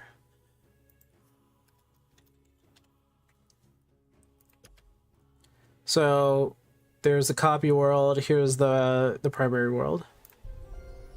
Found out they do have backups for you. Yeah, they do have backups.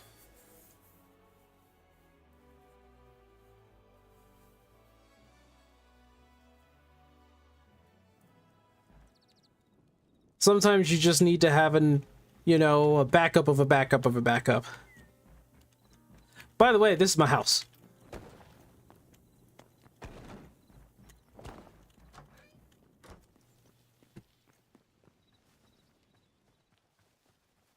Here's my house. I think I still need a little bit. Nah, I don't know if I need to hang over a little bit on the shelf here. I think it should be fine. But yeah, this is my house. I made it myself. Big old tower connected in the back. This is basically the stairwell. I still need to finish putting the vines on it.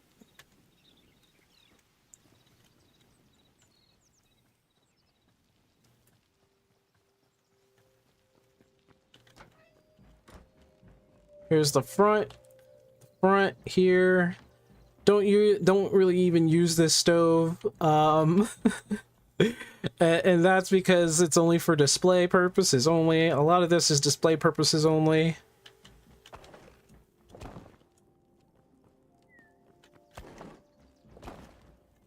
Second floor, living quarters. Here's my bed. Oh, sorry. And then there's this up here.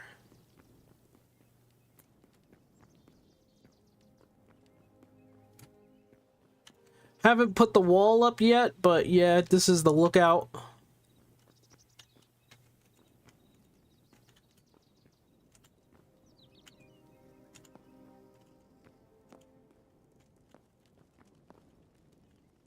Yeah. And this is the workshop. I put all the chests in the center so every workbench can feed off of them. So that's how that works. It's cooking. Thorium. I kind of need that. What's cooking? Watch out, Nyok. What's cooking? Watch out, Nyok. How's it looking? So I need to get my cobalt stuff. I'm generally in my cobalt phase, as you can see, but I need more cobalt, and the only way I'm getting cobalt is by going to the north. And so I did set up portals for the north, but I'm also making a building that's going to be Greek style, like a Greek temple, for my teleporters. I believe this one goes to the north. Yeah. Yeah. Also, I went so far north that I found an area 4. I'm like, why is there an area 4 up here? Aren't they supposed to be at the south? I don't know why that happened, but apparently I have an area 4 up. Oh God! Oh, did you?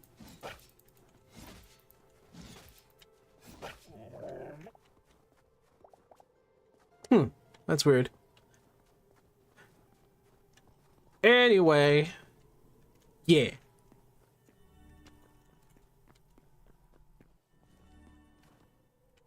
There's a lot of stuff in these mountains that I figured. So this whole entire area is like occupied by those the Outlanders, and there's so much to discover here. There's one here. They have a huge base right here. They got another base here, another base here, another base here, but I can't find a mine for the life of me. There's like no mines, so I'm basically gonna scour this entire area so I can find like a mine to get myself some cobalt. Anyway, yeah, that's what's happening. That's my Hightail world right now. This is Lucky the horse. Lucky because I found them in the middle of nowhere, and it was really lucky. And this, look at this house. Proud of this house. Proud of this house that I made after watching a lot of tutorials. Still, there can be a lot of decorative things that I can do to the house. Yeah, like over there, I think I could put a shelf up there. Yeah, I'm thinking about doing that. hang it over like that. Yeah, I'm gonna do that. But not right now. Kill Lucky? Never. Lucky will never die. Lucky shall never die. And even if he ever dies, he will return as a skeleton horse. Thus he will never die again.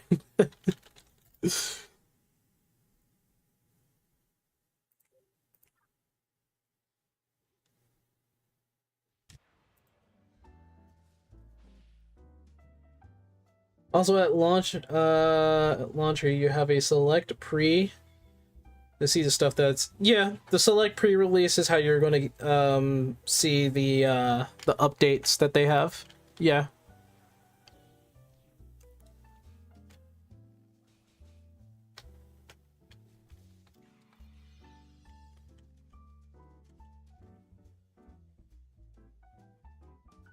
Who said you're allowed to go north? What if Cherry wants you to fall down a hole? Why would you want me to fall down a hole, Cherry? Why do you want these bad things to happen to me? What did I do to you? What did I do to you, Cherry? It's because I live, right? It's because I'm alive. I don't know. I must have done something in like a past life to you. Who knows?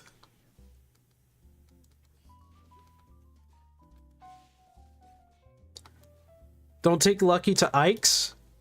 Oh, I said Ike's. IKEA? But what if we need to get furniture? Ooh, a strength 5.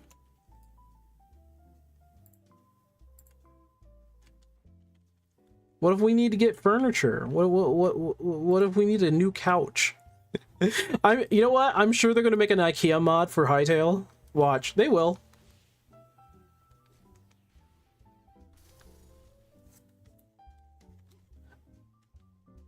The mining progression? Yeah, they're gonna fix it. I think Simon doesn't like how mining is right now.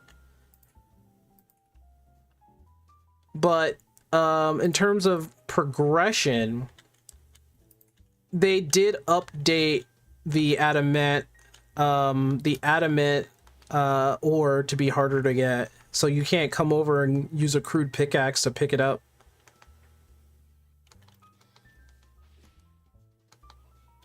There's a champion. Existence. I love the name. I love the name. Existence.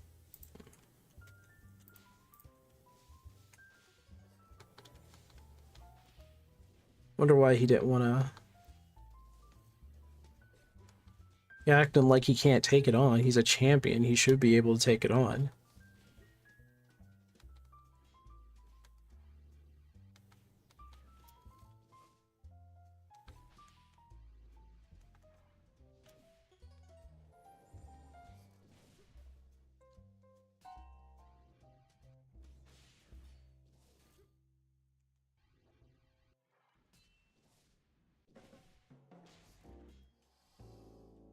You dead.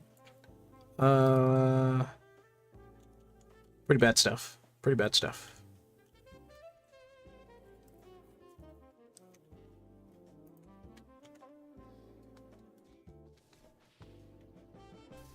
What's up? Speaking of mods, apparently Hytale will get its own version of Calamity mod from Terraria. A lot of people have been comparing Hytale to Terraria too. Isn't that fun? Oh, he's dead. I wasn't even paying attention.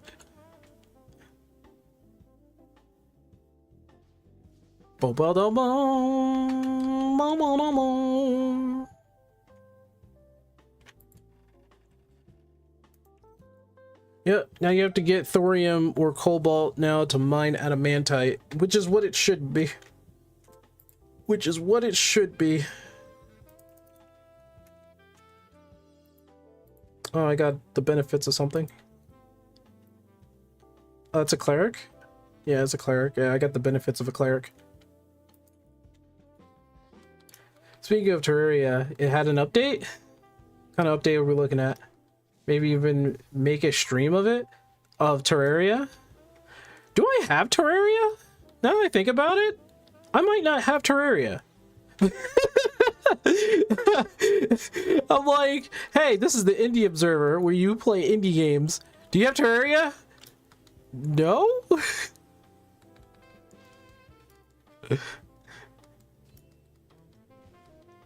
I'd be surprised if you didn't. I wouldn't be. Sometimes I could be lagging on information and stuff. Hey, do you have Repo? You know, every game, everybody that has that game. I'm like, no. Do you have Fall Guys? You know, it's a free game and you could just play it. No. Do you have Zenless Zone Zero? You know, the game that everybody's playing right now. No.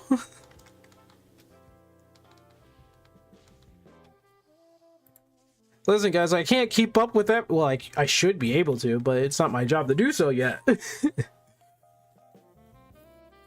Calamity mod? I don't know the Calamity mod. You guys are gonna have to show me what that is. I don't know what the Calamity mod is.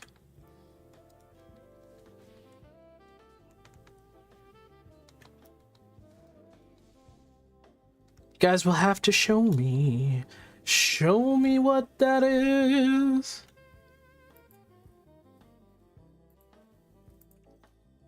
Dude, Calamity on Terraria is already hard.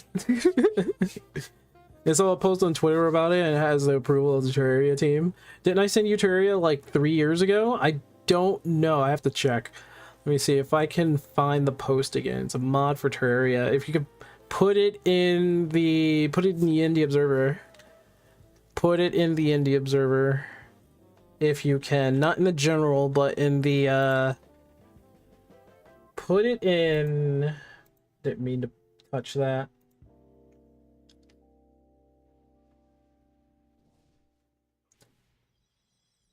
Yeah, just put it in indie submissions. If it's a video, put it in videos. News, videos, images, videos. Why do I have 2 videos? I should get rid of one, to be honest. Oh! Oh, okay. But I have the content up here for that, so I guess I'll transfer that.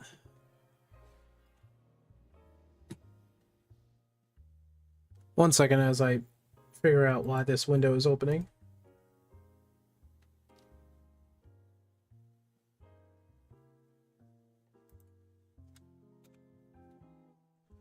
There we go. Okay, I should be good. Hello!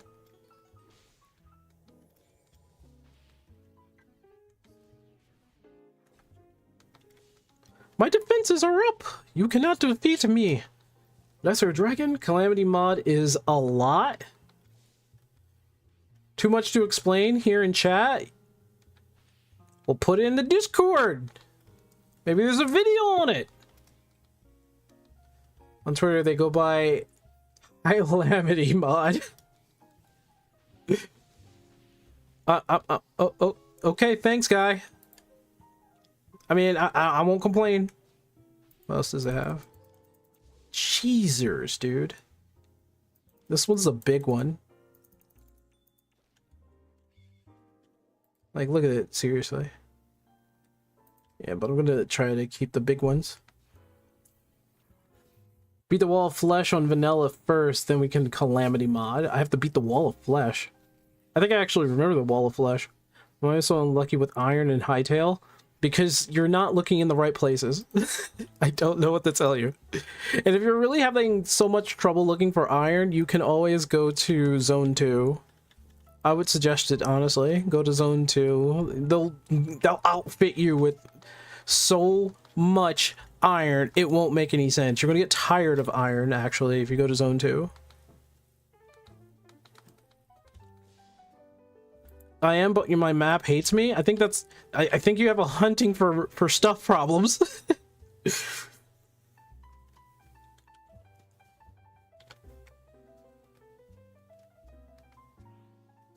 Wings of freedom.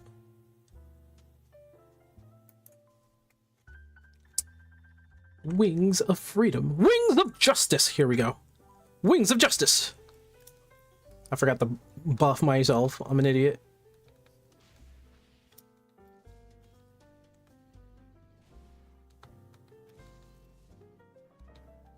There's my buff.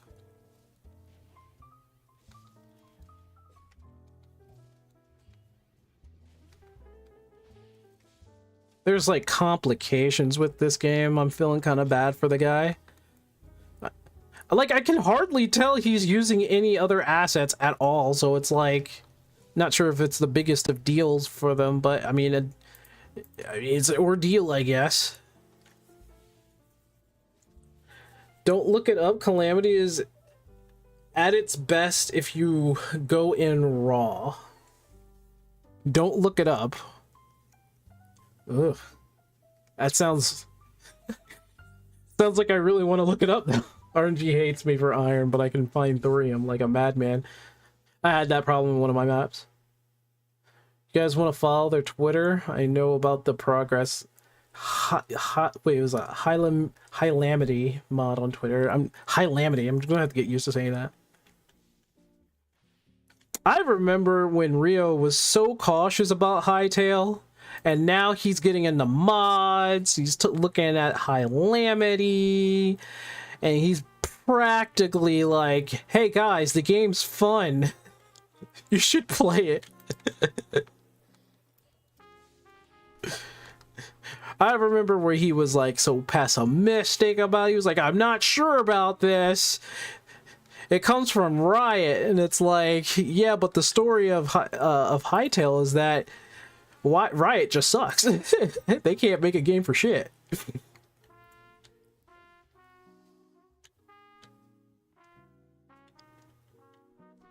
Like Riot tried to they bought the game and they sucked at trying. Well, the thing is that they were trying to make Hightail available on all consoles, which sure, whatever, right? They were trying to make it for all consoles.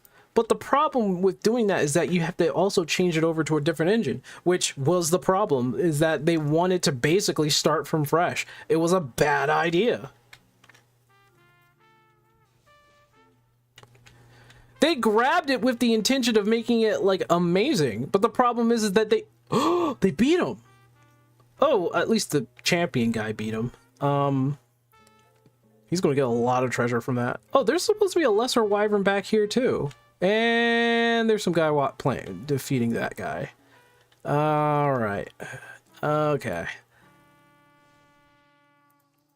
Aha! I stole your loot, you son of a biscuit.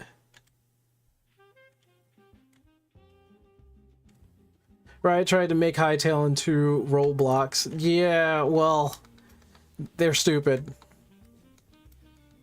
I'm gonna try to keep my my magic so I can. There we go. So I can do this. Sweet.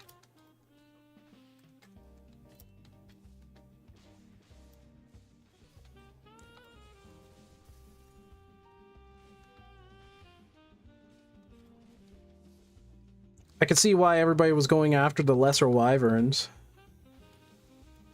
You do get a lot of experience off of them, which is good. I think,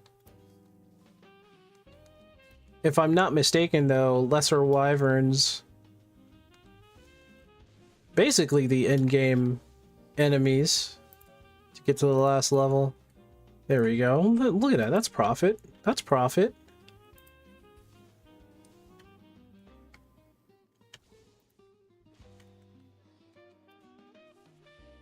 It being cross-platform would be good. It means you're having to redo the game from scratch. Can live without. I mean, I had to redo the game over and over myself, you know? I lost my world twice. But yeah, that's besides the point. In the Hightail, there's always a way to save a game. Bringing in friendlies or joining a code. I need to find where the backups are. I forgot where the... Well, I didn't forget. I don't know where the backups are. Because Argus made a very poignant point that, yes, they do back up your games. Don't know.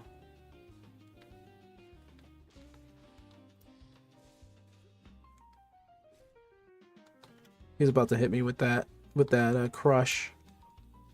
No, he didn't hit me with the crush. Go frickin' figure. Ah! How did I get hit by the crash? That's funny. Now we have to drag Sync into Terraria and we play that. You can try, but Hytale has my soul right now.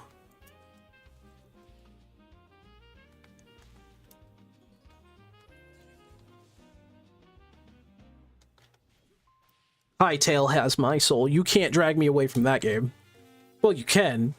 I'm not playing it right now, but Dreadmyst is also another game I can't seem to get off of.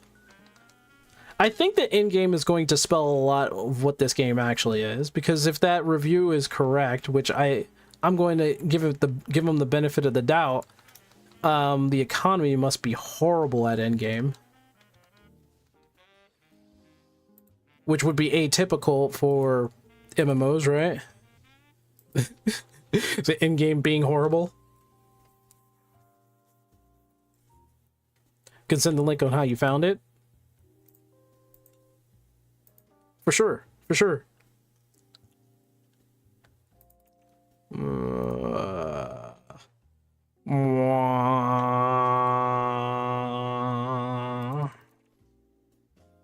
How much space do I have?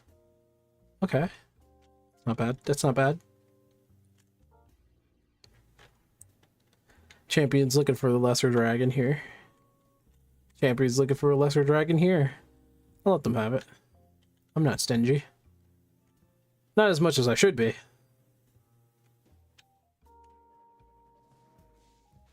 Yeah, you can have that.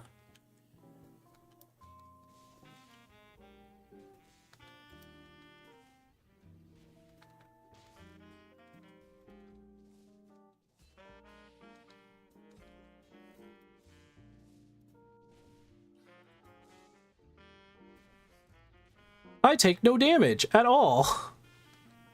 That's a 3-minute cooldown.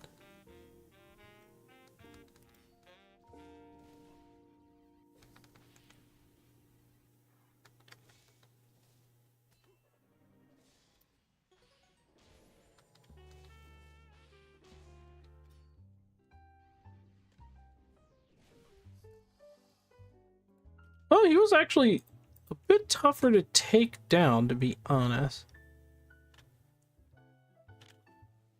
Wonder if there's any...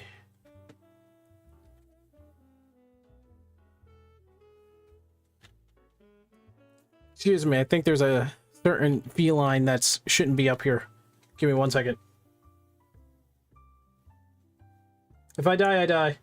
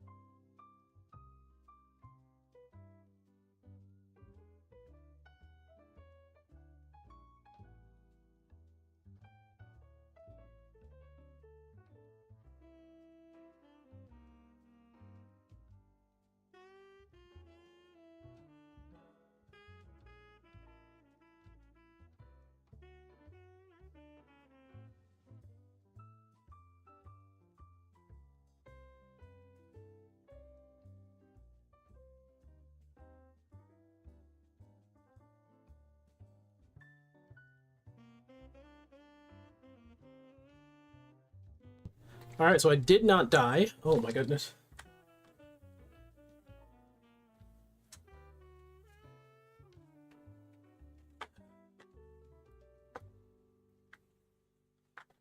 I didn't die. I'm next to a horned beast, though.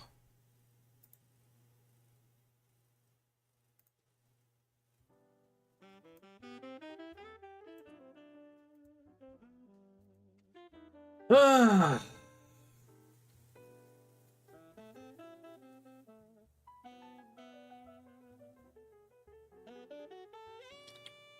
So I don't have to go and grab a code from them every time if I want to join. No.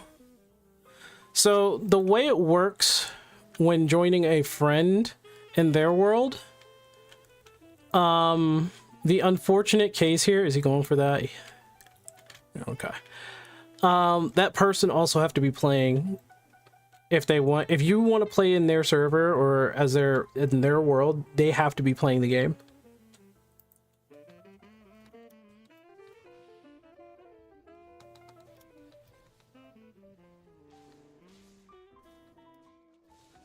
Kind of weird, but that's why I made a server instead of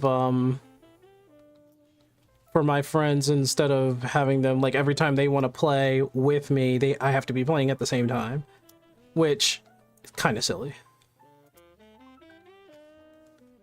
But it is what it is. I mean, it's a way to be able to play with your friends without paying for a server. Do you want me to link it to the Syncweaver channel or the Indie Observer channel? Put it in the Indie Observer channel. Good. Okay.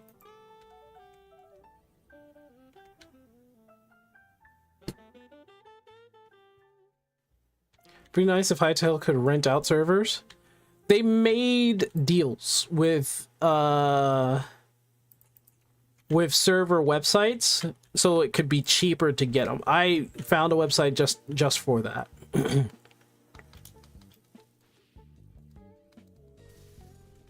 I crashed. He crashed me.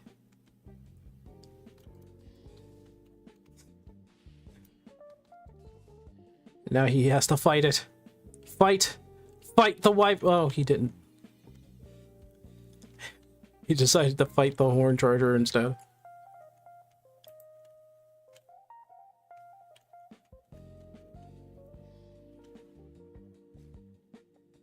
He's a cat. Okay.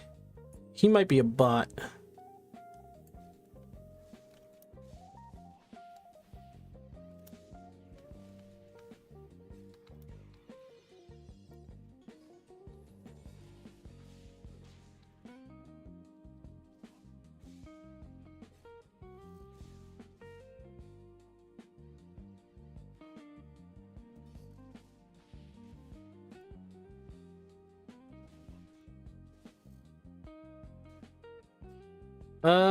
Would help them with more updates and such.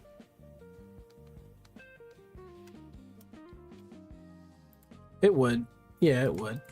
I mean, in a way, yeah, it would. Wee! Oh. Wee! Oof. This guy made this game basically on his free time. I'm pretty sure. A game that he wanted to play, of all things.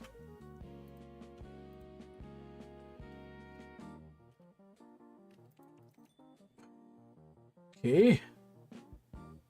Okay. Okay. Let's see what I get after this. I only have one space.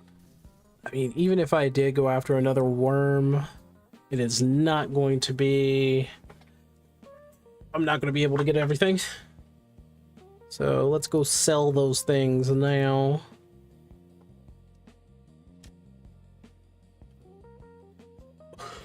Oh, the back! Woo!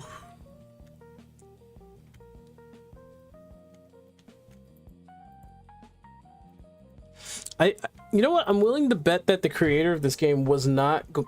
He wouldn't guess that the game would become as popular as it did. So... that's why he's, like, in trouble now.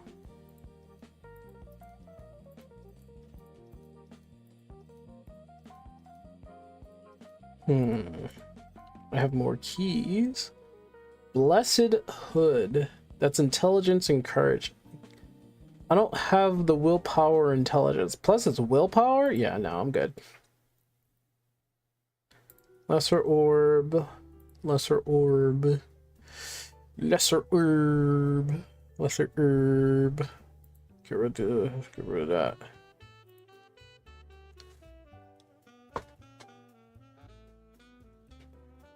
120k.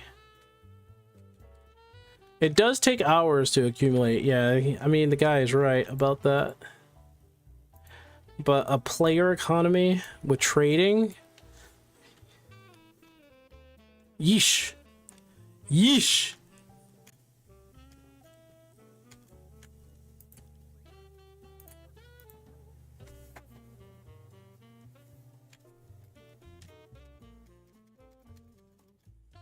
Okay, let's see. Did you put it in here? Probably. Yep.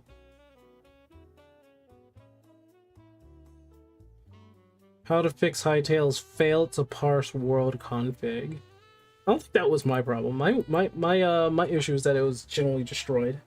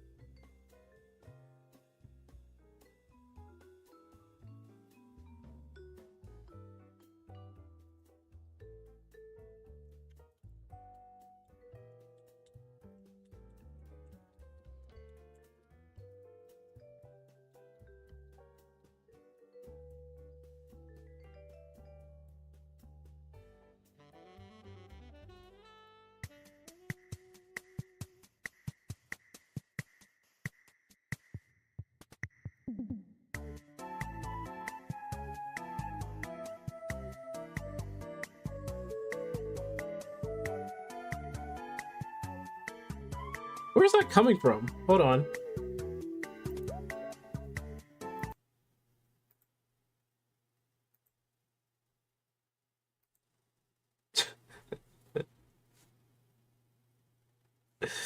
Oh man, that got me. That got me. That really got me.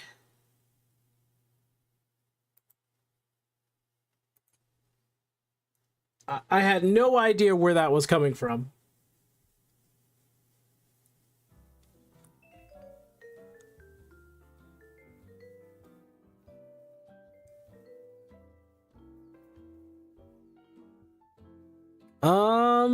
Wait, something's going on YouTube.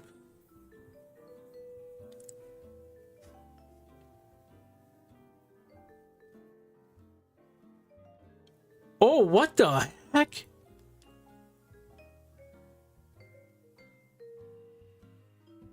Oh my goodness. Apparent. I hope he's so apparently our president ain't given no two shits. Trump says Iran would be wiped off the face of the map if they went to war seriously. He would not. What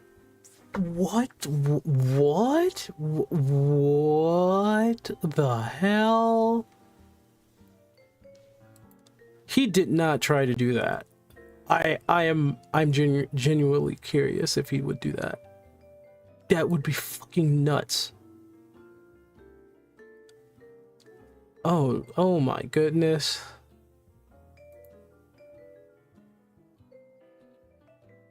You think he'd do that?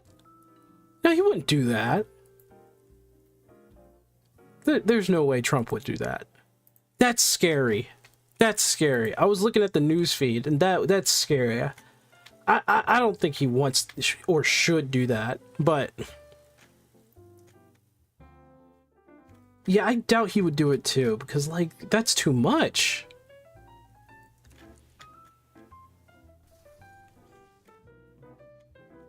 He said I guess Tad Wild, if he really let that one out.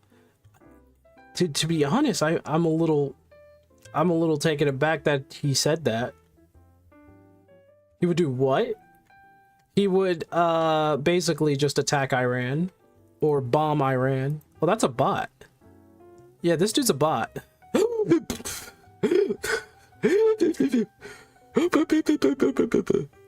it's a level 12. Never mind. I was about to say, holy crap.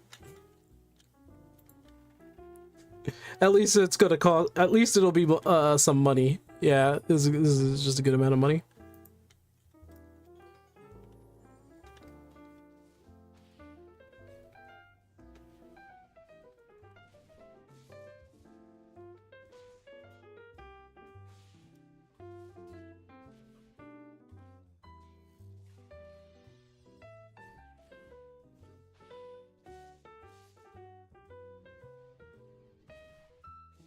Thinking about being at war with Iran, it's not a case of like whether or not we would win. It's the fact that if you do that and the world watches, like, how many more enemies are we going to have after that? That's my question.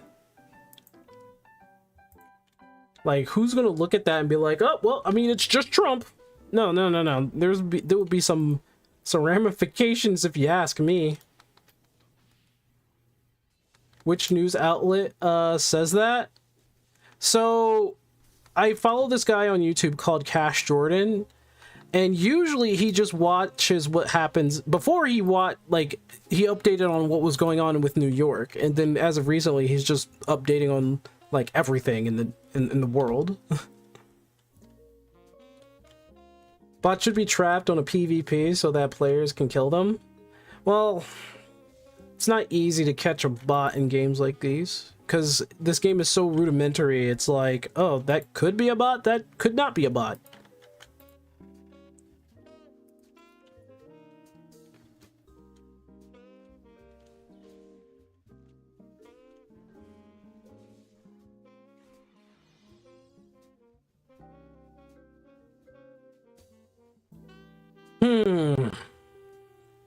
We only have one enemy, the mainstream media. Well, if you will, you probably would rather want to capture whoever's in charge. Yay. Woo! Oh, yeah, this is a bot right here, because he's attacking my my guy, and he's trying to take the stuff that I want. So this is definitely a bot right here.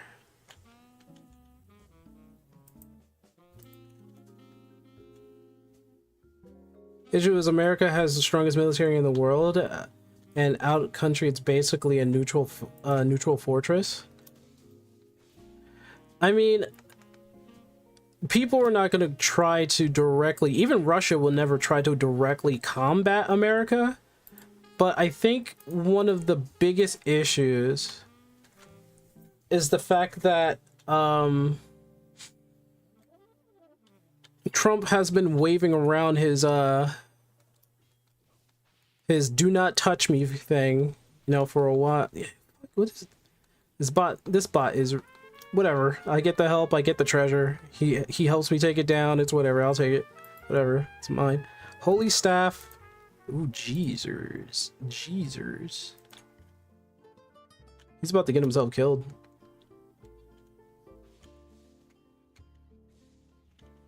If he doesn't heal himself. Oh wait, he's a champion. He probably doesn't need to do anything. On that note, it is getting kind of to that time. It is getting to that time where a bunch of bots come in and start doing some dumb shit. Like, these people are real.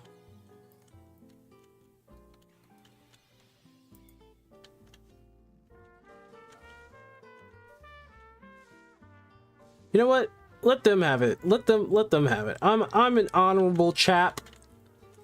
I'm an honorable chap.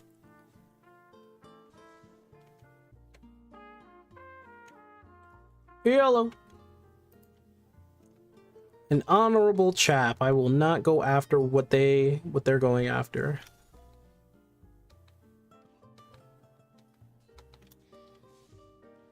Iraq's been bombed by Iran recently. Well then, you know, we don't have to get involved in that, right? Well, like we typically shouldn't be getting ourselves involved in a lot of stuff, but you know, we're the police of the world apparently. Issue is America is strongest. Yeah, I've read that already, but like, I think Trump means think Trump mean without American support, Iran would be taken out by Iraq.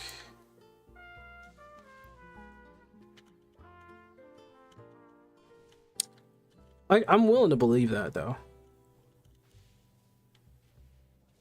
Damn. A knight and a baron. Pushing it back. That's kind of funny. That's a good team that they have there. Good fucking team, guys. Believe me something, goddammit. I'm about to steal from this bot.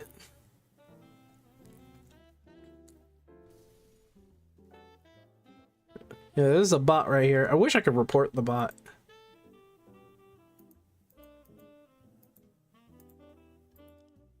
Yeah, you can't report them.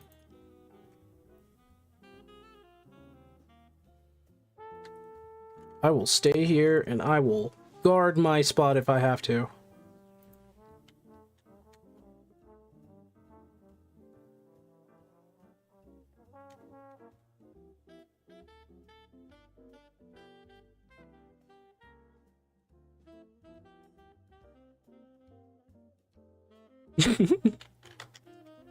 Mine.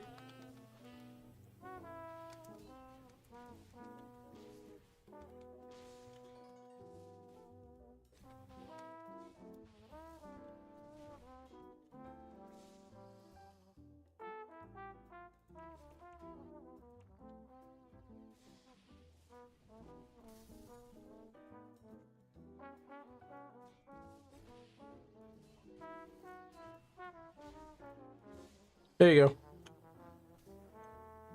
I did something nice. Yay!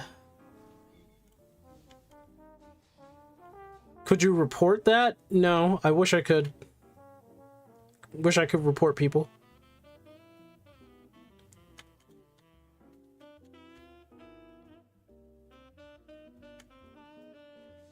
Probably media really likes to twist his words and make him out to be more evil than he really is.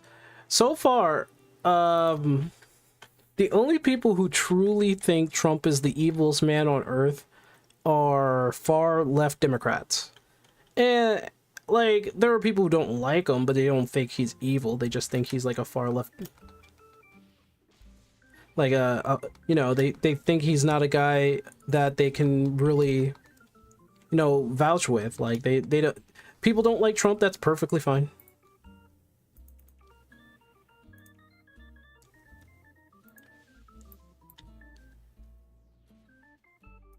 I think the biggest issue is that there are people who take it to a whole nother level.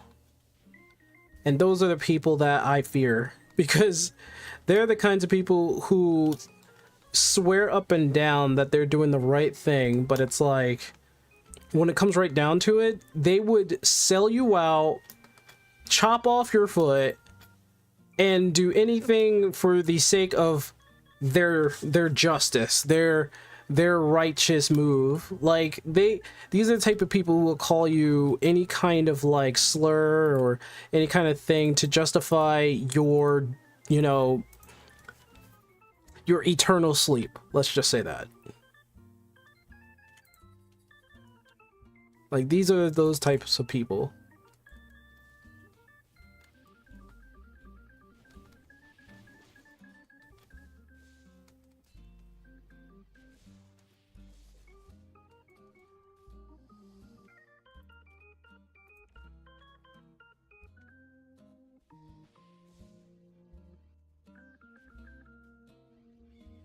Meanwhile, their idea of righteousness is chaos, destruction, and infighting. They have a line for infighting, I could say that for sure. There's a fine line for infighting with them. Those two are doing something. I won't steal that away from them. Like, they'll be the first people to betray you if you start thinking, you know what? Maybe Trump has a point on something. Like, not everything he says is like eternal blasphemous evil. Like, you got to hear what people say. And this isn't me saying I support the guy or anything like that. I'm just saying you got to listen to what politicians are saying rather than just discounting them because of where they are in terms of political alignment. Yes, Trump is he's a Republican, but everybody keeps calling him the Antichrist or evil and all that other stuff, and I don't know why people can't see them as human. I'm also a champion now, so I'm not really too sure where I'm gonna go after that. Like, it's that kind of derangement is where now they're attacking their own citizens now. Starting to attack elderly and anyone who they even remotely think that they are ICE officers. Right. Like, they went into a freaking church. They went into a church for a peaceful protest, and what they were doing was a peaceful protest, but it was also disruption. They were disrupting people who just wanted to, you know, pray to their God, which wasn't doing any, like, nobody was doing anything in there but praying and following their own religion.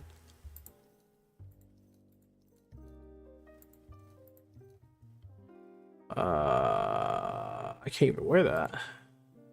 I can't even use that.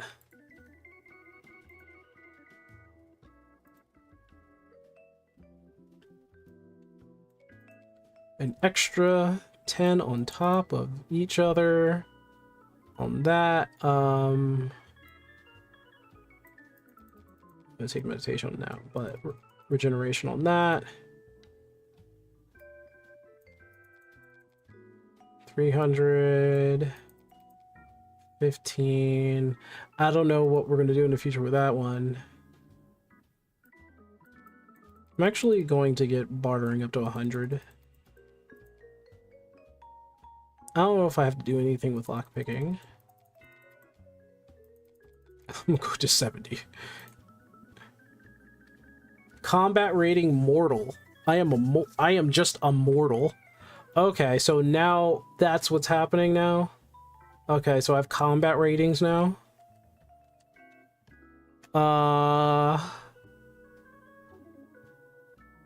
Something's gonna have to happen in endgame. Don Lemon gonna find out the hard way? What the Oh yeah. Don Lemon was like wasn't he one of those people who was there for that whole church thing? And they're doing a peaceful, technically what they were doing was a peaceful protest.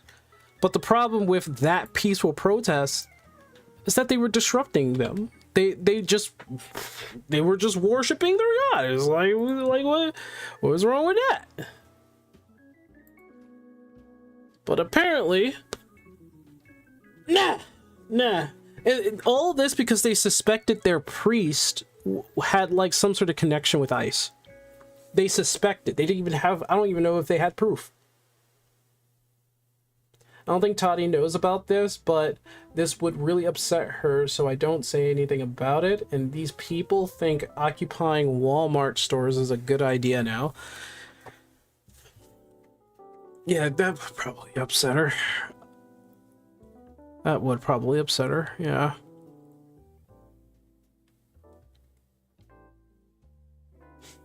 I'm at level 25. What the fuck? I'm at level 25. Requires level 25. I'm at level 25.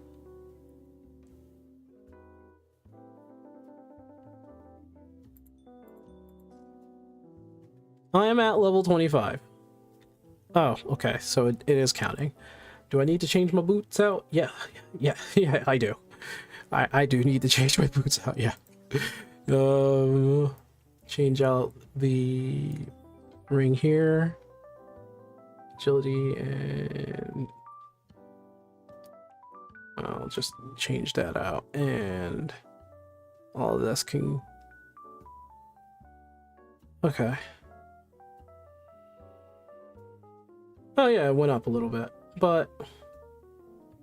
Renowned? I'm renowned now? I guess now it's You want to build up all the way up to 10,000, I guess. Makes sense. Yeah, I wouldn't bother Tati with that. He wants Greenland too. He should just make alliance and not assimilate. I don't know the full story on that one. I don't know why he wants Greenland. So I don't know anything about that.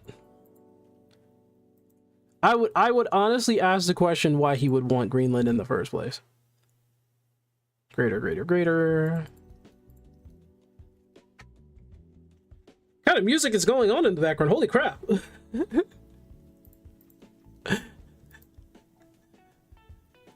It's that kind of music.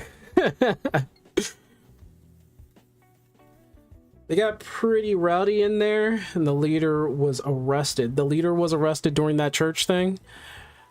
She's found to be a leader of the NGO. Oh. Wait, who are we talking about? Oh, really? Really? It's mainly the fact that Canada's government kept trying to butt heads with that idiot and caused living to be a bit of hell for a bit over here. It's the mind think, man. It's the mind think. Now, I made it to max level, but I have no idea what I have to do afterwards. I have no idea what I'm doing at in-game here. Oh, there's an exclamation point over there. Is there a mini? Okay, there are two. Okay, they'll probably point me to the right direction. I'm guessing this is going to be a future dungeon. I'm thinking. Q solo or with a partner, 2v2 arena battle, matching pair, fighters, similar rating, victories increase your rating while defeats lower it, beating stronger opponents earn more points, losing to a weaker one, cost, climb the ranks and prove yourself. Oh, okay, that's PvP. Okay.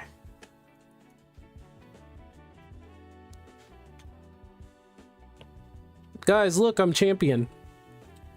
I'm a champion. So what was with all those people farming the lesser worm over there? Are they trying to get equipment over there? Is that what that's going on here? They look capable. Think we were archivist Gordon. Names like Atmar surface too often and be coincidental.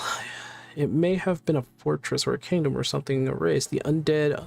Oh, investigate the Atmar Falls and then get a divine, and you get 50,000 gold.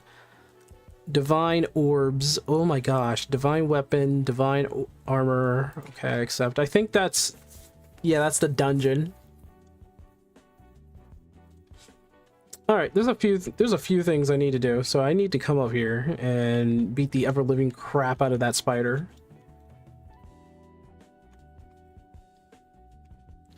It's a big country, but yeesh.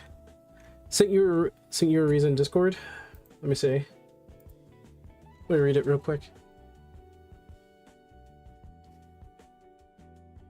Oh. Oh. Huh. That makes sense. Actually. That makes sense.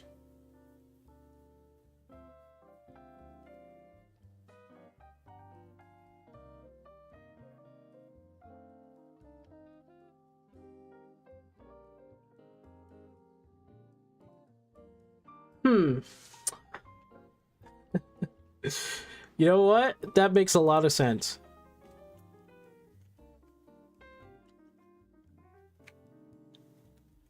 And it's not like it's, I mean, it wait, what am I doing? Wait, hold on. Haha, you followed me without a reason. Haha, I'm gonna get lost up there. Haha. If that's the case, then you know what? That kind of makes sense.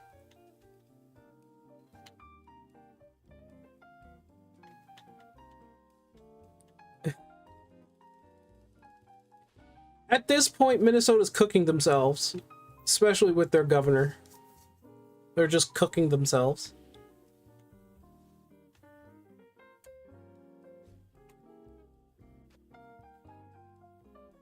Do do do do do do do do.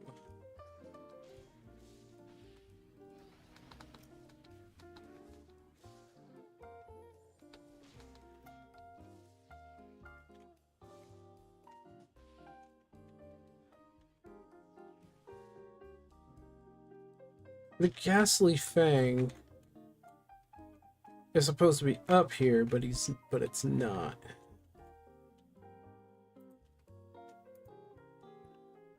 Wonder what's in here. Oh, that's not bad. There we go. And I have to kill Morgul. Let's walk there. Tim Walz. Tim Walz is the governor of Minnesota currently. And apparently he's dropping out of the next race. Now why would you do that? Why would you do that?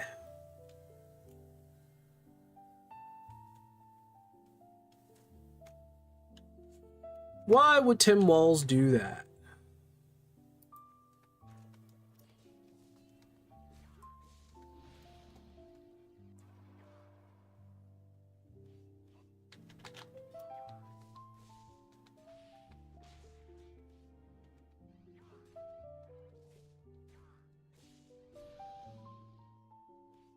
Really?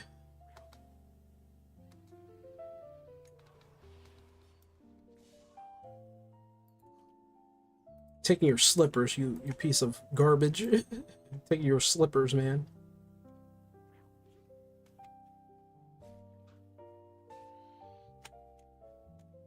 Do do do do.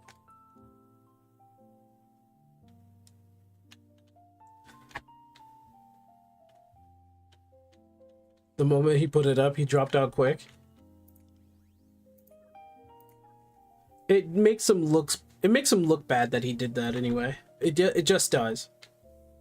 Like, if you were confident in your ability to govern the state, then like you wouldn't sit there and be like, "Well, I'm dropping out." It's like, why? If you know you're right, why are you doing that? Sitting there acting like he's also the better person too. That's funny how I have a holy sash. What's my sash? It's the 21 with holy resistance. He says buff, please. He knows that buff ain't gonna last too long. Level 14. It's not gonna work. This is holy resistance. I think I can get a better one. Level 9. Get rid of that. Get rid of that. I gotta send that to somebody.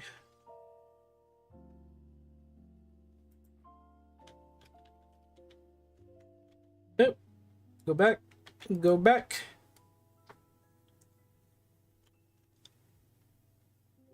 It's almost, well, allegedly it was like he was in on it, right?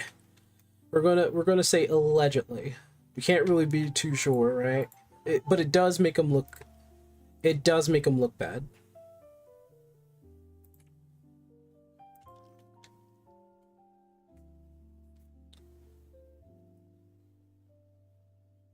It makes him look really bad.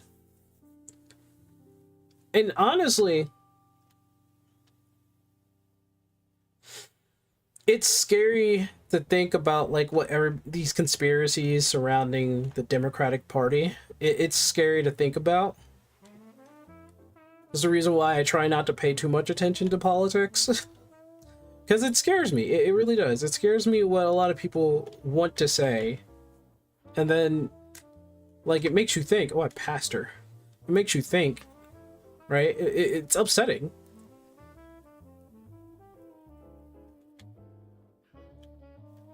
I'm gonna be honest with you.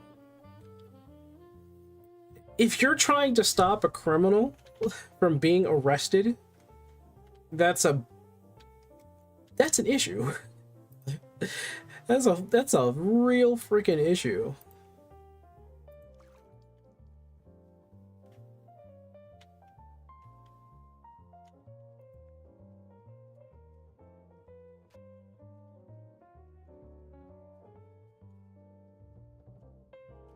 I think I got a lot of stuff to put away. A lot of stuff to put in the bank.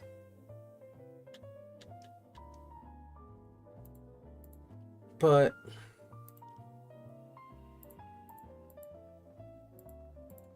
I'll put that stuff away for now.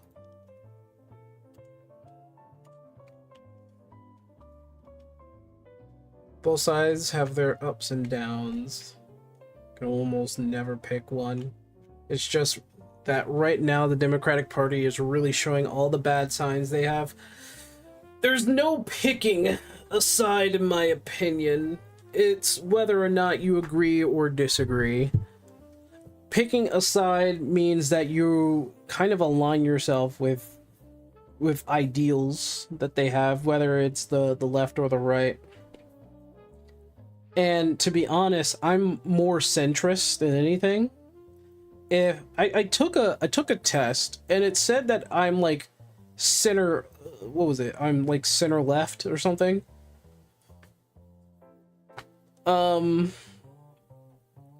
that's fine. I'm like center slight left, I should say. I'm more centered than anything. But people like, you know, Asmund took a test, he was like center right or something like that. But the reason why I'm so centered is because I try to take from both sides. I try to see the logic of what other people say. And when you go far left or far right, logic just goes out the window for a lot of people.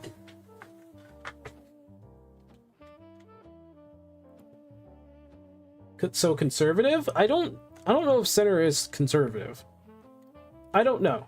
I don't know that. I mean, the test said that I was center left, so I don't know.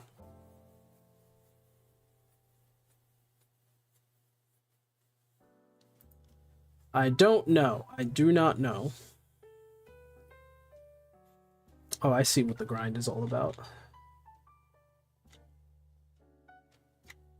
I don't know, because I thought conservatism was basically a contribution to the left, so I don't know. That's why I say I don't know politics, because I don't. You can ask me, well, what do you think this is? And I'm like, I don't know. I don't have an opinion on it.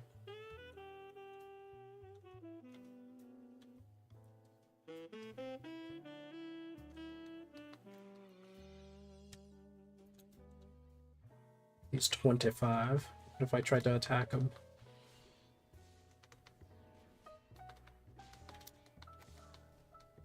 I can attack him, I think.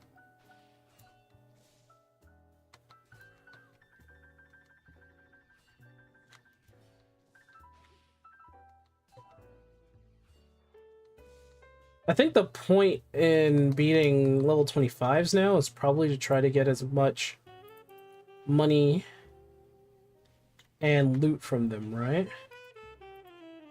Is that not the point? Like, look at this guy. Level 25. Get him! Get him! Get him! What is he doing? Is he going after the brute?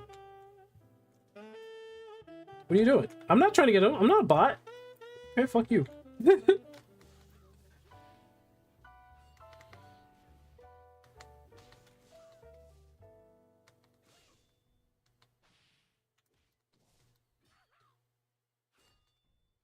Conservative is in the middle.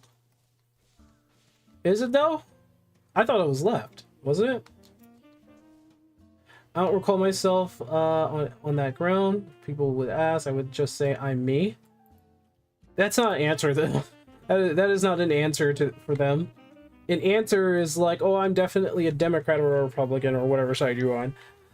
what confuses me is like how other countries see this, and well, people keep saying, "Oh, you can't assert if you're from another country, you can't assert yourself into American politics." It's like everybody can insert whatever politics you want to.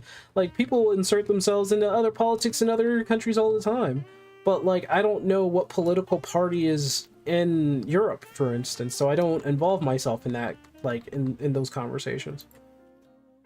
Oh my god. Depletes key to create key to an undercourse. Okay.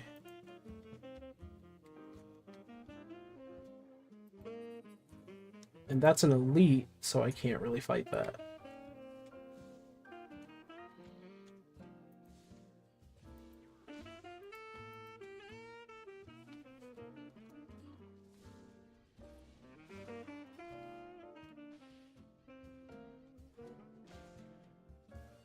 There we go. I think that guy's a bot. Boop. I got him down to 10% before I even did anything. He's probably gonna die. But let me see. Refined. Okay, I'm keeping all my refines. That's a quest item. Combined with a depleted key to create a key to the undercourse. Is there... That's at Mars Fall, so I do need to team up with people on that one. That's the arena over there. This is a PvP boss. I have no idea what I'm doing at the end game, so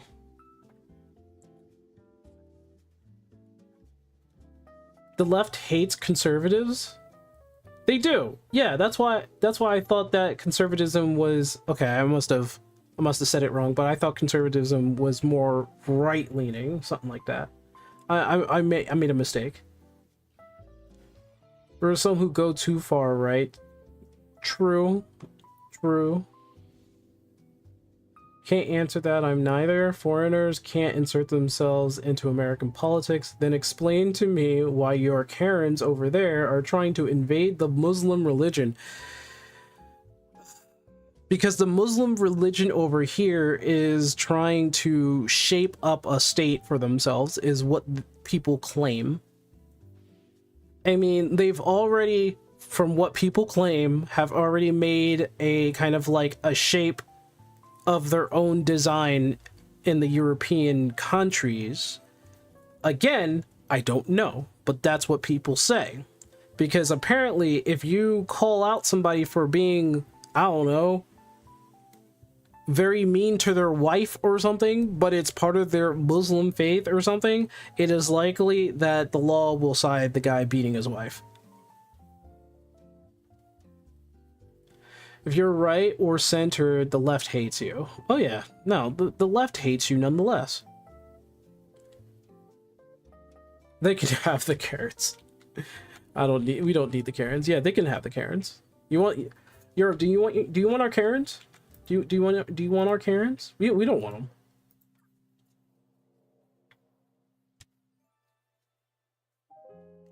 But not in a matter of being invasive. Well, over here, there's a reason why there are so many Democrats who want the foreigners to come over. And all of it really is because they want votes to keep their power. And that's the truth of it, no matter what people say.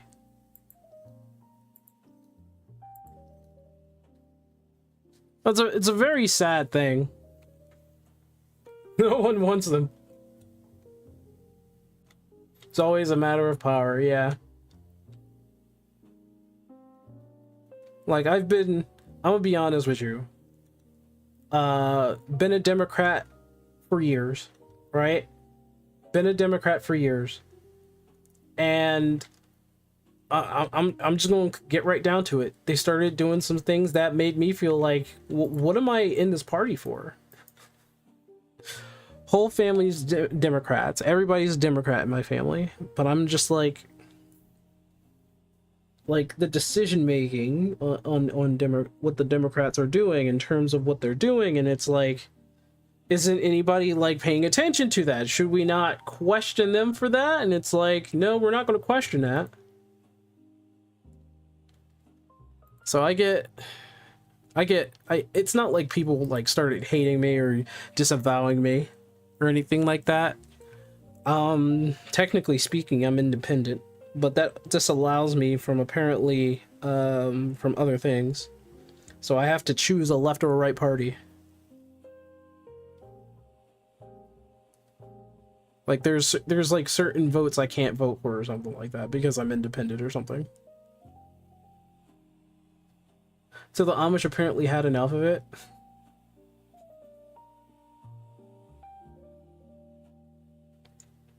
Jerry's neither left or right. I don't know. I'm scared. Straight up scared of where this country is going to go. Straight up. Really? Just 100? Holy crap. Just 100 for this holy choker. I'm guessing there are more powerful chokers. I guess godly is going to be the one thing that I'm going to look for. So godly things. Honestly, I need a belt and a helm.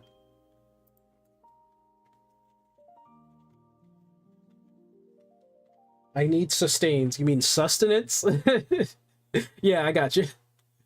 Not even Karens want Karens. Because Karens can't get along with each other. Are you kidding me?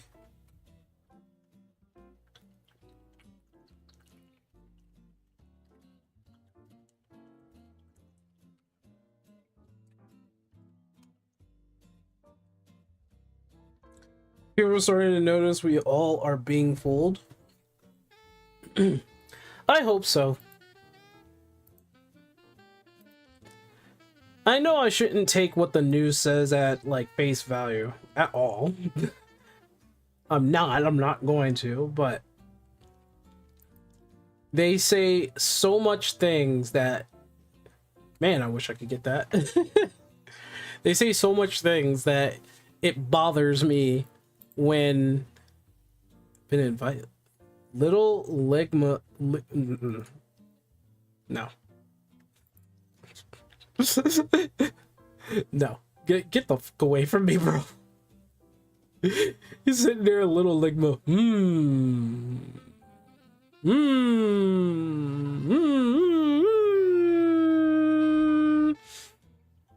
I think I should be working on... I should keep my money. I should start killing mobs to get stuff. That's what I should do. I don't know really what to do at endgame, except for maybe the PvP and the dungeons. Let's check that out.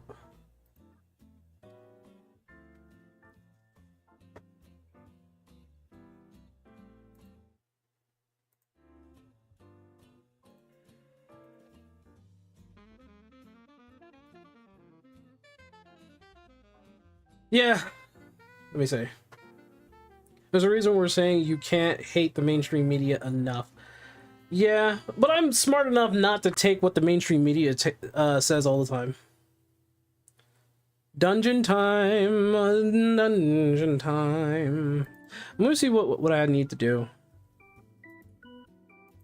Dreadmyst endgame. Let's see if people talk about it. There's an in-game guide.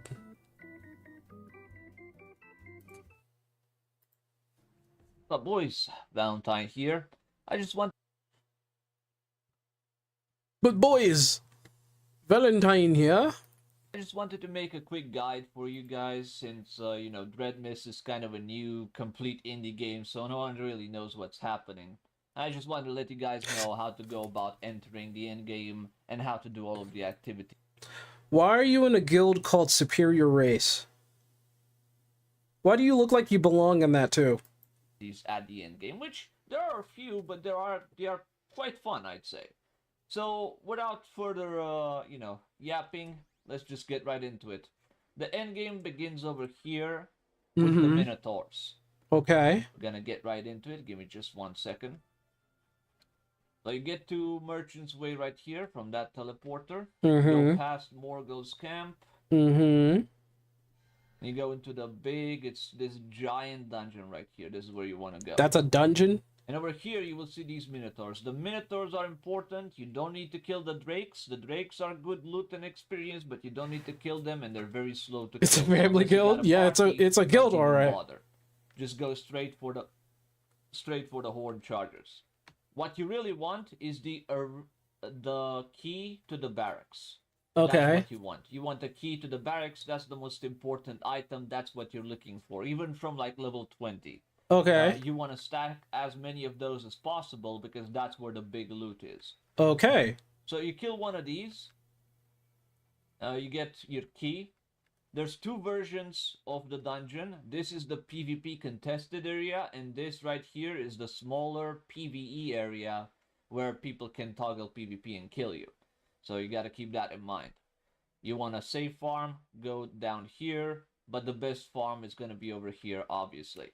Oh my god. Then, once you have your key, you want to come outside of the dungeon. You gotta. Of course, the creator makes an area for like PvP, right? Contested PvP to get the best way to get the keys, right? So there will be people in there who will try to kill you. Fuck, dude. Go out and back in through here, past the camp. You don't want to go into the camp. There's no way to get in there from the camp. Wait, where's he going? Well, he's gonna take us. Go right over here. Yeah. What's up? Past the portal. Uh-huh. Keep walking. As you can see, there's minotaurs again. Yep. This is the spot you're looking for. Okay. You just want to go all the way here. You go around. Uh-huh. Kind of wish there was a way to walk a little bit faster, but you know, it's a one-man game. You can't really complain too much. Yeah. And here we go. The abandoned barracks. This is the entrance to the barracks dungeon. Uh-huh. It's very important. This is the best loot you're gonna get once you reach level 25. And this is where you farm out your level 25 blues. You will notice that when you go to the merchants, they only give you level 24 items. And those are significantly weaker than the level 25 items that you would get from the barracks. So keep that in mind. You don't want to blow your money on dumbass shop items. Okay, good to know. With some of mine, but I learned the hard way. That's not what you're supposed to do. Okay. Ideally, you just buy from here, or you go to the barracks. Right, now that we're inside the barracks, okay, as you can see, I've already cleared a little bit. You just kill the mobs there. It's really not that complicated. You just want to kill everything as much as possible. That's how you're gonna get a good chunk of loot. You want to open the boxes. If you have lockpicking, go pick up the chests. Definitely recommend lockpicking as a skill if you want to invest into that. I was dumb and didn't put any experience into that, and now I'm losing like half the chests in dungeons every single time. Really not worth not picking lockpicking up. So just want to give you guys that piece of advice as well. Mhm. Now, for the dungeon itself, you want to keep in mind the following things. The mages will whoop your ass if you let them live for too long. So if you're one of the slower DPS classes, you definitely want to focus the mages and burst them down with everything you have. Better have your cooldowns up because things can get really dicey at times. I'm a bit overgeared at the time of doing this one, but you know, don't expect to go through it as easily as me. Now, once you're done with clearing the dungeon, you're gonna see the boss right here. You don't want to fight it in the room. You want to pull it right here to the corner, and you want to start doing as much damage as possible. Put up your defensives, because he does do quite a bit of damage. Okay. But what you're really looking for is... there's two ways to do it. You want to keep your interrupts for his heal, and you want to juke around the corner to, you know, dodge his big spell. That big spell one-shots you. Like, even right now, with like half HP as I am right now, with all my gear, as you've seen, I can easily clear it. Even with all that, I can easily just get one-shot with a crit by that big fireball thing that he's doing. So you gotta watch out for that one. You can easily juke it, LOS it around the corner, so it's really not that big of a deal. And then you want to keep your interrupts for his heals just to kill him faster, basically. That's the way you play this out. It's very easy to understand, and you really want to get good at it, because in the second dungeon, there's a second solo dungeon after this one, you're gonna have to do this for regular mobs. So this guy, the boss right now, turns into a regular mob that you have to clear every single time in this exact way. Oh, and shit. they have the exact same mechanics. So better prepare yourself. You're gonna have to get good at this. Now that we're done with the dungeon, you got your depleted key. As you could see from the video, I picked up that depleted key. It's the pink item that you get from the last boss. You get it every single time, so not to worry, it's not like a drop or anything. So you get your key, and you want to come over here to Condor's beach.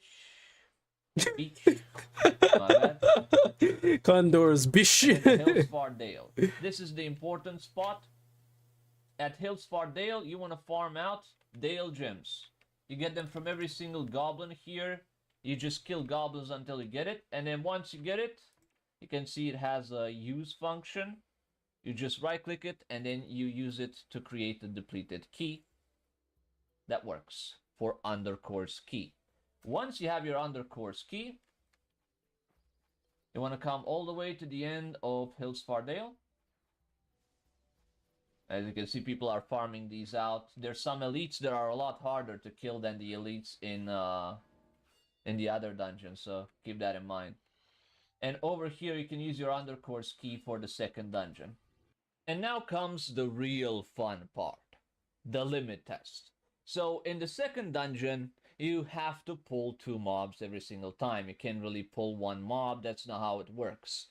Every class has a way of dealing with this. For example, archers, I believe it's archers, have a sleep dart or something. So you can just put the other mob to sleep and then you throw everything at the mob that you're focusing. That's the strat you're gonna go for. I don't know, every single class has a solution to this, but basically you pop every cooldown, you pull your 2 mobs, you fight, and you make sure that you don't pull anything extra because you're gonna regret it. I can't emphasize this enough. You have the mages from the other dungeon, the last boss from the other dungeon, inside of this dungeon. So better make sure that you get very good at kiting the mob and learning when it starts casting, because otherwise you'll end up like me. 3, 2, 1, boom. There it is. Right? Don't be like me. So now we finished all of the steps to gear yourself prior to being able to enter the dungeon. The dungeon is a much more difficult piece of content, so you want to keep your eyes out for this. This is what you're gearing for. Don't think you can come in here with just any group and you'll be able to make it work, because the reality is, first of all, let me show you where it is. You can see it's right here, right? It says dungeon. You go inside the dungeon, you teleport to it. There's a teleporter right next to it. You do have to walk past some red mobs, and they are a pretty good descriptor of what to expect from the actual dungeon itself. Let me see, I can aggravate one of these guys.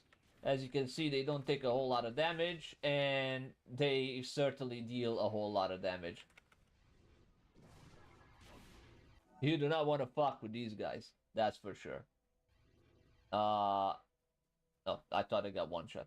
So yeah, they can 2-shot you. You don't want to fight them without a party. The way you want to fight these is, because there's 4 people that are going to be focusing a single mob, you take turns interrupting the mob. That's basically the strat. That's what you're aiming for, and it's not as simple as just spamming your buttons for damage, which is great, because the game has very few mechanics. It makes use of what little mechanics it has in a very interesting way. I think I have that teleport. And it already is showing far more promise than the average AAA MMO, where you just roll your fucking face on the keyboard and you beat everything. This is not that. You have to gear up. You have to make sure that you go through all of your gearing process. First solo dungeon, second solo dungeon, and then you get to the dungeon with your friends. What little friends there are left. This is a 1-week game, but it's a very interesting 1-week game, and that's the end game for it. Thank you guys for watching. Okay, that was very informative. Okay. Best build skills and tips. Hey, what's going on, guys? Switch TV here. Look, Today we're going to be doing a complete class guide where we're going to break down all 4 classes in Dreadmyst. If you're looking for info on a specific class, I've added timestamps so you can just jump straight to it. For each class, I'll be showing you stat alerts, This time we're going to be looking at a more crit-focused variant. This version leans harder into front-loaded melee damage while still keeping the core paladin survivability and utility intact. It's great if you want to hit harder without giving up too much tankiness. I got this build from my buddy Schwizzy, so shout out to him. Early game looks very similar to other paladin setups with a few key differences. Start by getting your health to around 600, mana to about 200. Once you have that baseline, work towards 350 melee crit as soon as possible.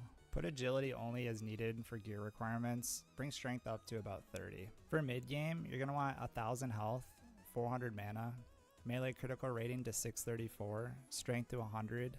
Continue using agility only as required for gear. Defensively, you're going to want block rates around 194. Oh my god, the crit! You want to prioritize leveling your core melee abilities. Mighty Blow 5, Aegis of Valor 5, these are both priorities. Blessing of Champion 5, Blessing of Defense 5, Fortification Aura 5, Divine Protection 5, Vengeance Aura 3. You can also do Vengeance Aura 5, but you may need to play around with your stat distribution to afford it. In the end game, you're finishing and polishing the build. Your final stat targets should look like this. Health block rate 194, frost, fire. Wow. 165 for that. 635 for melee crit, of course. And really, courage is at 45. Okay. 1,298, mana 820. And that's the in-game melee paladin build. I think for survivability, you might want to have more courage, but then the frost and fire resistance, I'm guessing it's because of the in-game enemies? Maybe?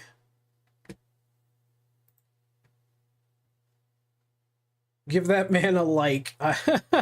I'm gonna give that the guy who did the end game. Yeah, I'm gonna give him a like. Because honestly, I just wanted to make. I'm gonna give that man a like. Hey, what's going on, guys? Mage, paladin. There's paladin mid game and melee paladin end game. Apparently, crit is very important.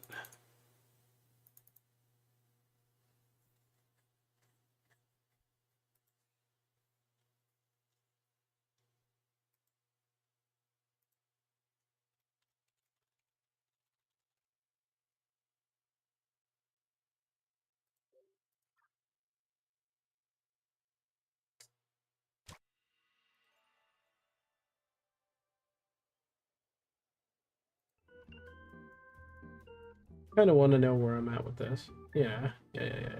Strength is too high. So they want me to have... Oh, I have 165. I have 160 strength.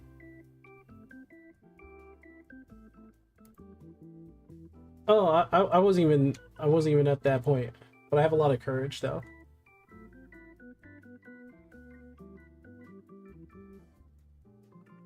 What about sword?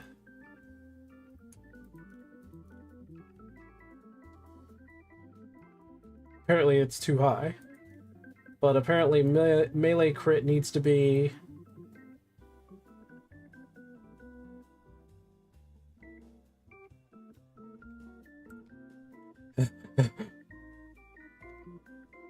It needs to be up here.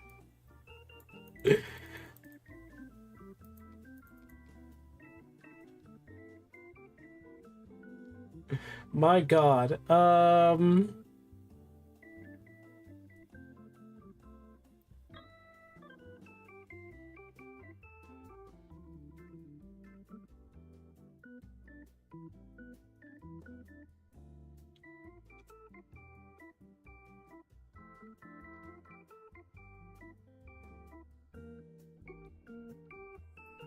Oh, that grants immunity. That's why. That's why it's at the highest.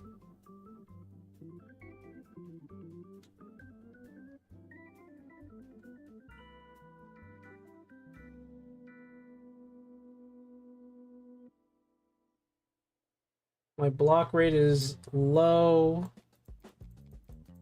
I think being at 90 is fine.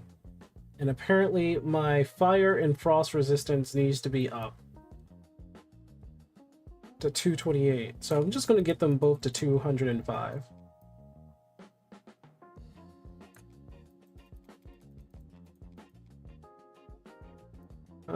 You know what? 220 should be fine.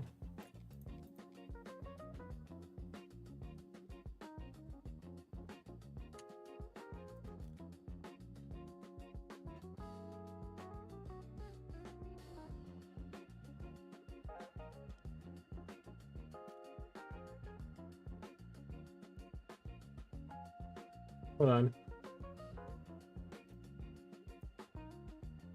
That may need to be upped. Yeah, okay. Still follow Rich Campbell. Didn't know he was back. Yeah, he came back maybe like a month ago. His situation is kind of like I would be honest with you. His situation is kind of funny. So the whole thing was that the person who was like causing him a lot of trouble, she straight up said, you know, I hope Rich is like, I'm gonna drop the lawsuit. I hope Rich has a good life and da da da da da da da. It wasn't even a settlement. She just dropped it.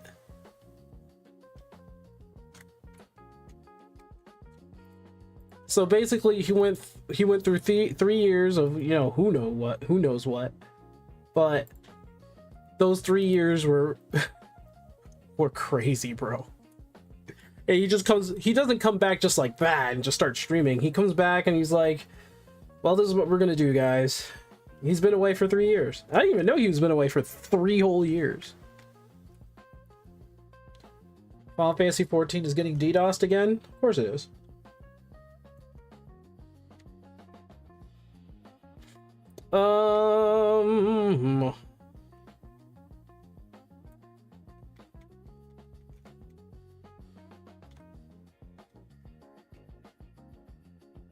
I think, yeah, it was up here. So she ruined his life only to drop it. Apparently.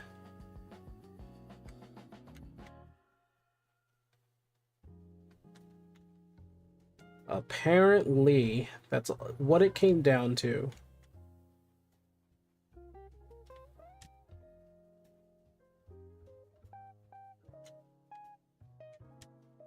All right, let's try these guys. Probably will die. I have no idea.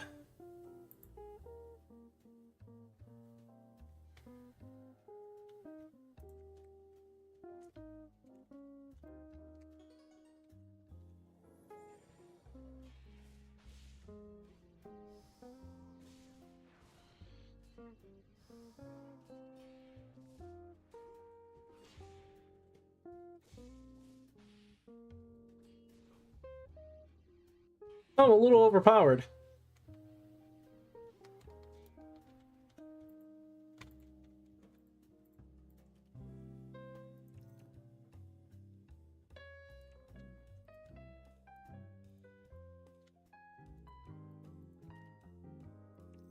Yeah, I might be a little overpowered.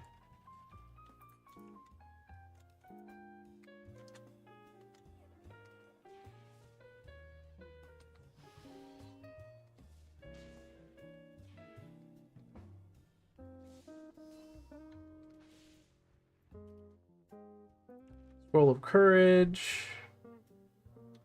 Okay. Okay. It's not too bad down here.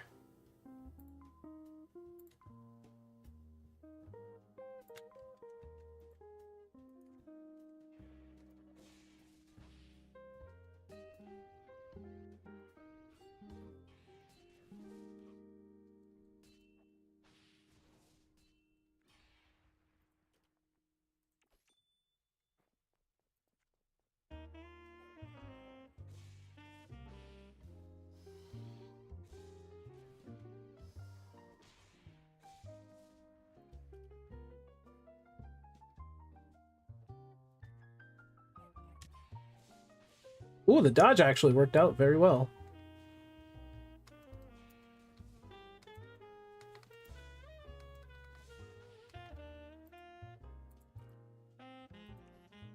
To be honest, we're not looking for rubies anymore.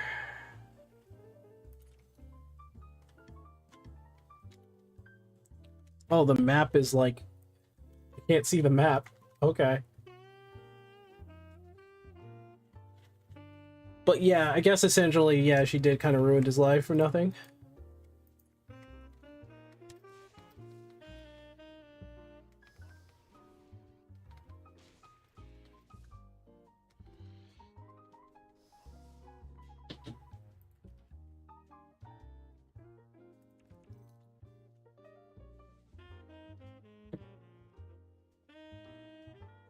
Oh, there's the guy. I can't do anything. I can't rush him. I can rush this guy.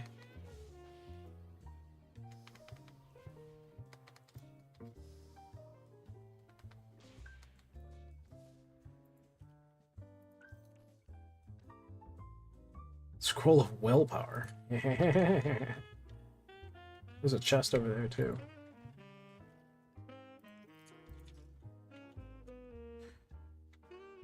It looks like they stay dead. I need lockpicking skills. Horse. This doesn't look any different from like the surface.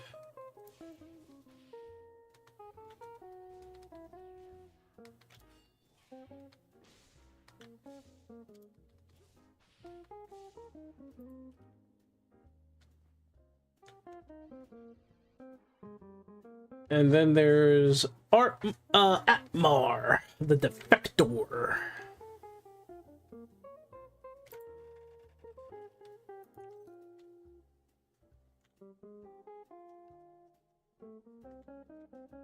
And apparently his flame attack is what's going to kill me. So...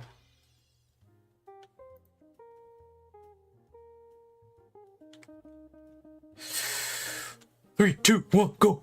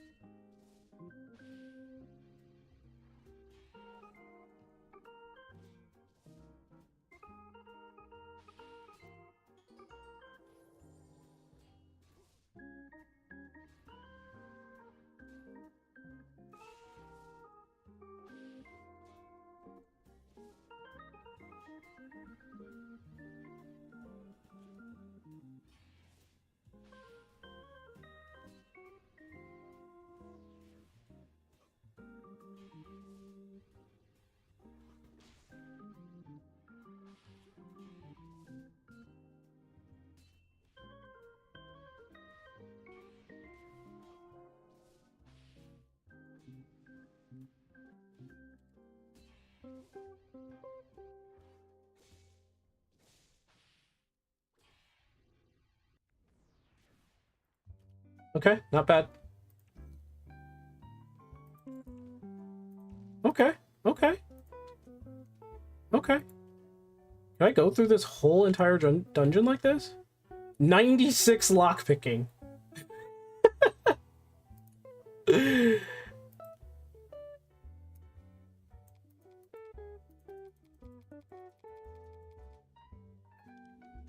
Only for what's necessary. Let's do it.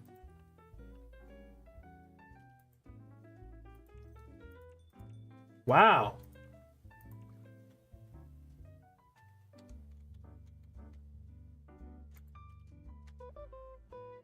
One of them had a topaz, right? Alright, so this is in-game for a while, I guess.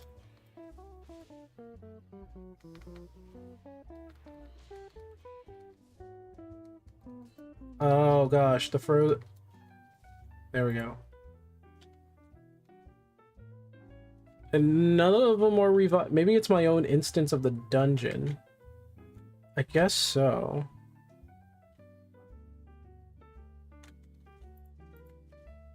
There's a ruby. I'll take the ruby. Whatever.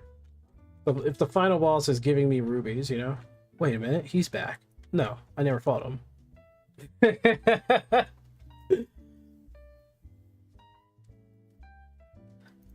Fought the king and I was just like, oh boy.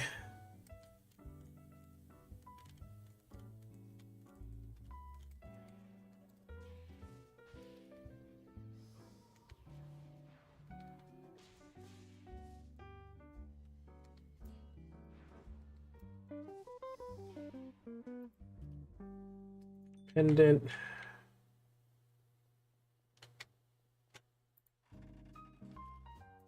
$75 gold. Yeah, this is like a solo dungeon.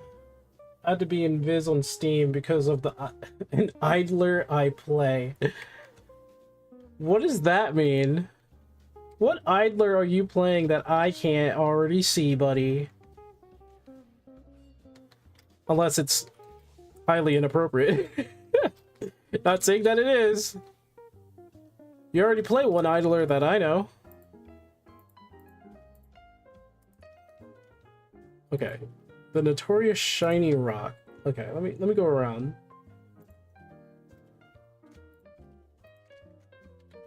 Well, I guess I might. Well, after I complete the dungeon. After I complete the dungeon.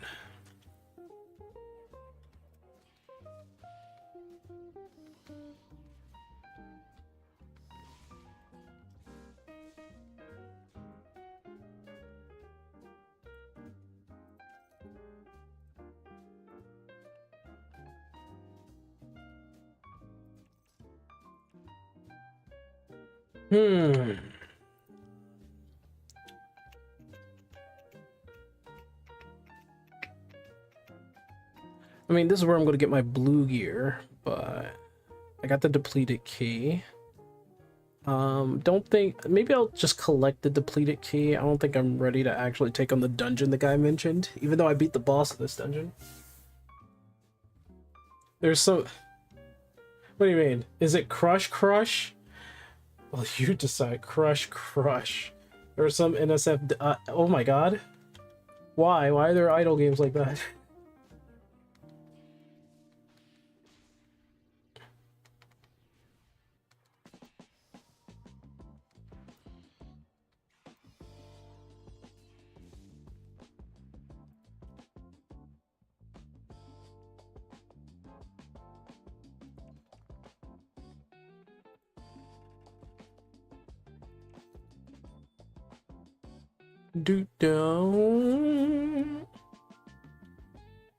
It's safer work. It's sure it doesn't sound like it though. Oh my goodness.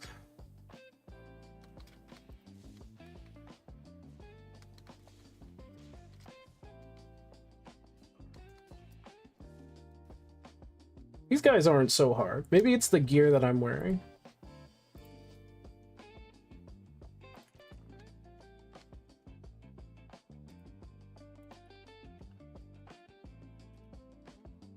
Ooh.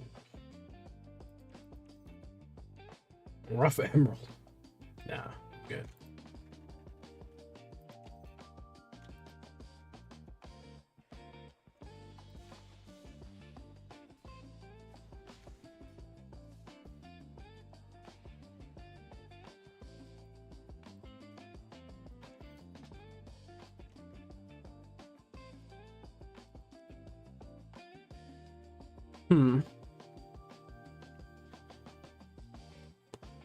They will make NSFW games out of any genre. Of course they will. Of course they will. That's how people are, right?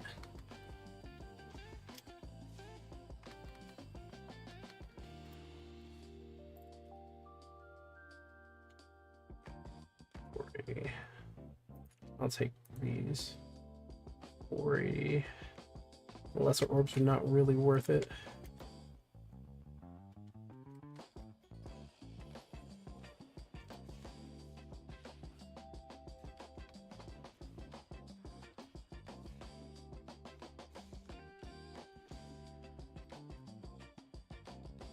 $747.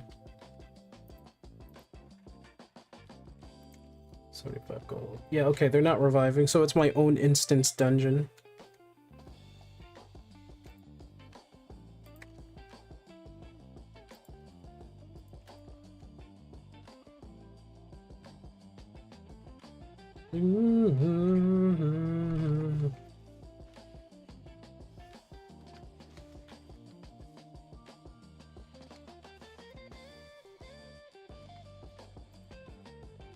Ooh, ooh,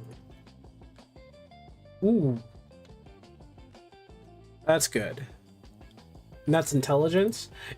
I think, you know, my abilities does work off into intelligence, but it's mostly courage.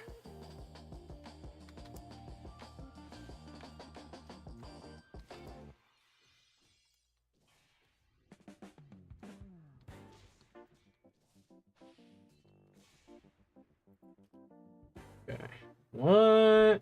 Weapon range, stay 480, 480. I'll come back for that. I'm running out of space.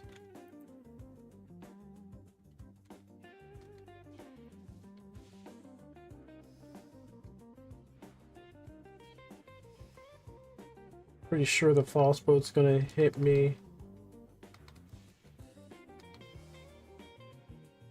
Yeah, slowed and increased magic damage on me. Yeah, that's what I thought. Ooh, range and sword.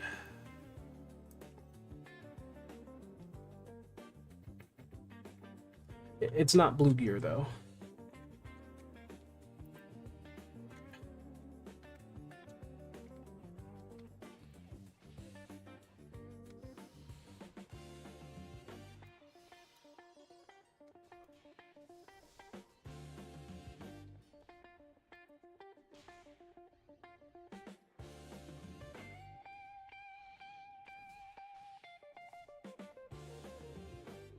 Okay.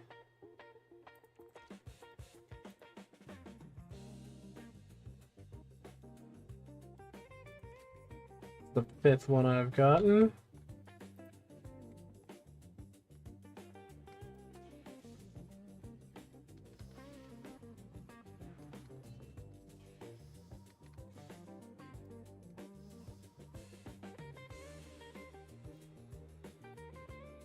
Nothing. More gold.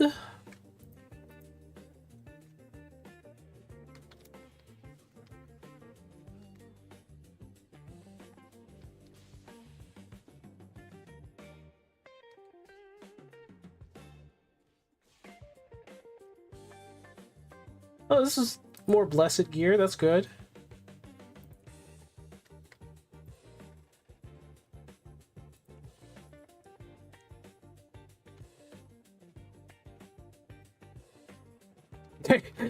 I rounded the corner to get.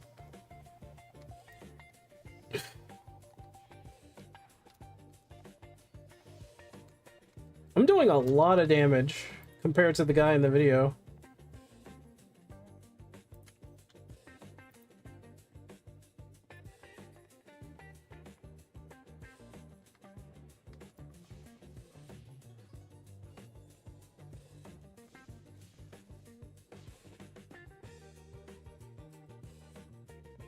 Radiant.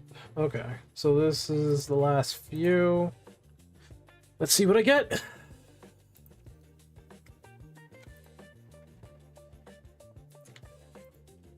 Okay, I'll just fill out the rest with the most expensive stuff I can find. No, I think you had something. Yeah.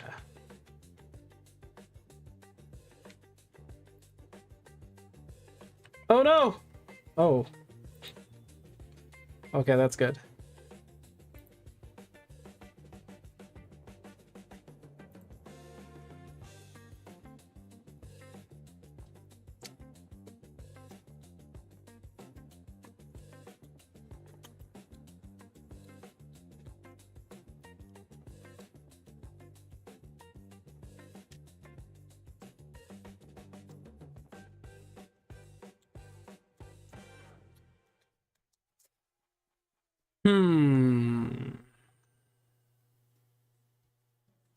This is 24, not 25. I guess the other dungeon will be the place where I need to get my stuff, which is here. I think I gotta really remember where he went.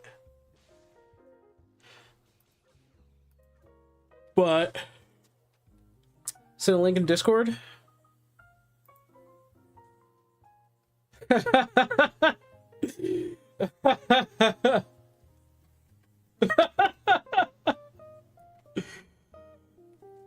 Wow, that's funny. Maybe the irony will be like the passing point. That's funny.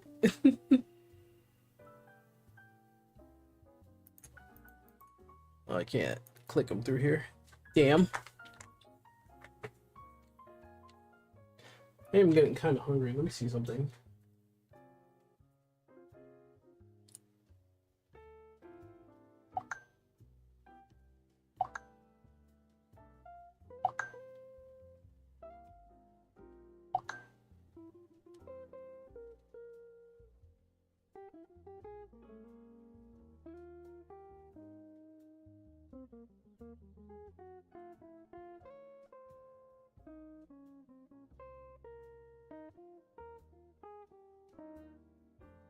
Hmm.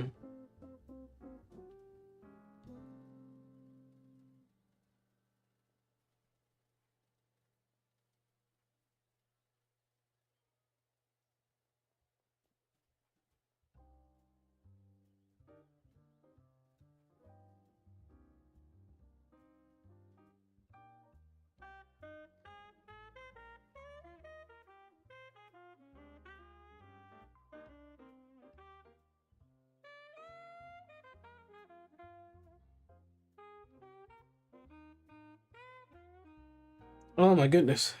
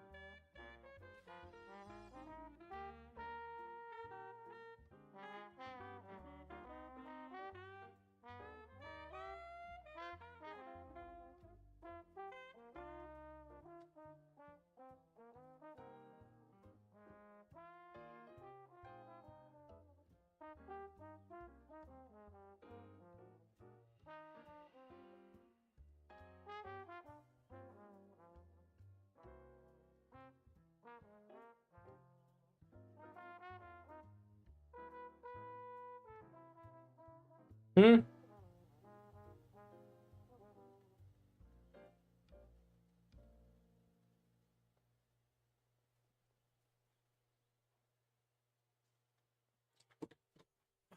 Okay, sorry.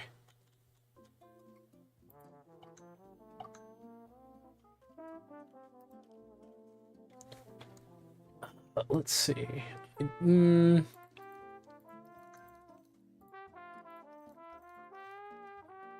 Like 800, 500.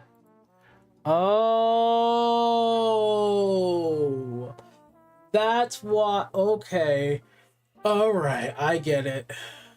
So people farm the chargers to get the keys. They use the keys to get into their solo instance dungeon barracks. Then they get the key from that. Then they have to come over to the level 25 place to create the... Okay, I need to watch that video again.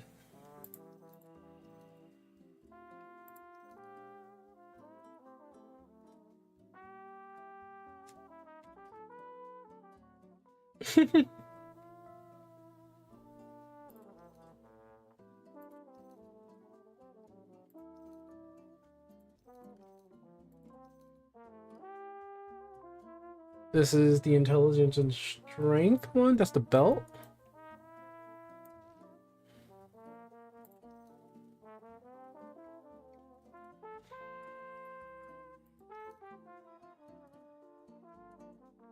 $28.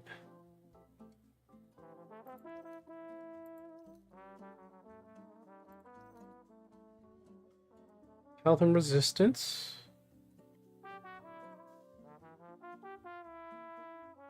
Health, mana, and resistance to frost.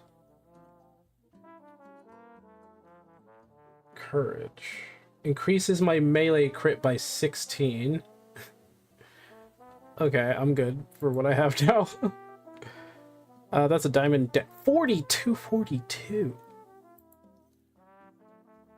This is the Holy Agility Courage. It's level 24 though. Okay. It's topaz. Refined amethyst. Lesser orbs we get rid of. Get rid of that. Get rid of that. Get rid of willpower. We don't use willpower. Thing like that.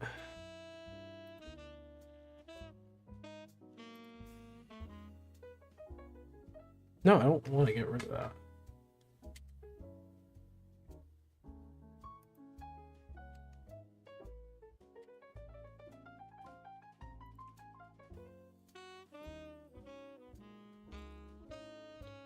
And then there's the undercourse key. It did take me a little bit to fight that boss though, to be fair.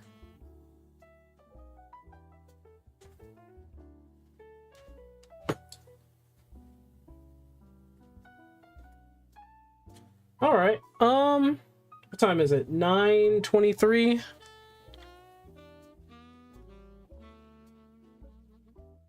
It's been 6 hours.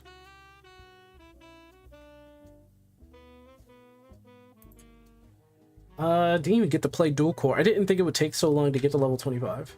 It took like 4 or 5 hours to do it. This is a little bit of apology on my part.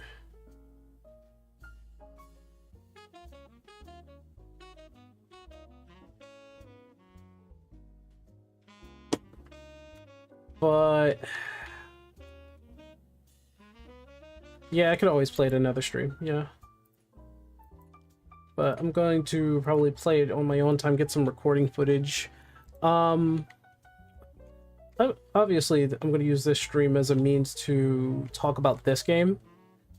But for my final note, Dreadmyst is a fun, small, little, tiny MMO.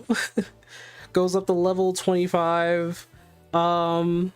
It does feel, I think the backdraws to this game is that leveling up and like you don't really know what your goal is. Like you just go to the next place, level up, go to the next place, level up until like you reach endgame where it's like nobody can really understand what you're doing because there isn't a quest to guide you.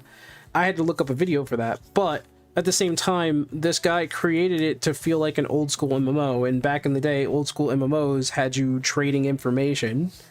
So I guess that's the feel of what it's supposed to be. I guess I'll try the other single player dungeon on my own time. I do feel as though with what it is, it's prone to bots. Like there's bots everywhere. I can tell. I'm looking at it. Real life trading, or real time trading. So you can see it in the chat right there. Like people just look at that. Look at all that.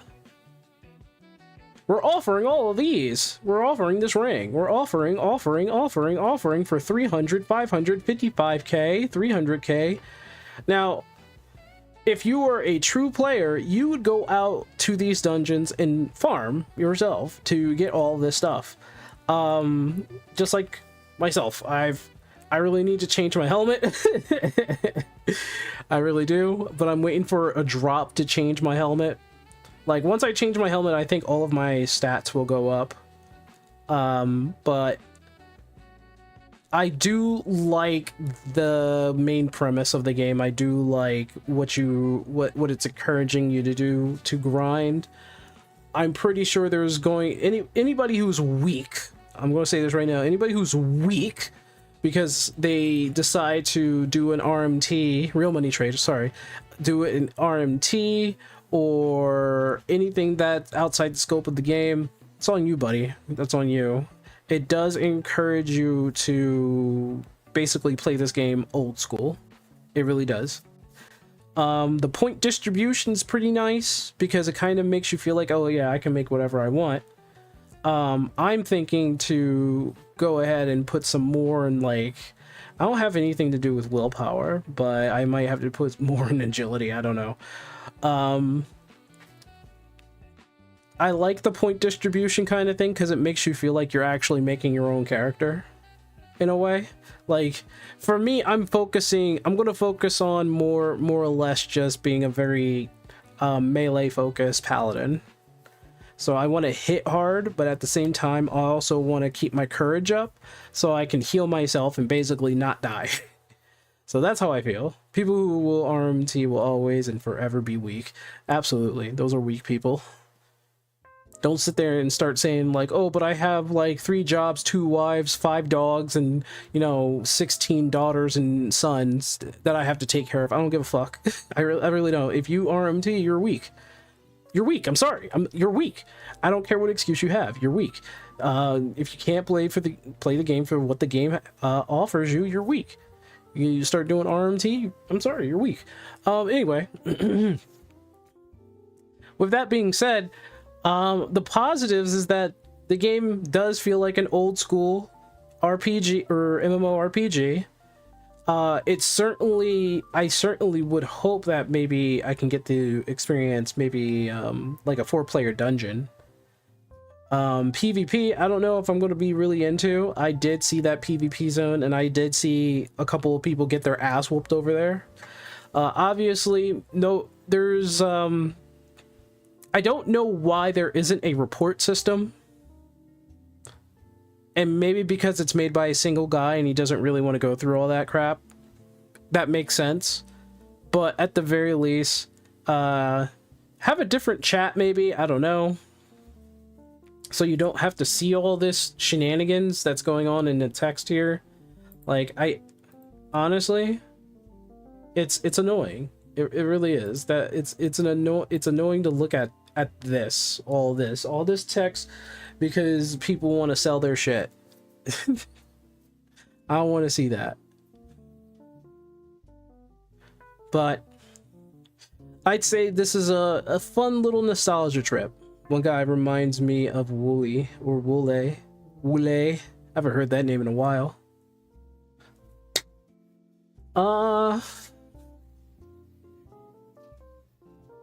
Good night, Sink. Good night, Sink. Good night, Cherry. Good night. Good night. I don't know when I will be back to stream. Maybe it's just going to be on Saturday. But for those of you who are looking for, you know, a fun little MMO to play, it's free. Really, it's free. You can sign up and get in. When it gets real busy, like on the weekends, it becomes almost impossible to get in. Unless you get in early. Kind of like how 14 goes about its pace there. They're just saying get some rest. I will try. I got a whole bunch of things that I need to... Well, there's a whole bunch of difficulty. Like, sleeping's become a bit of an issue with me. But I will figure it out. But... Alright. I will see you guys later. Y'all have yourselves a fantastic night.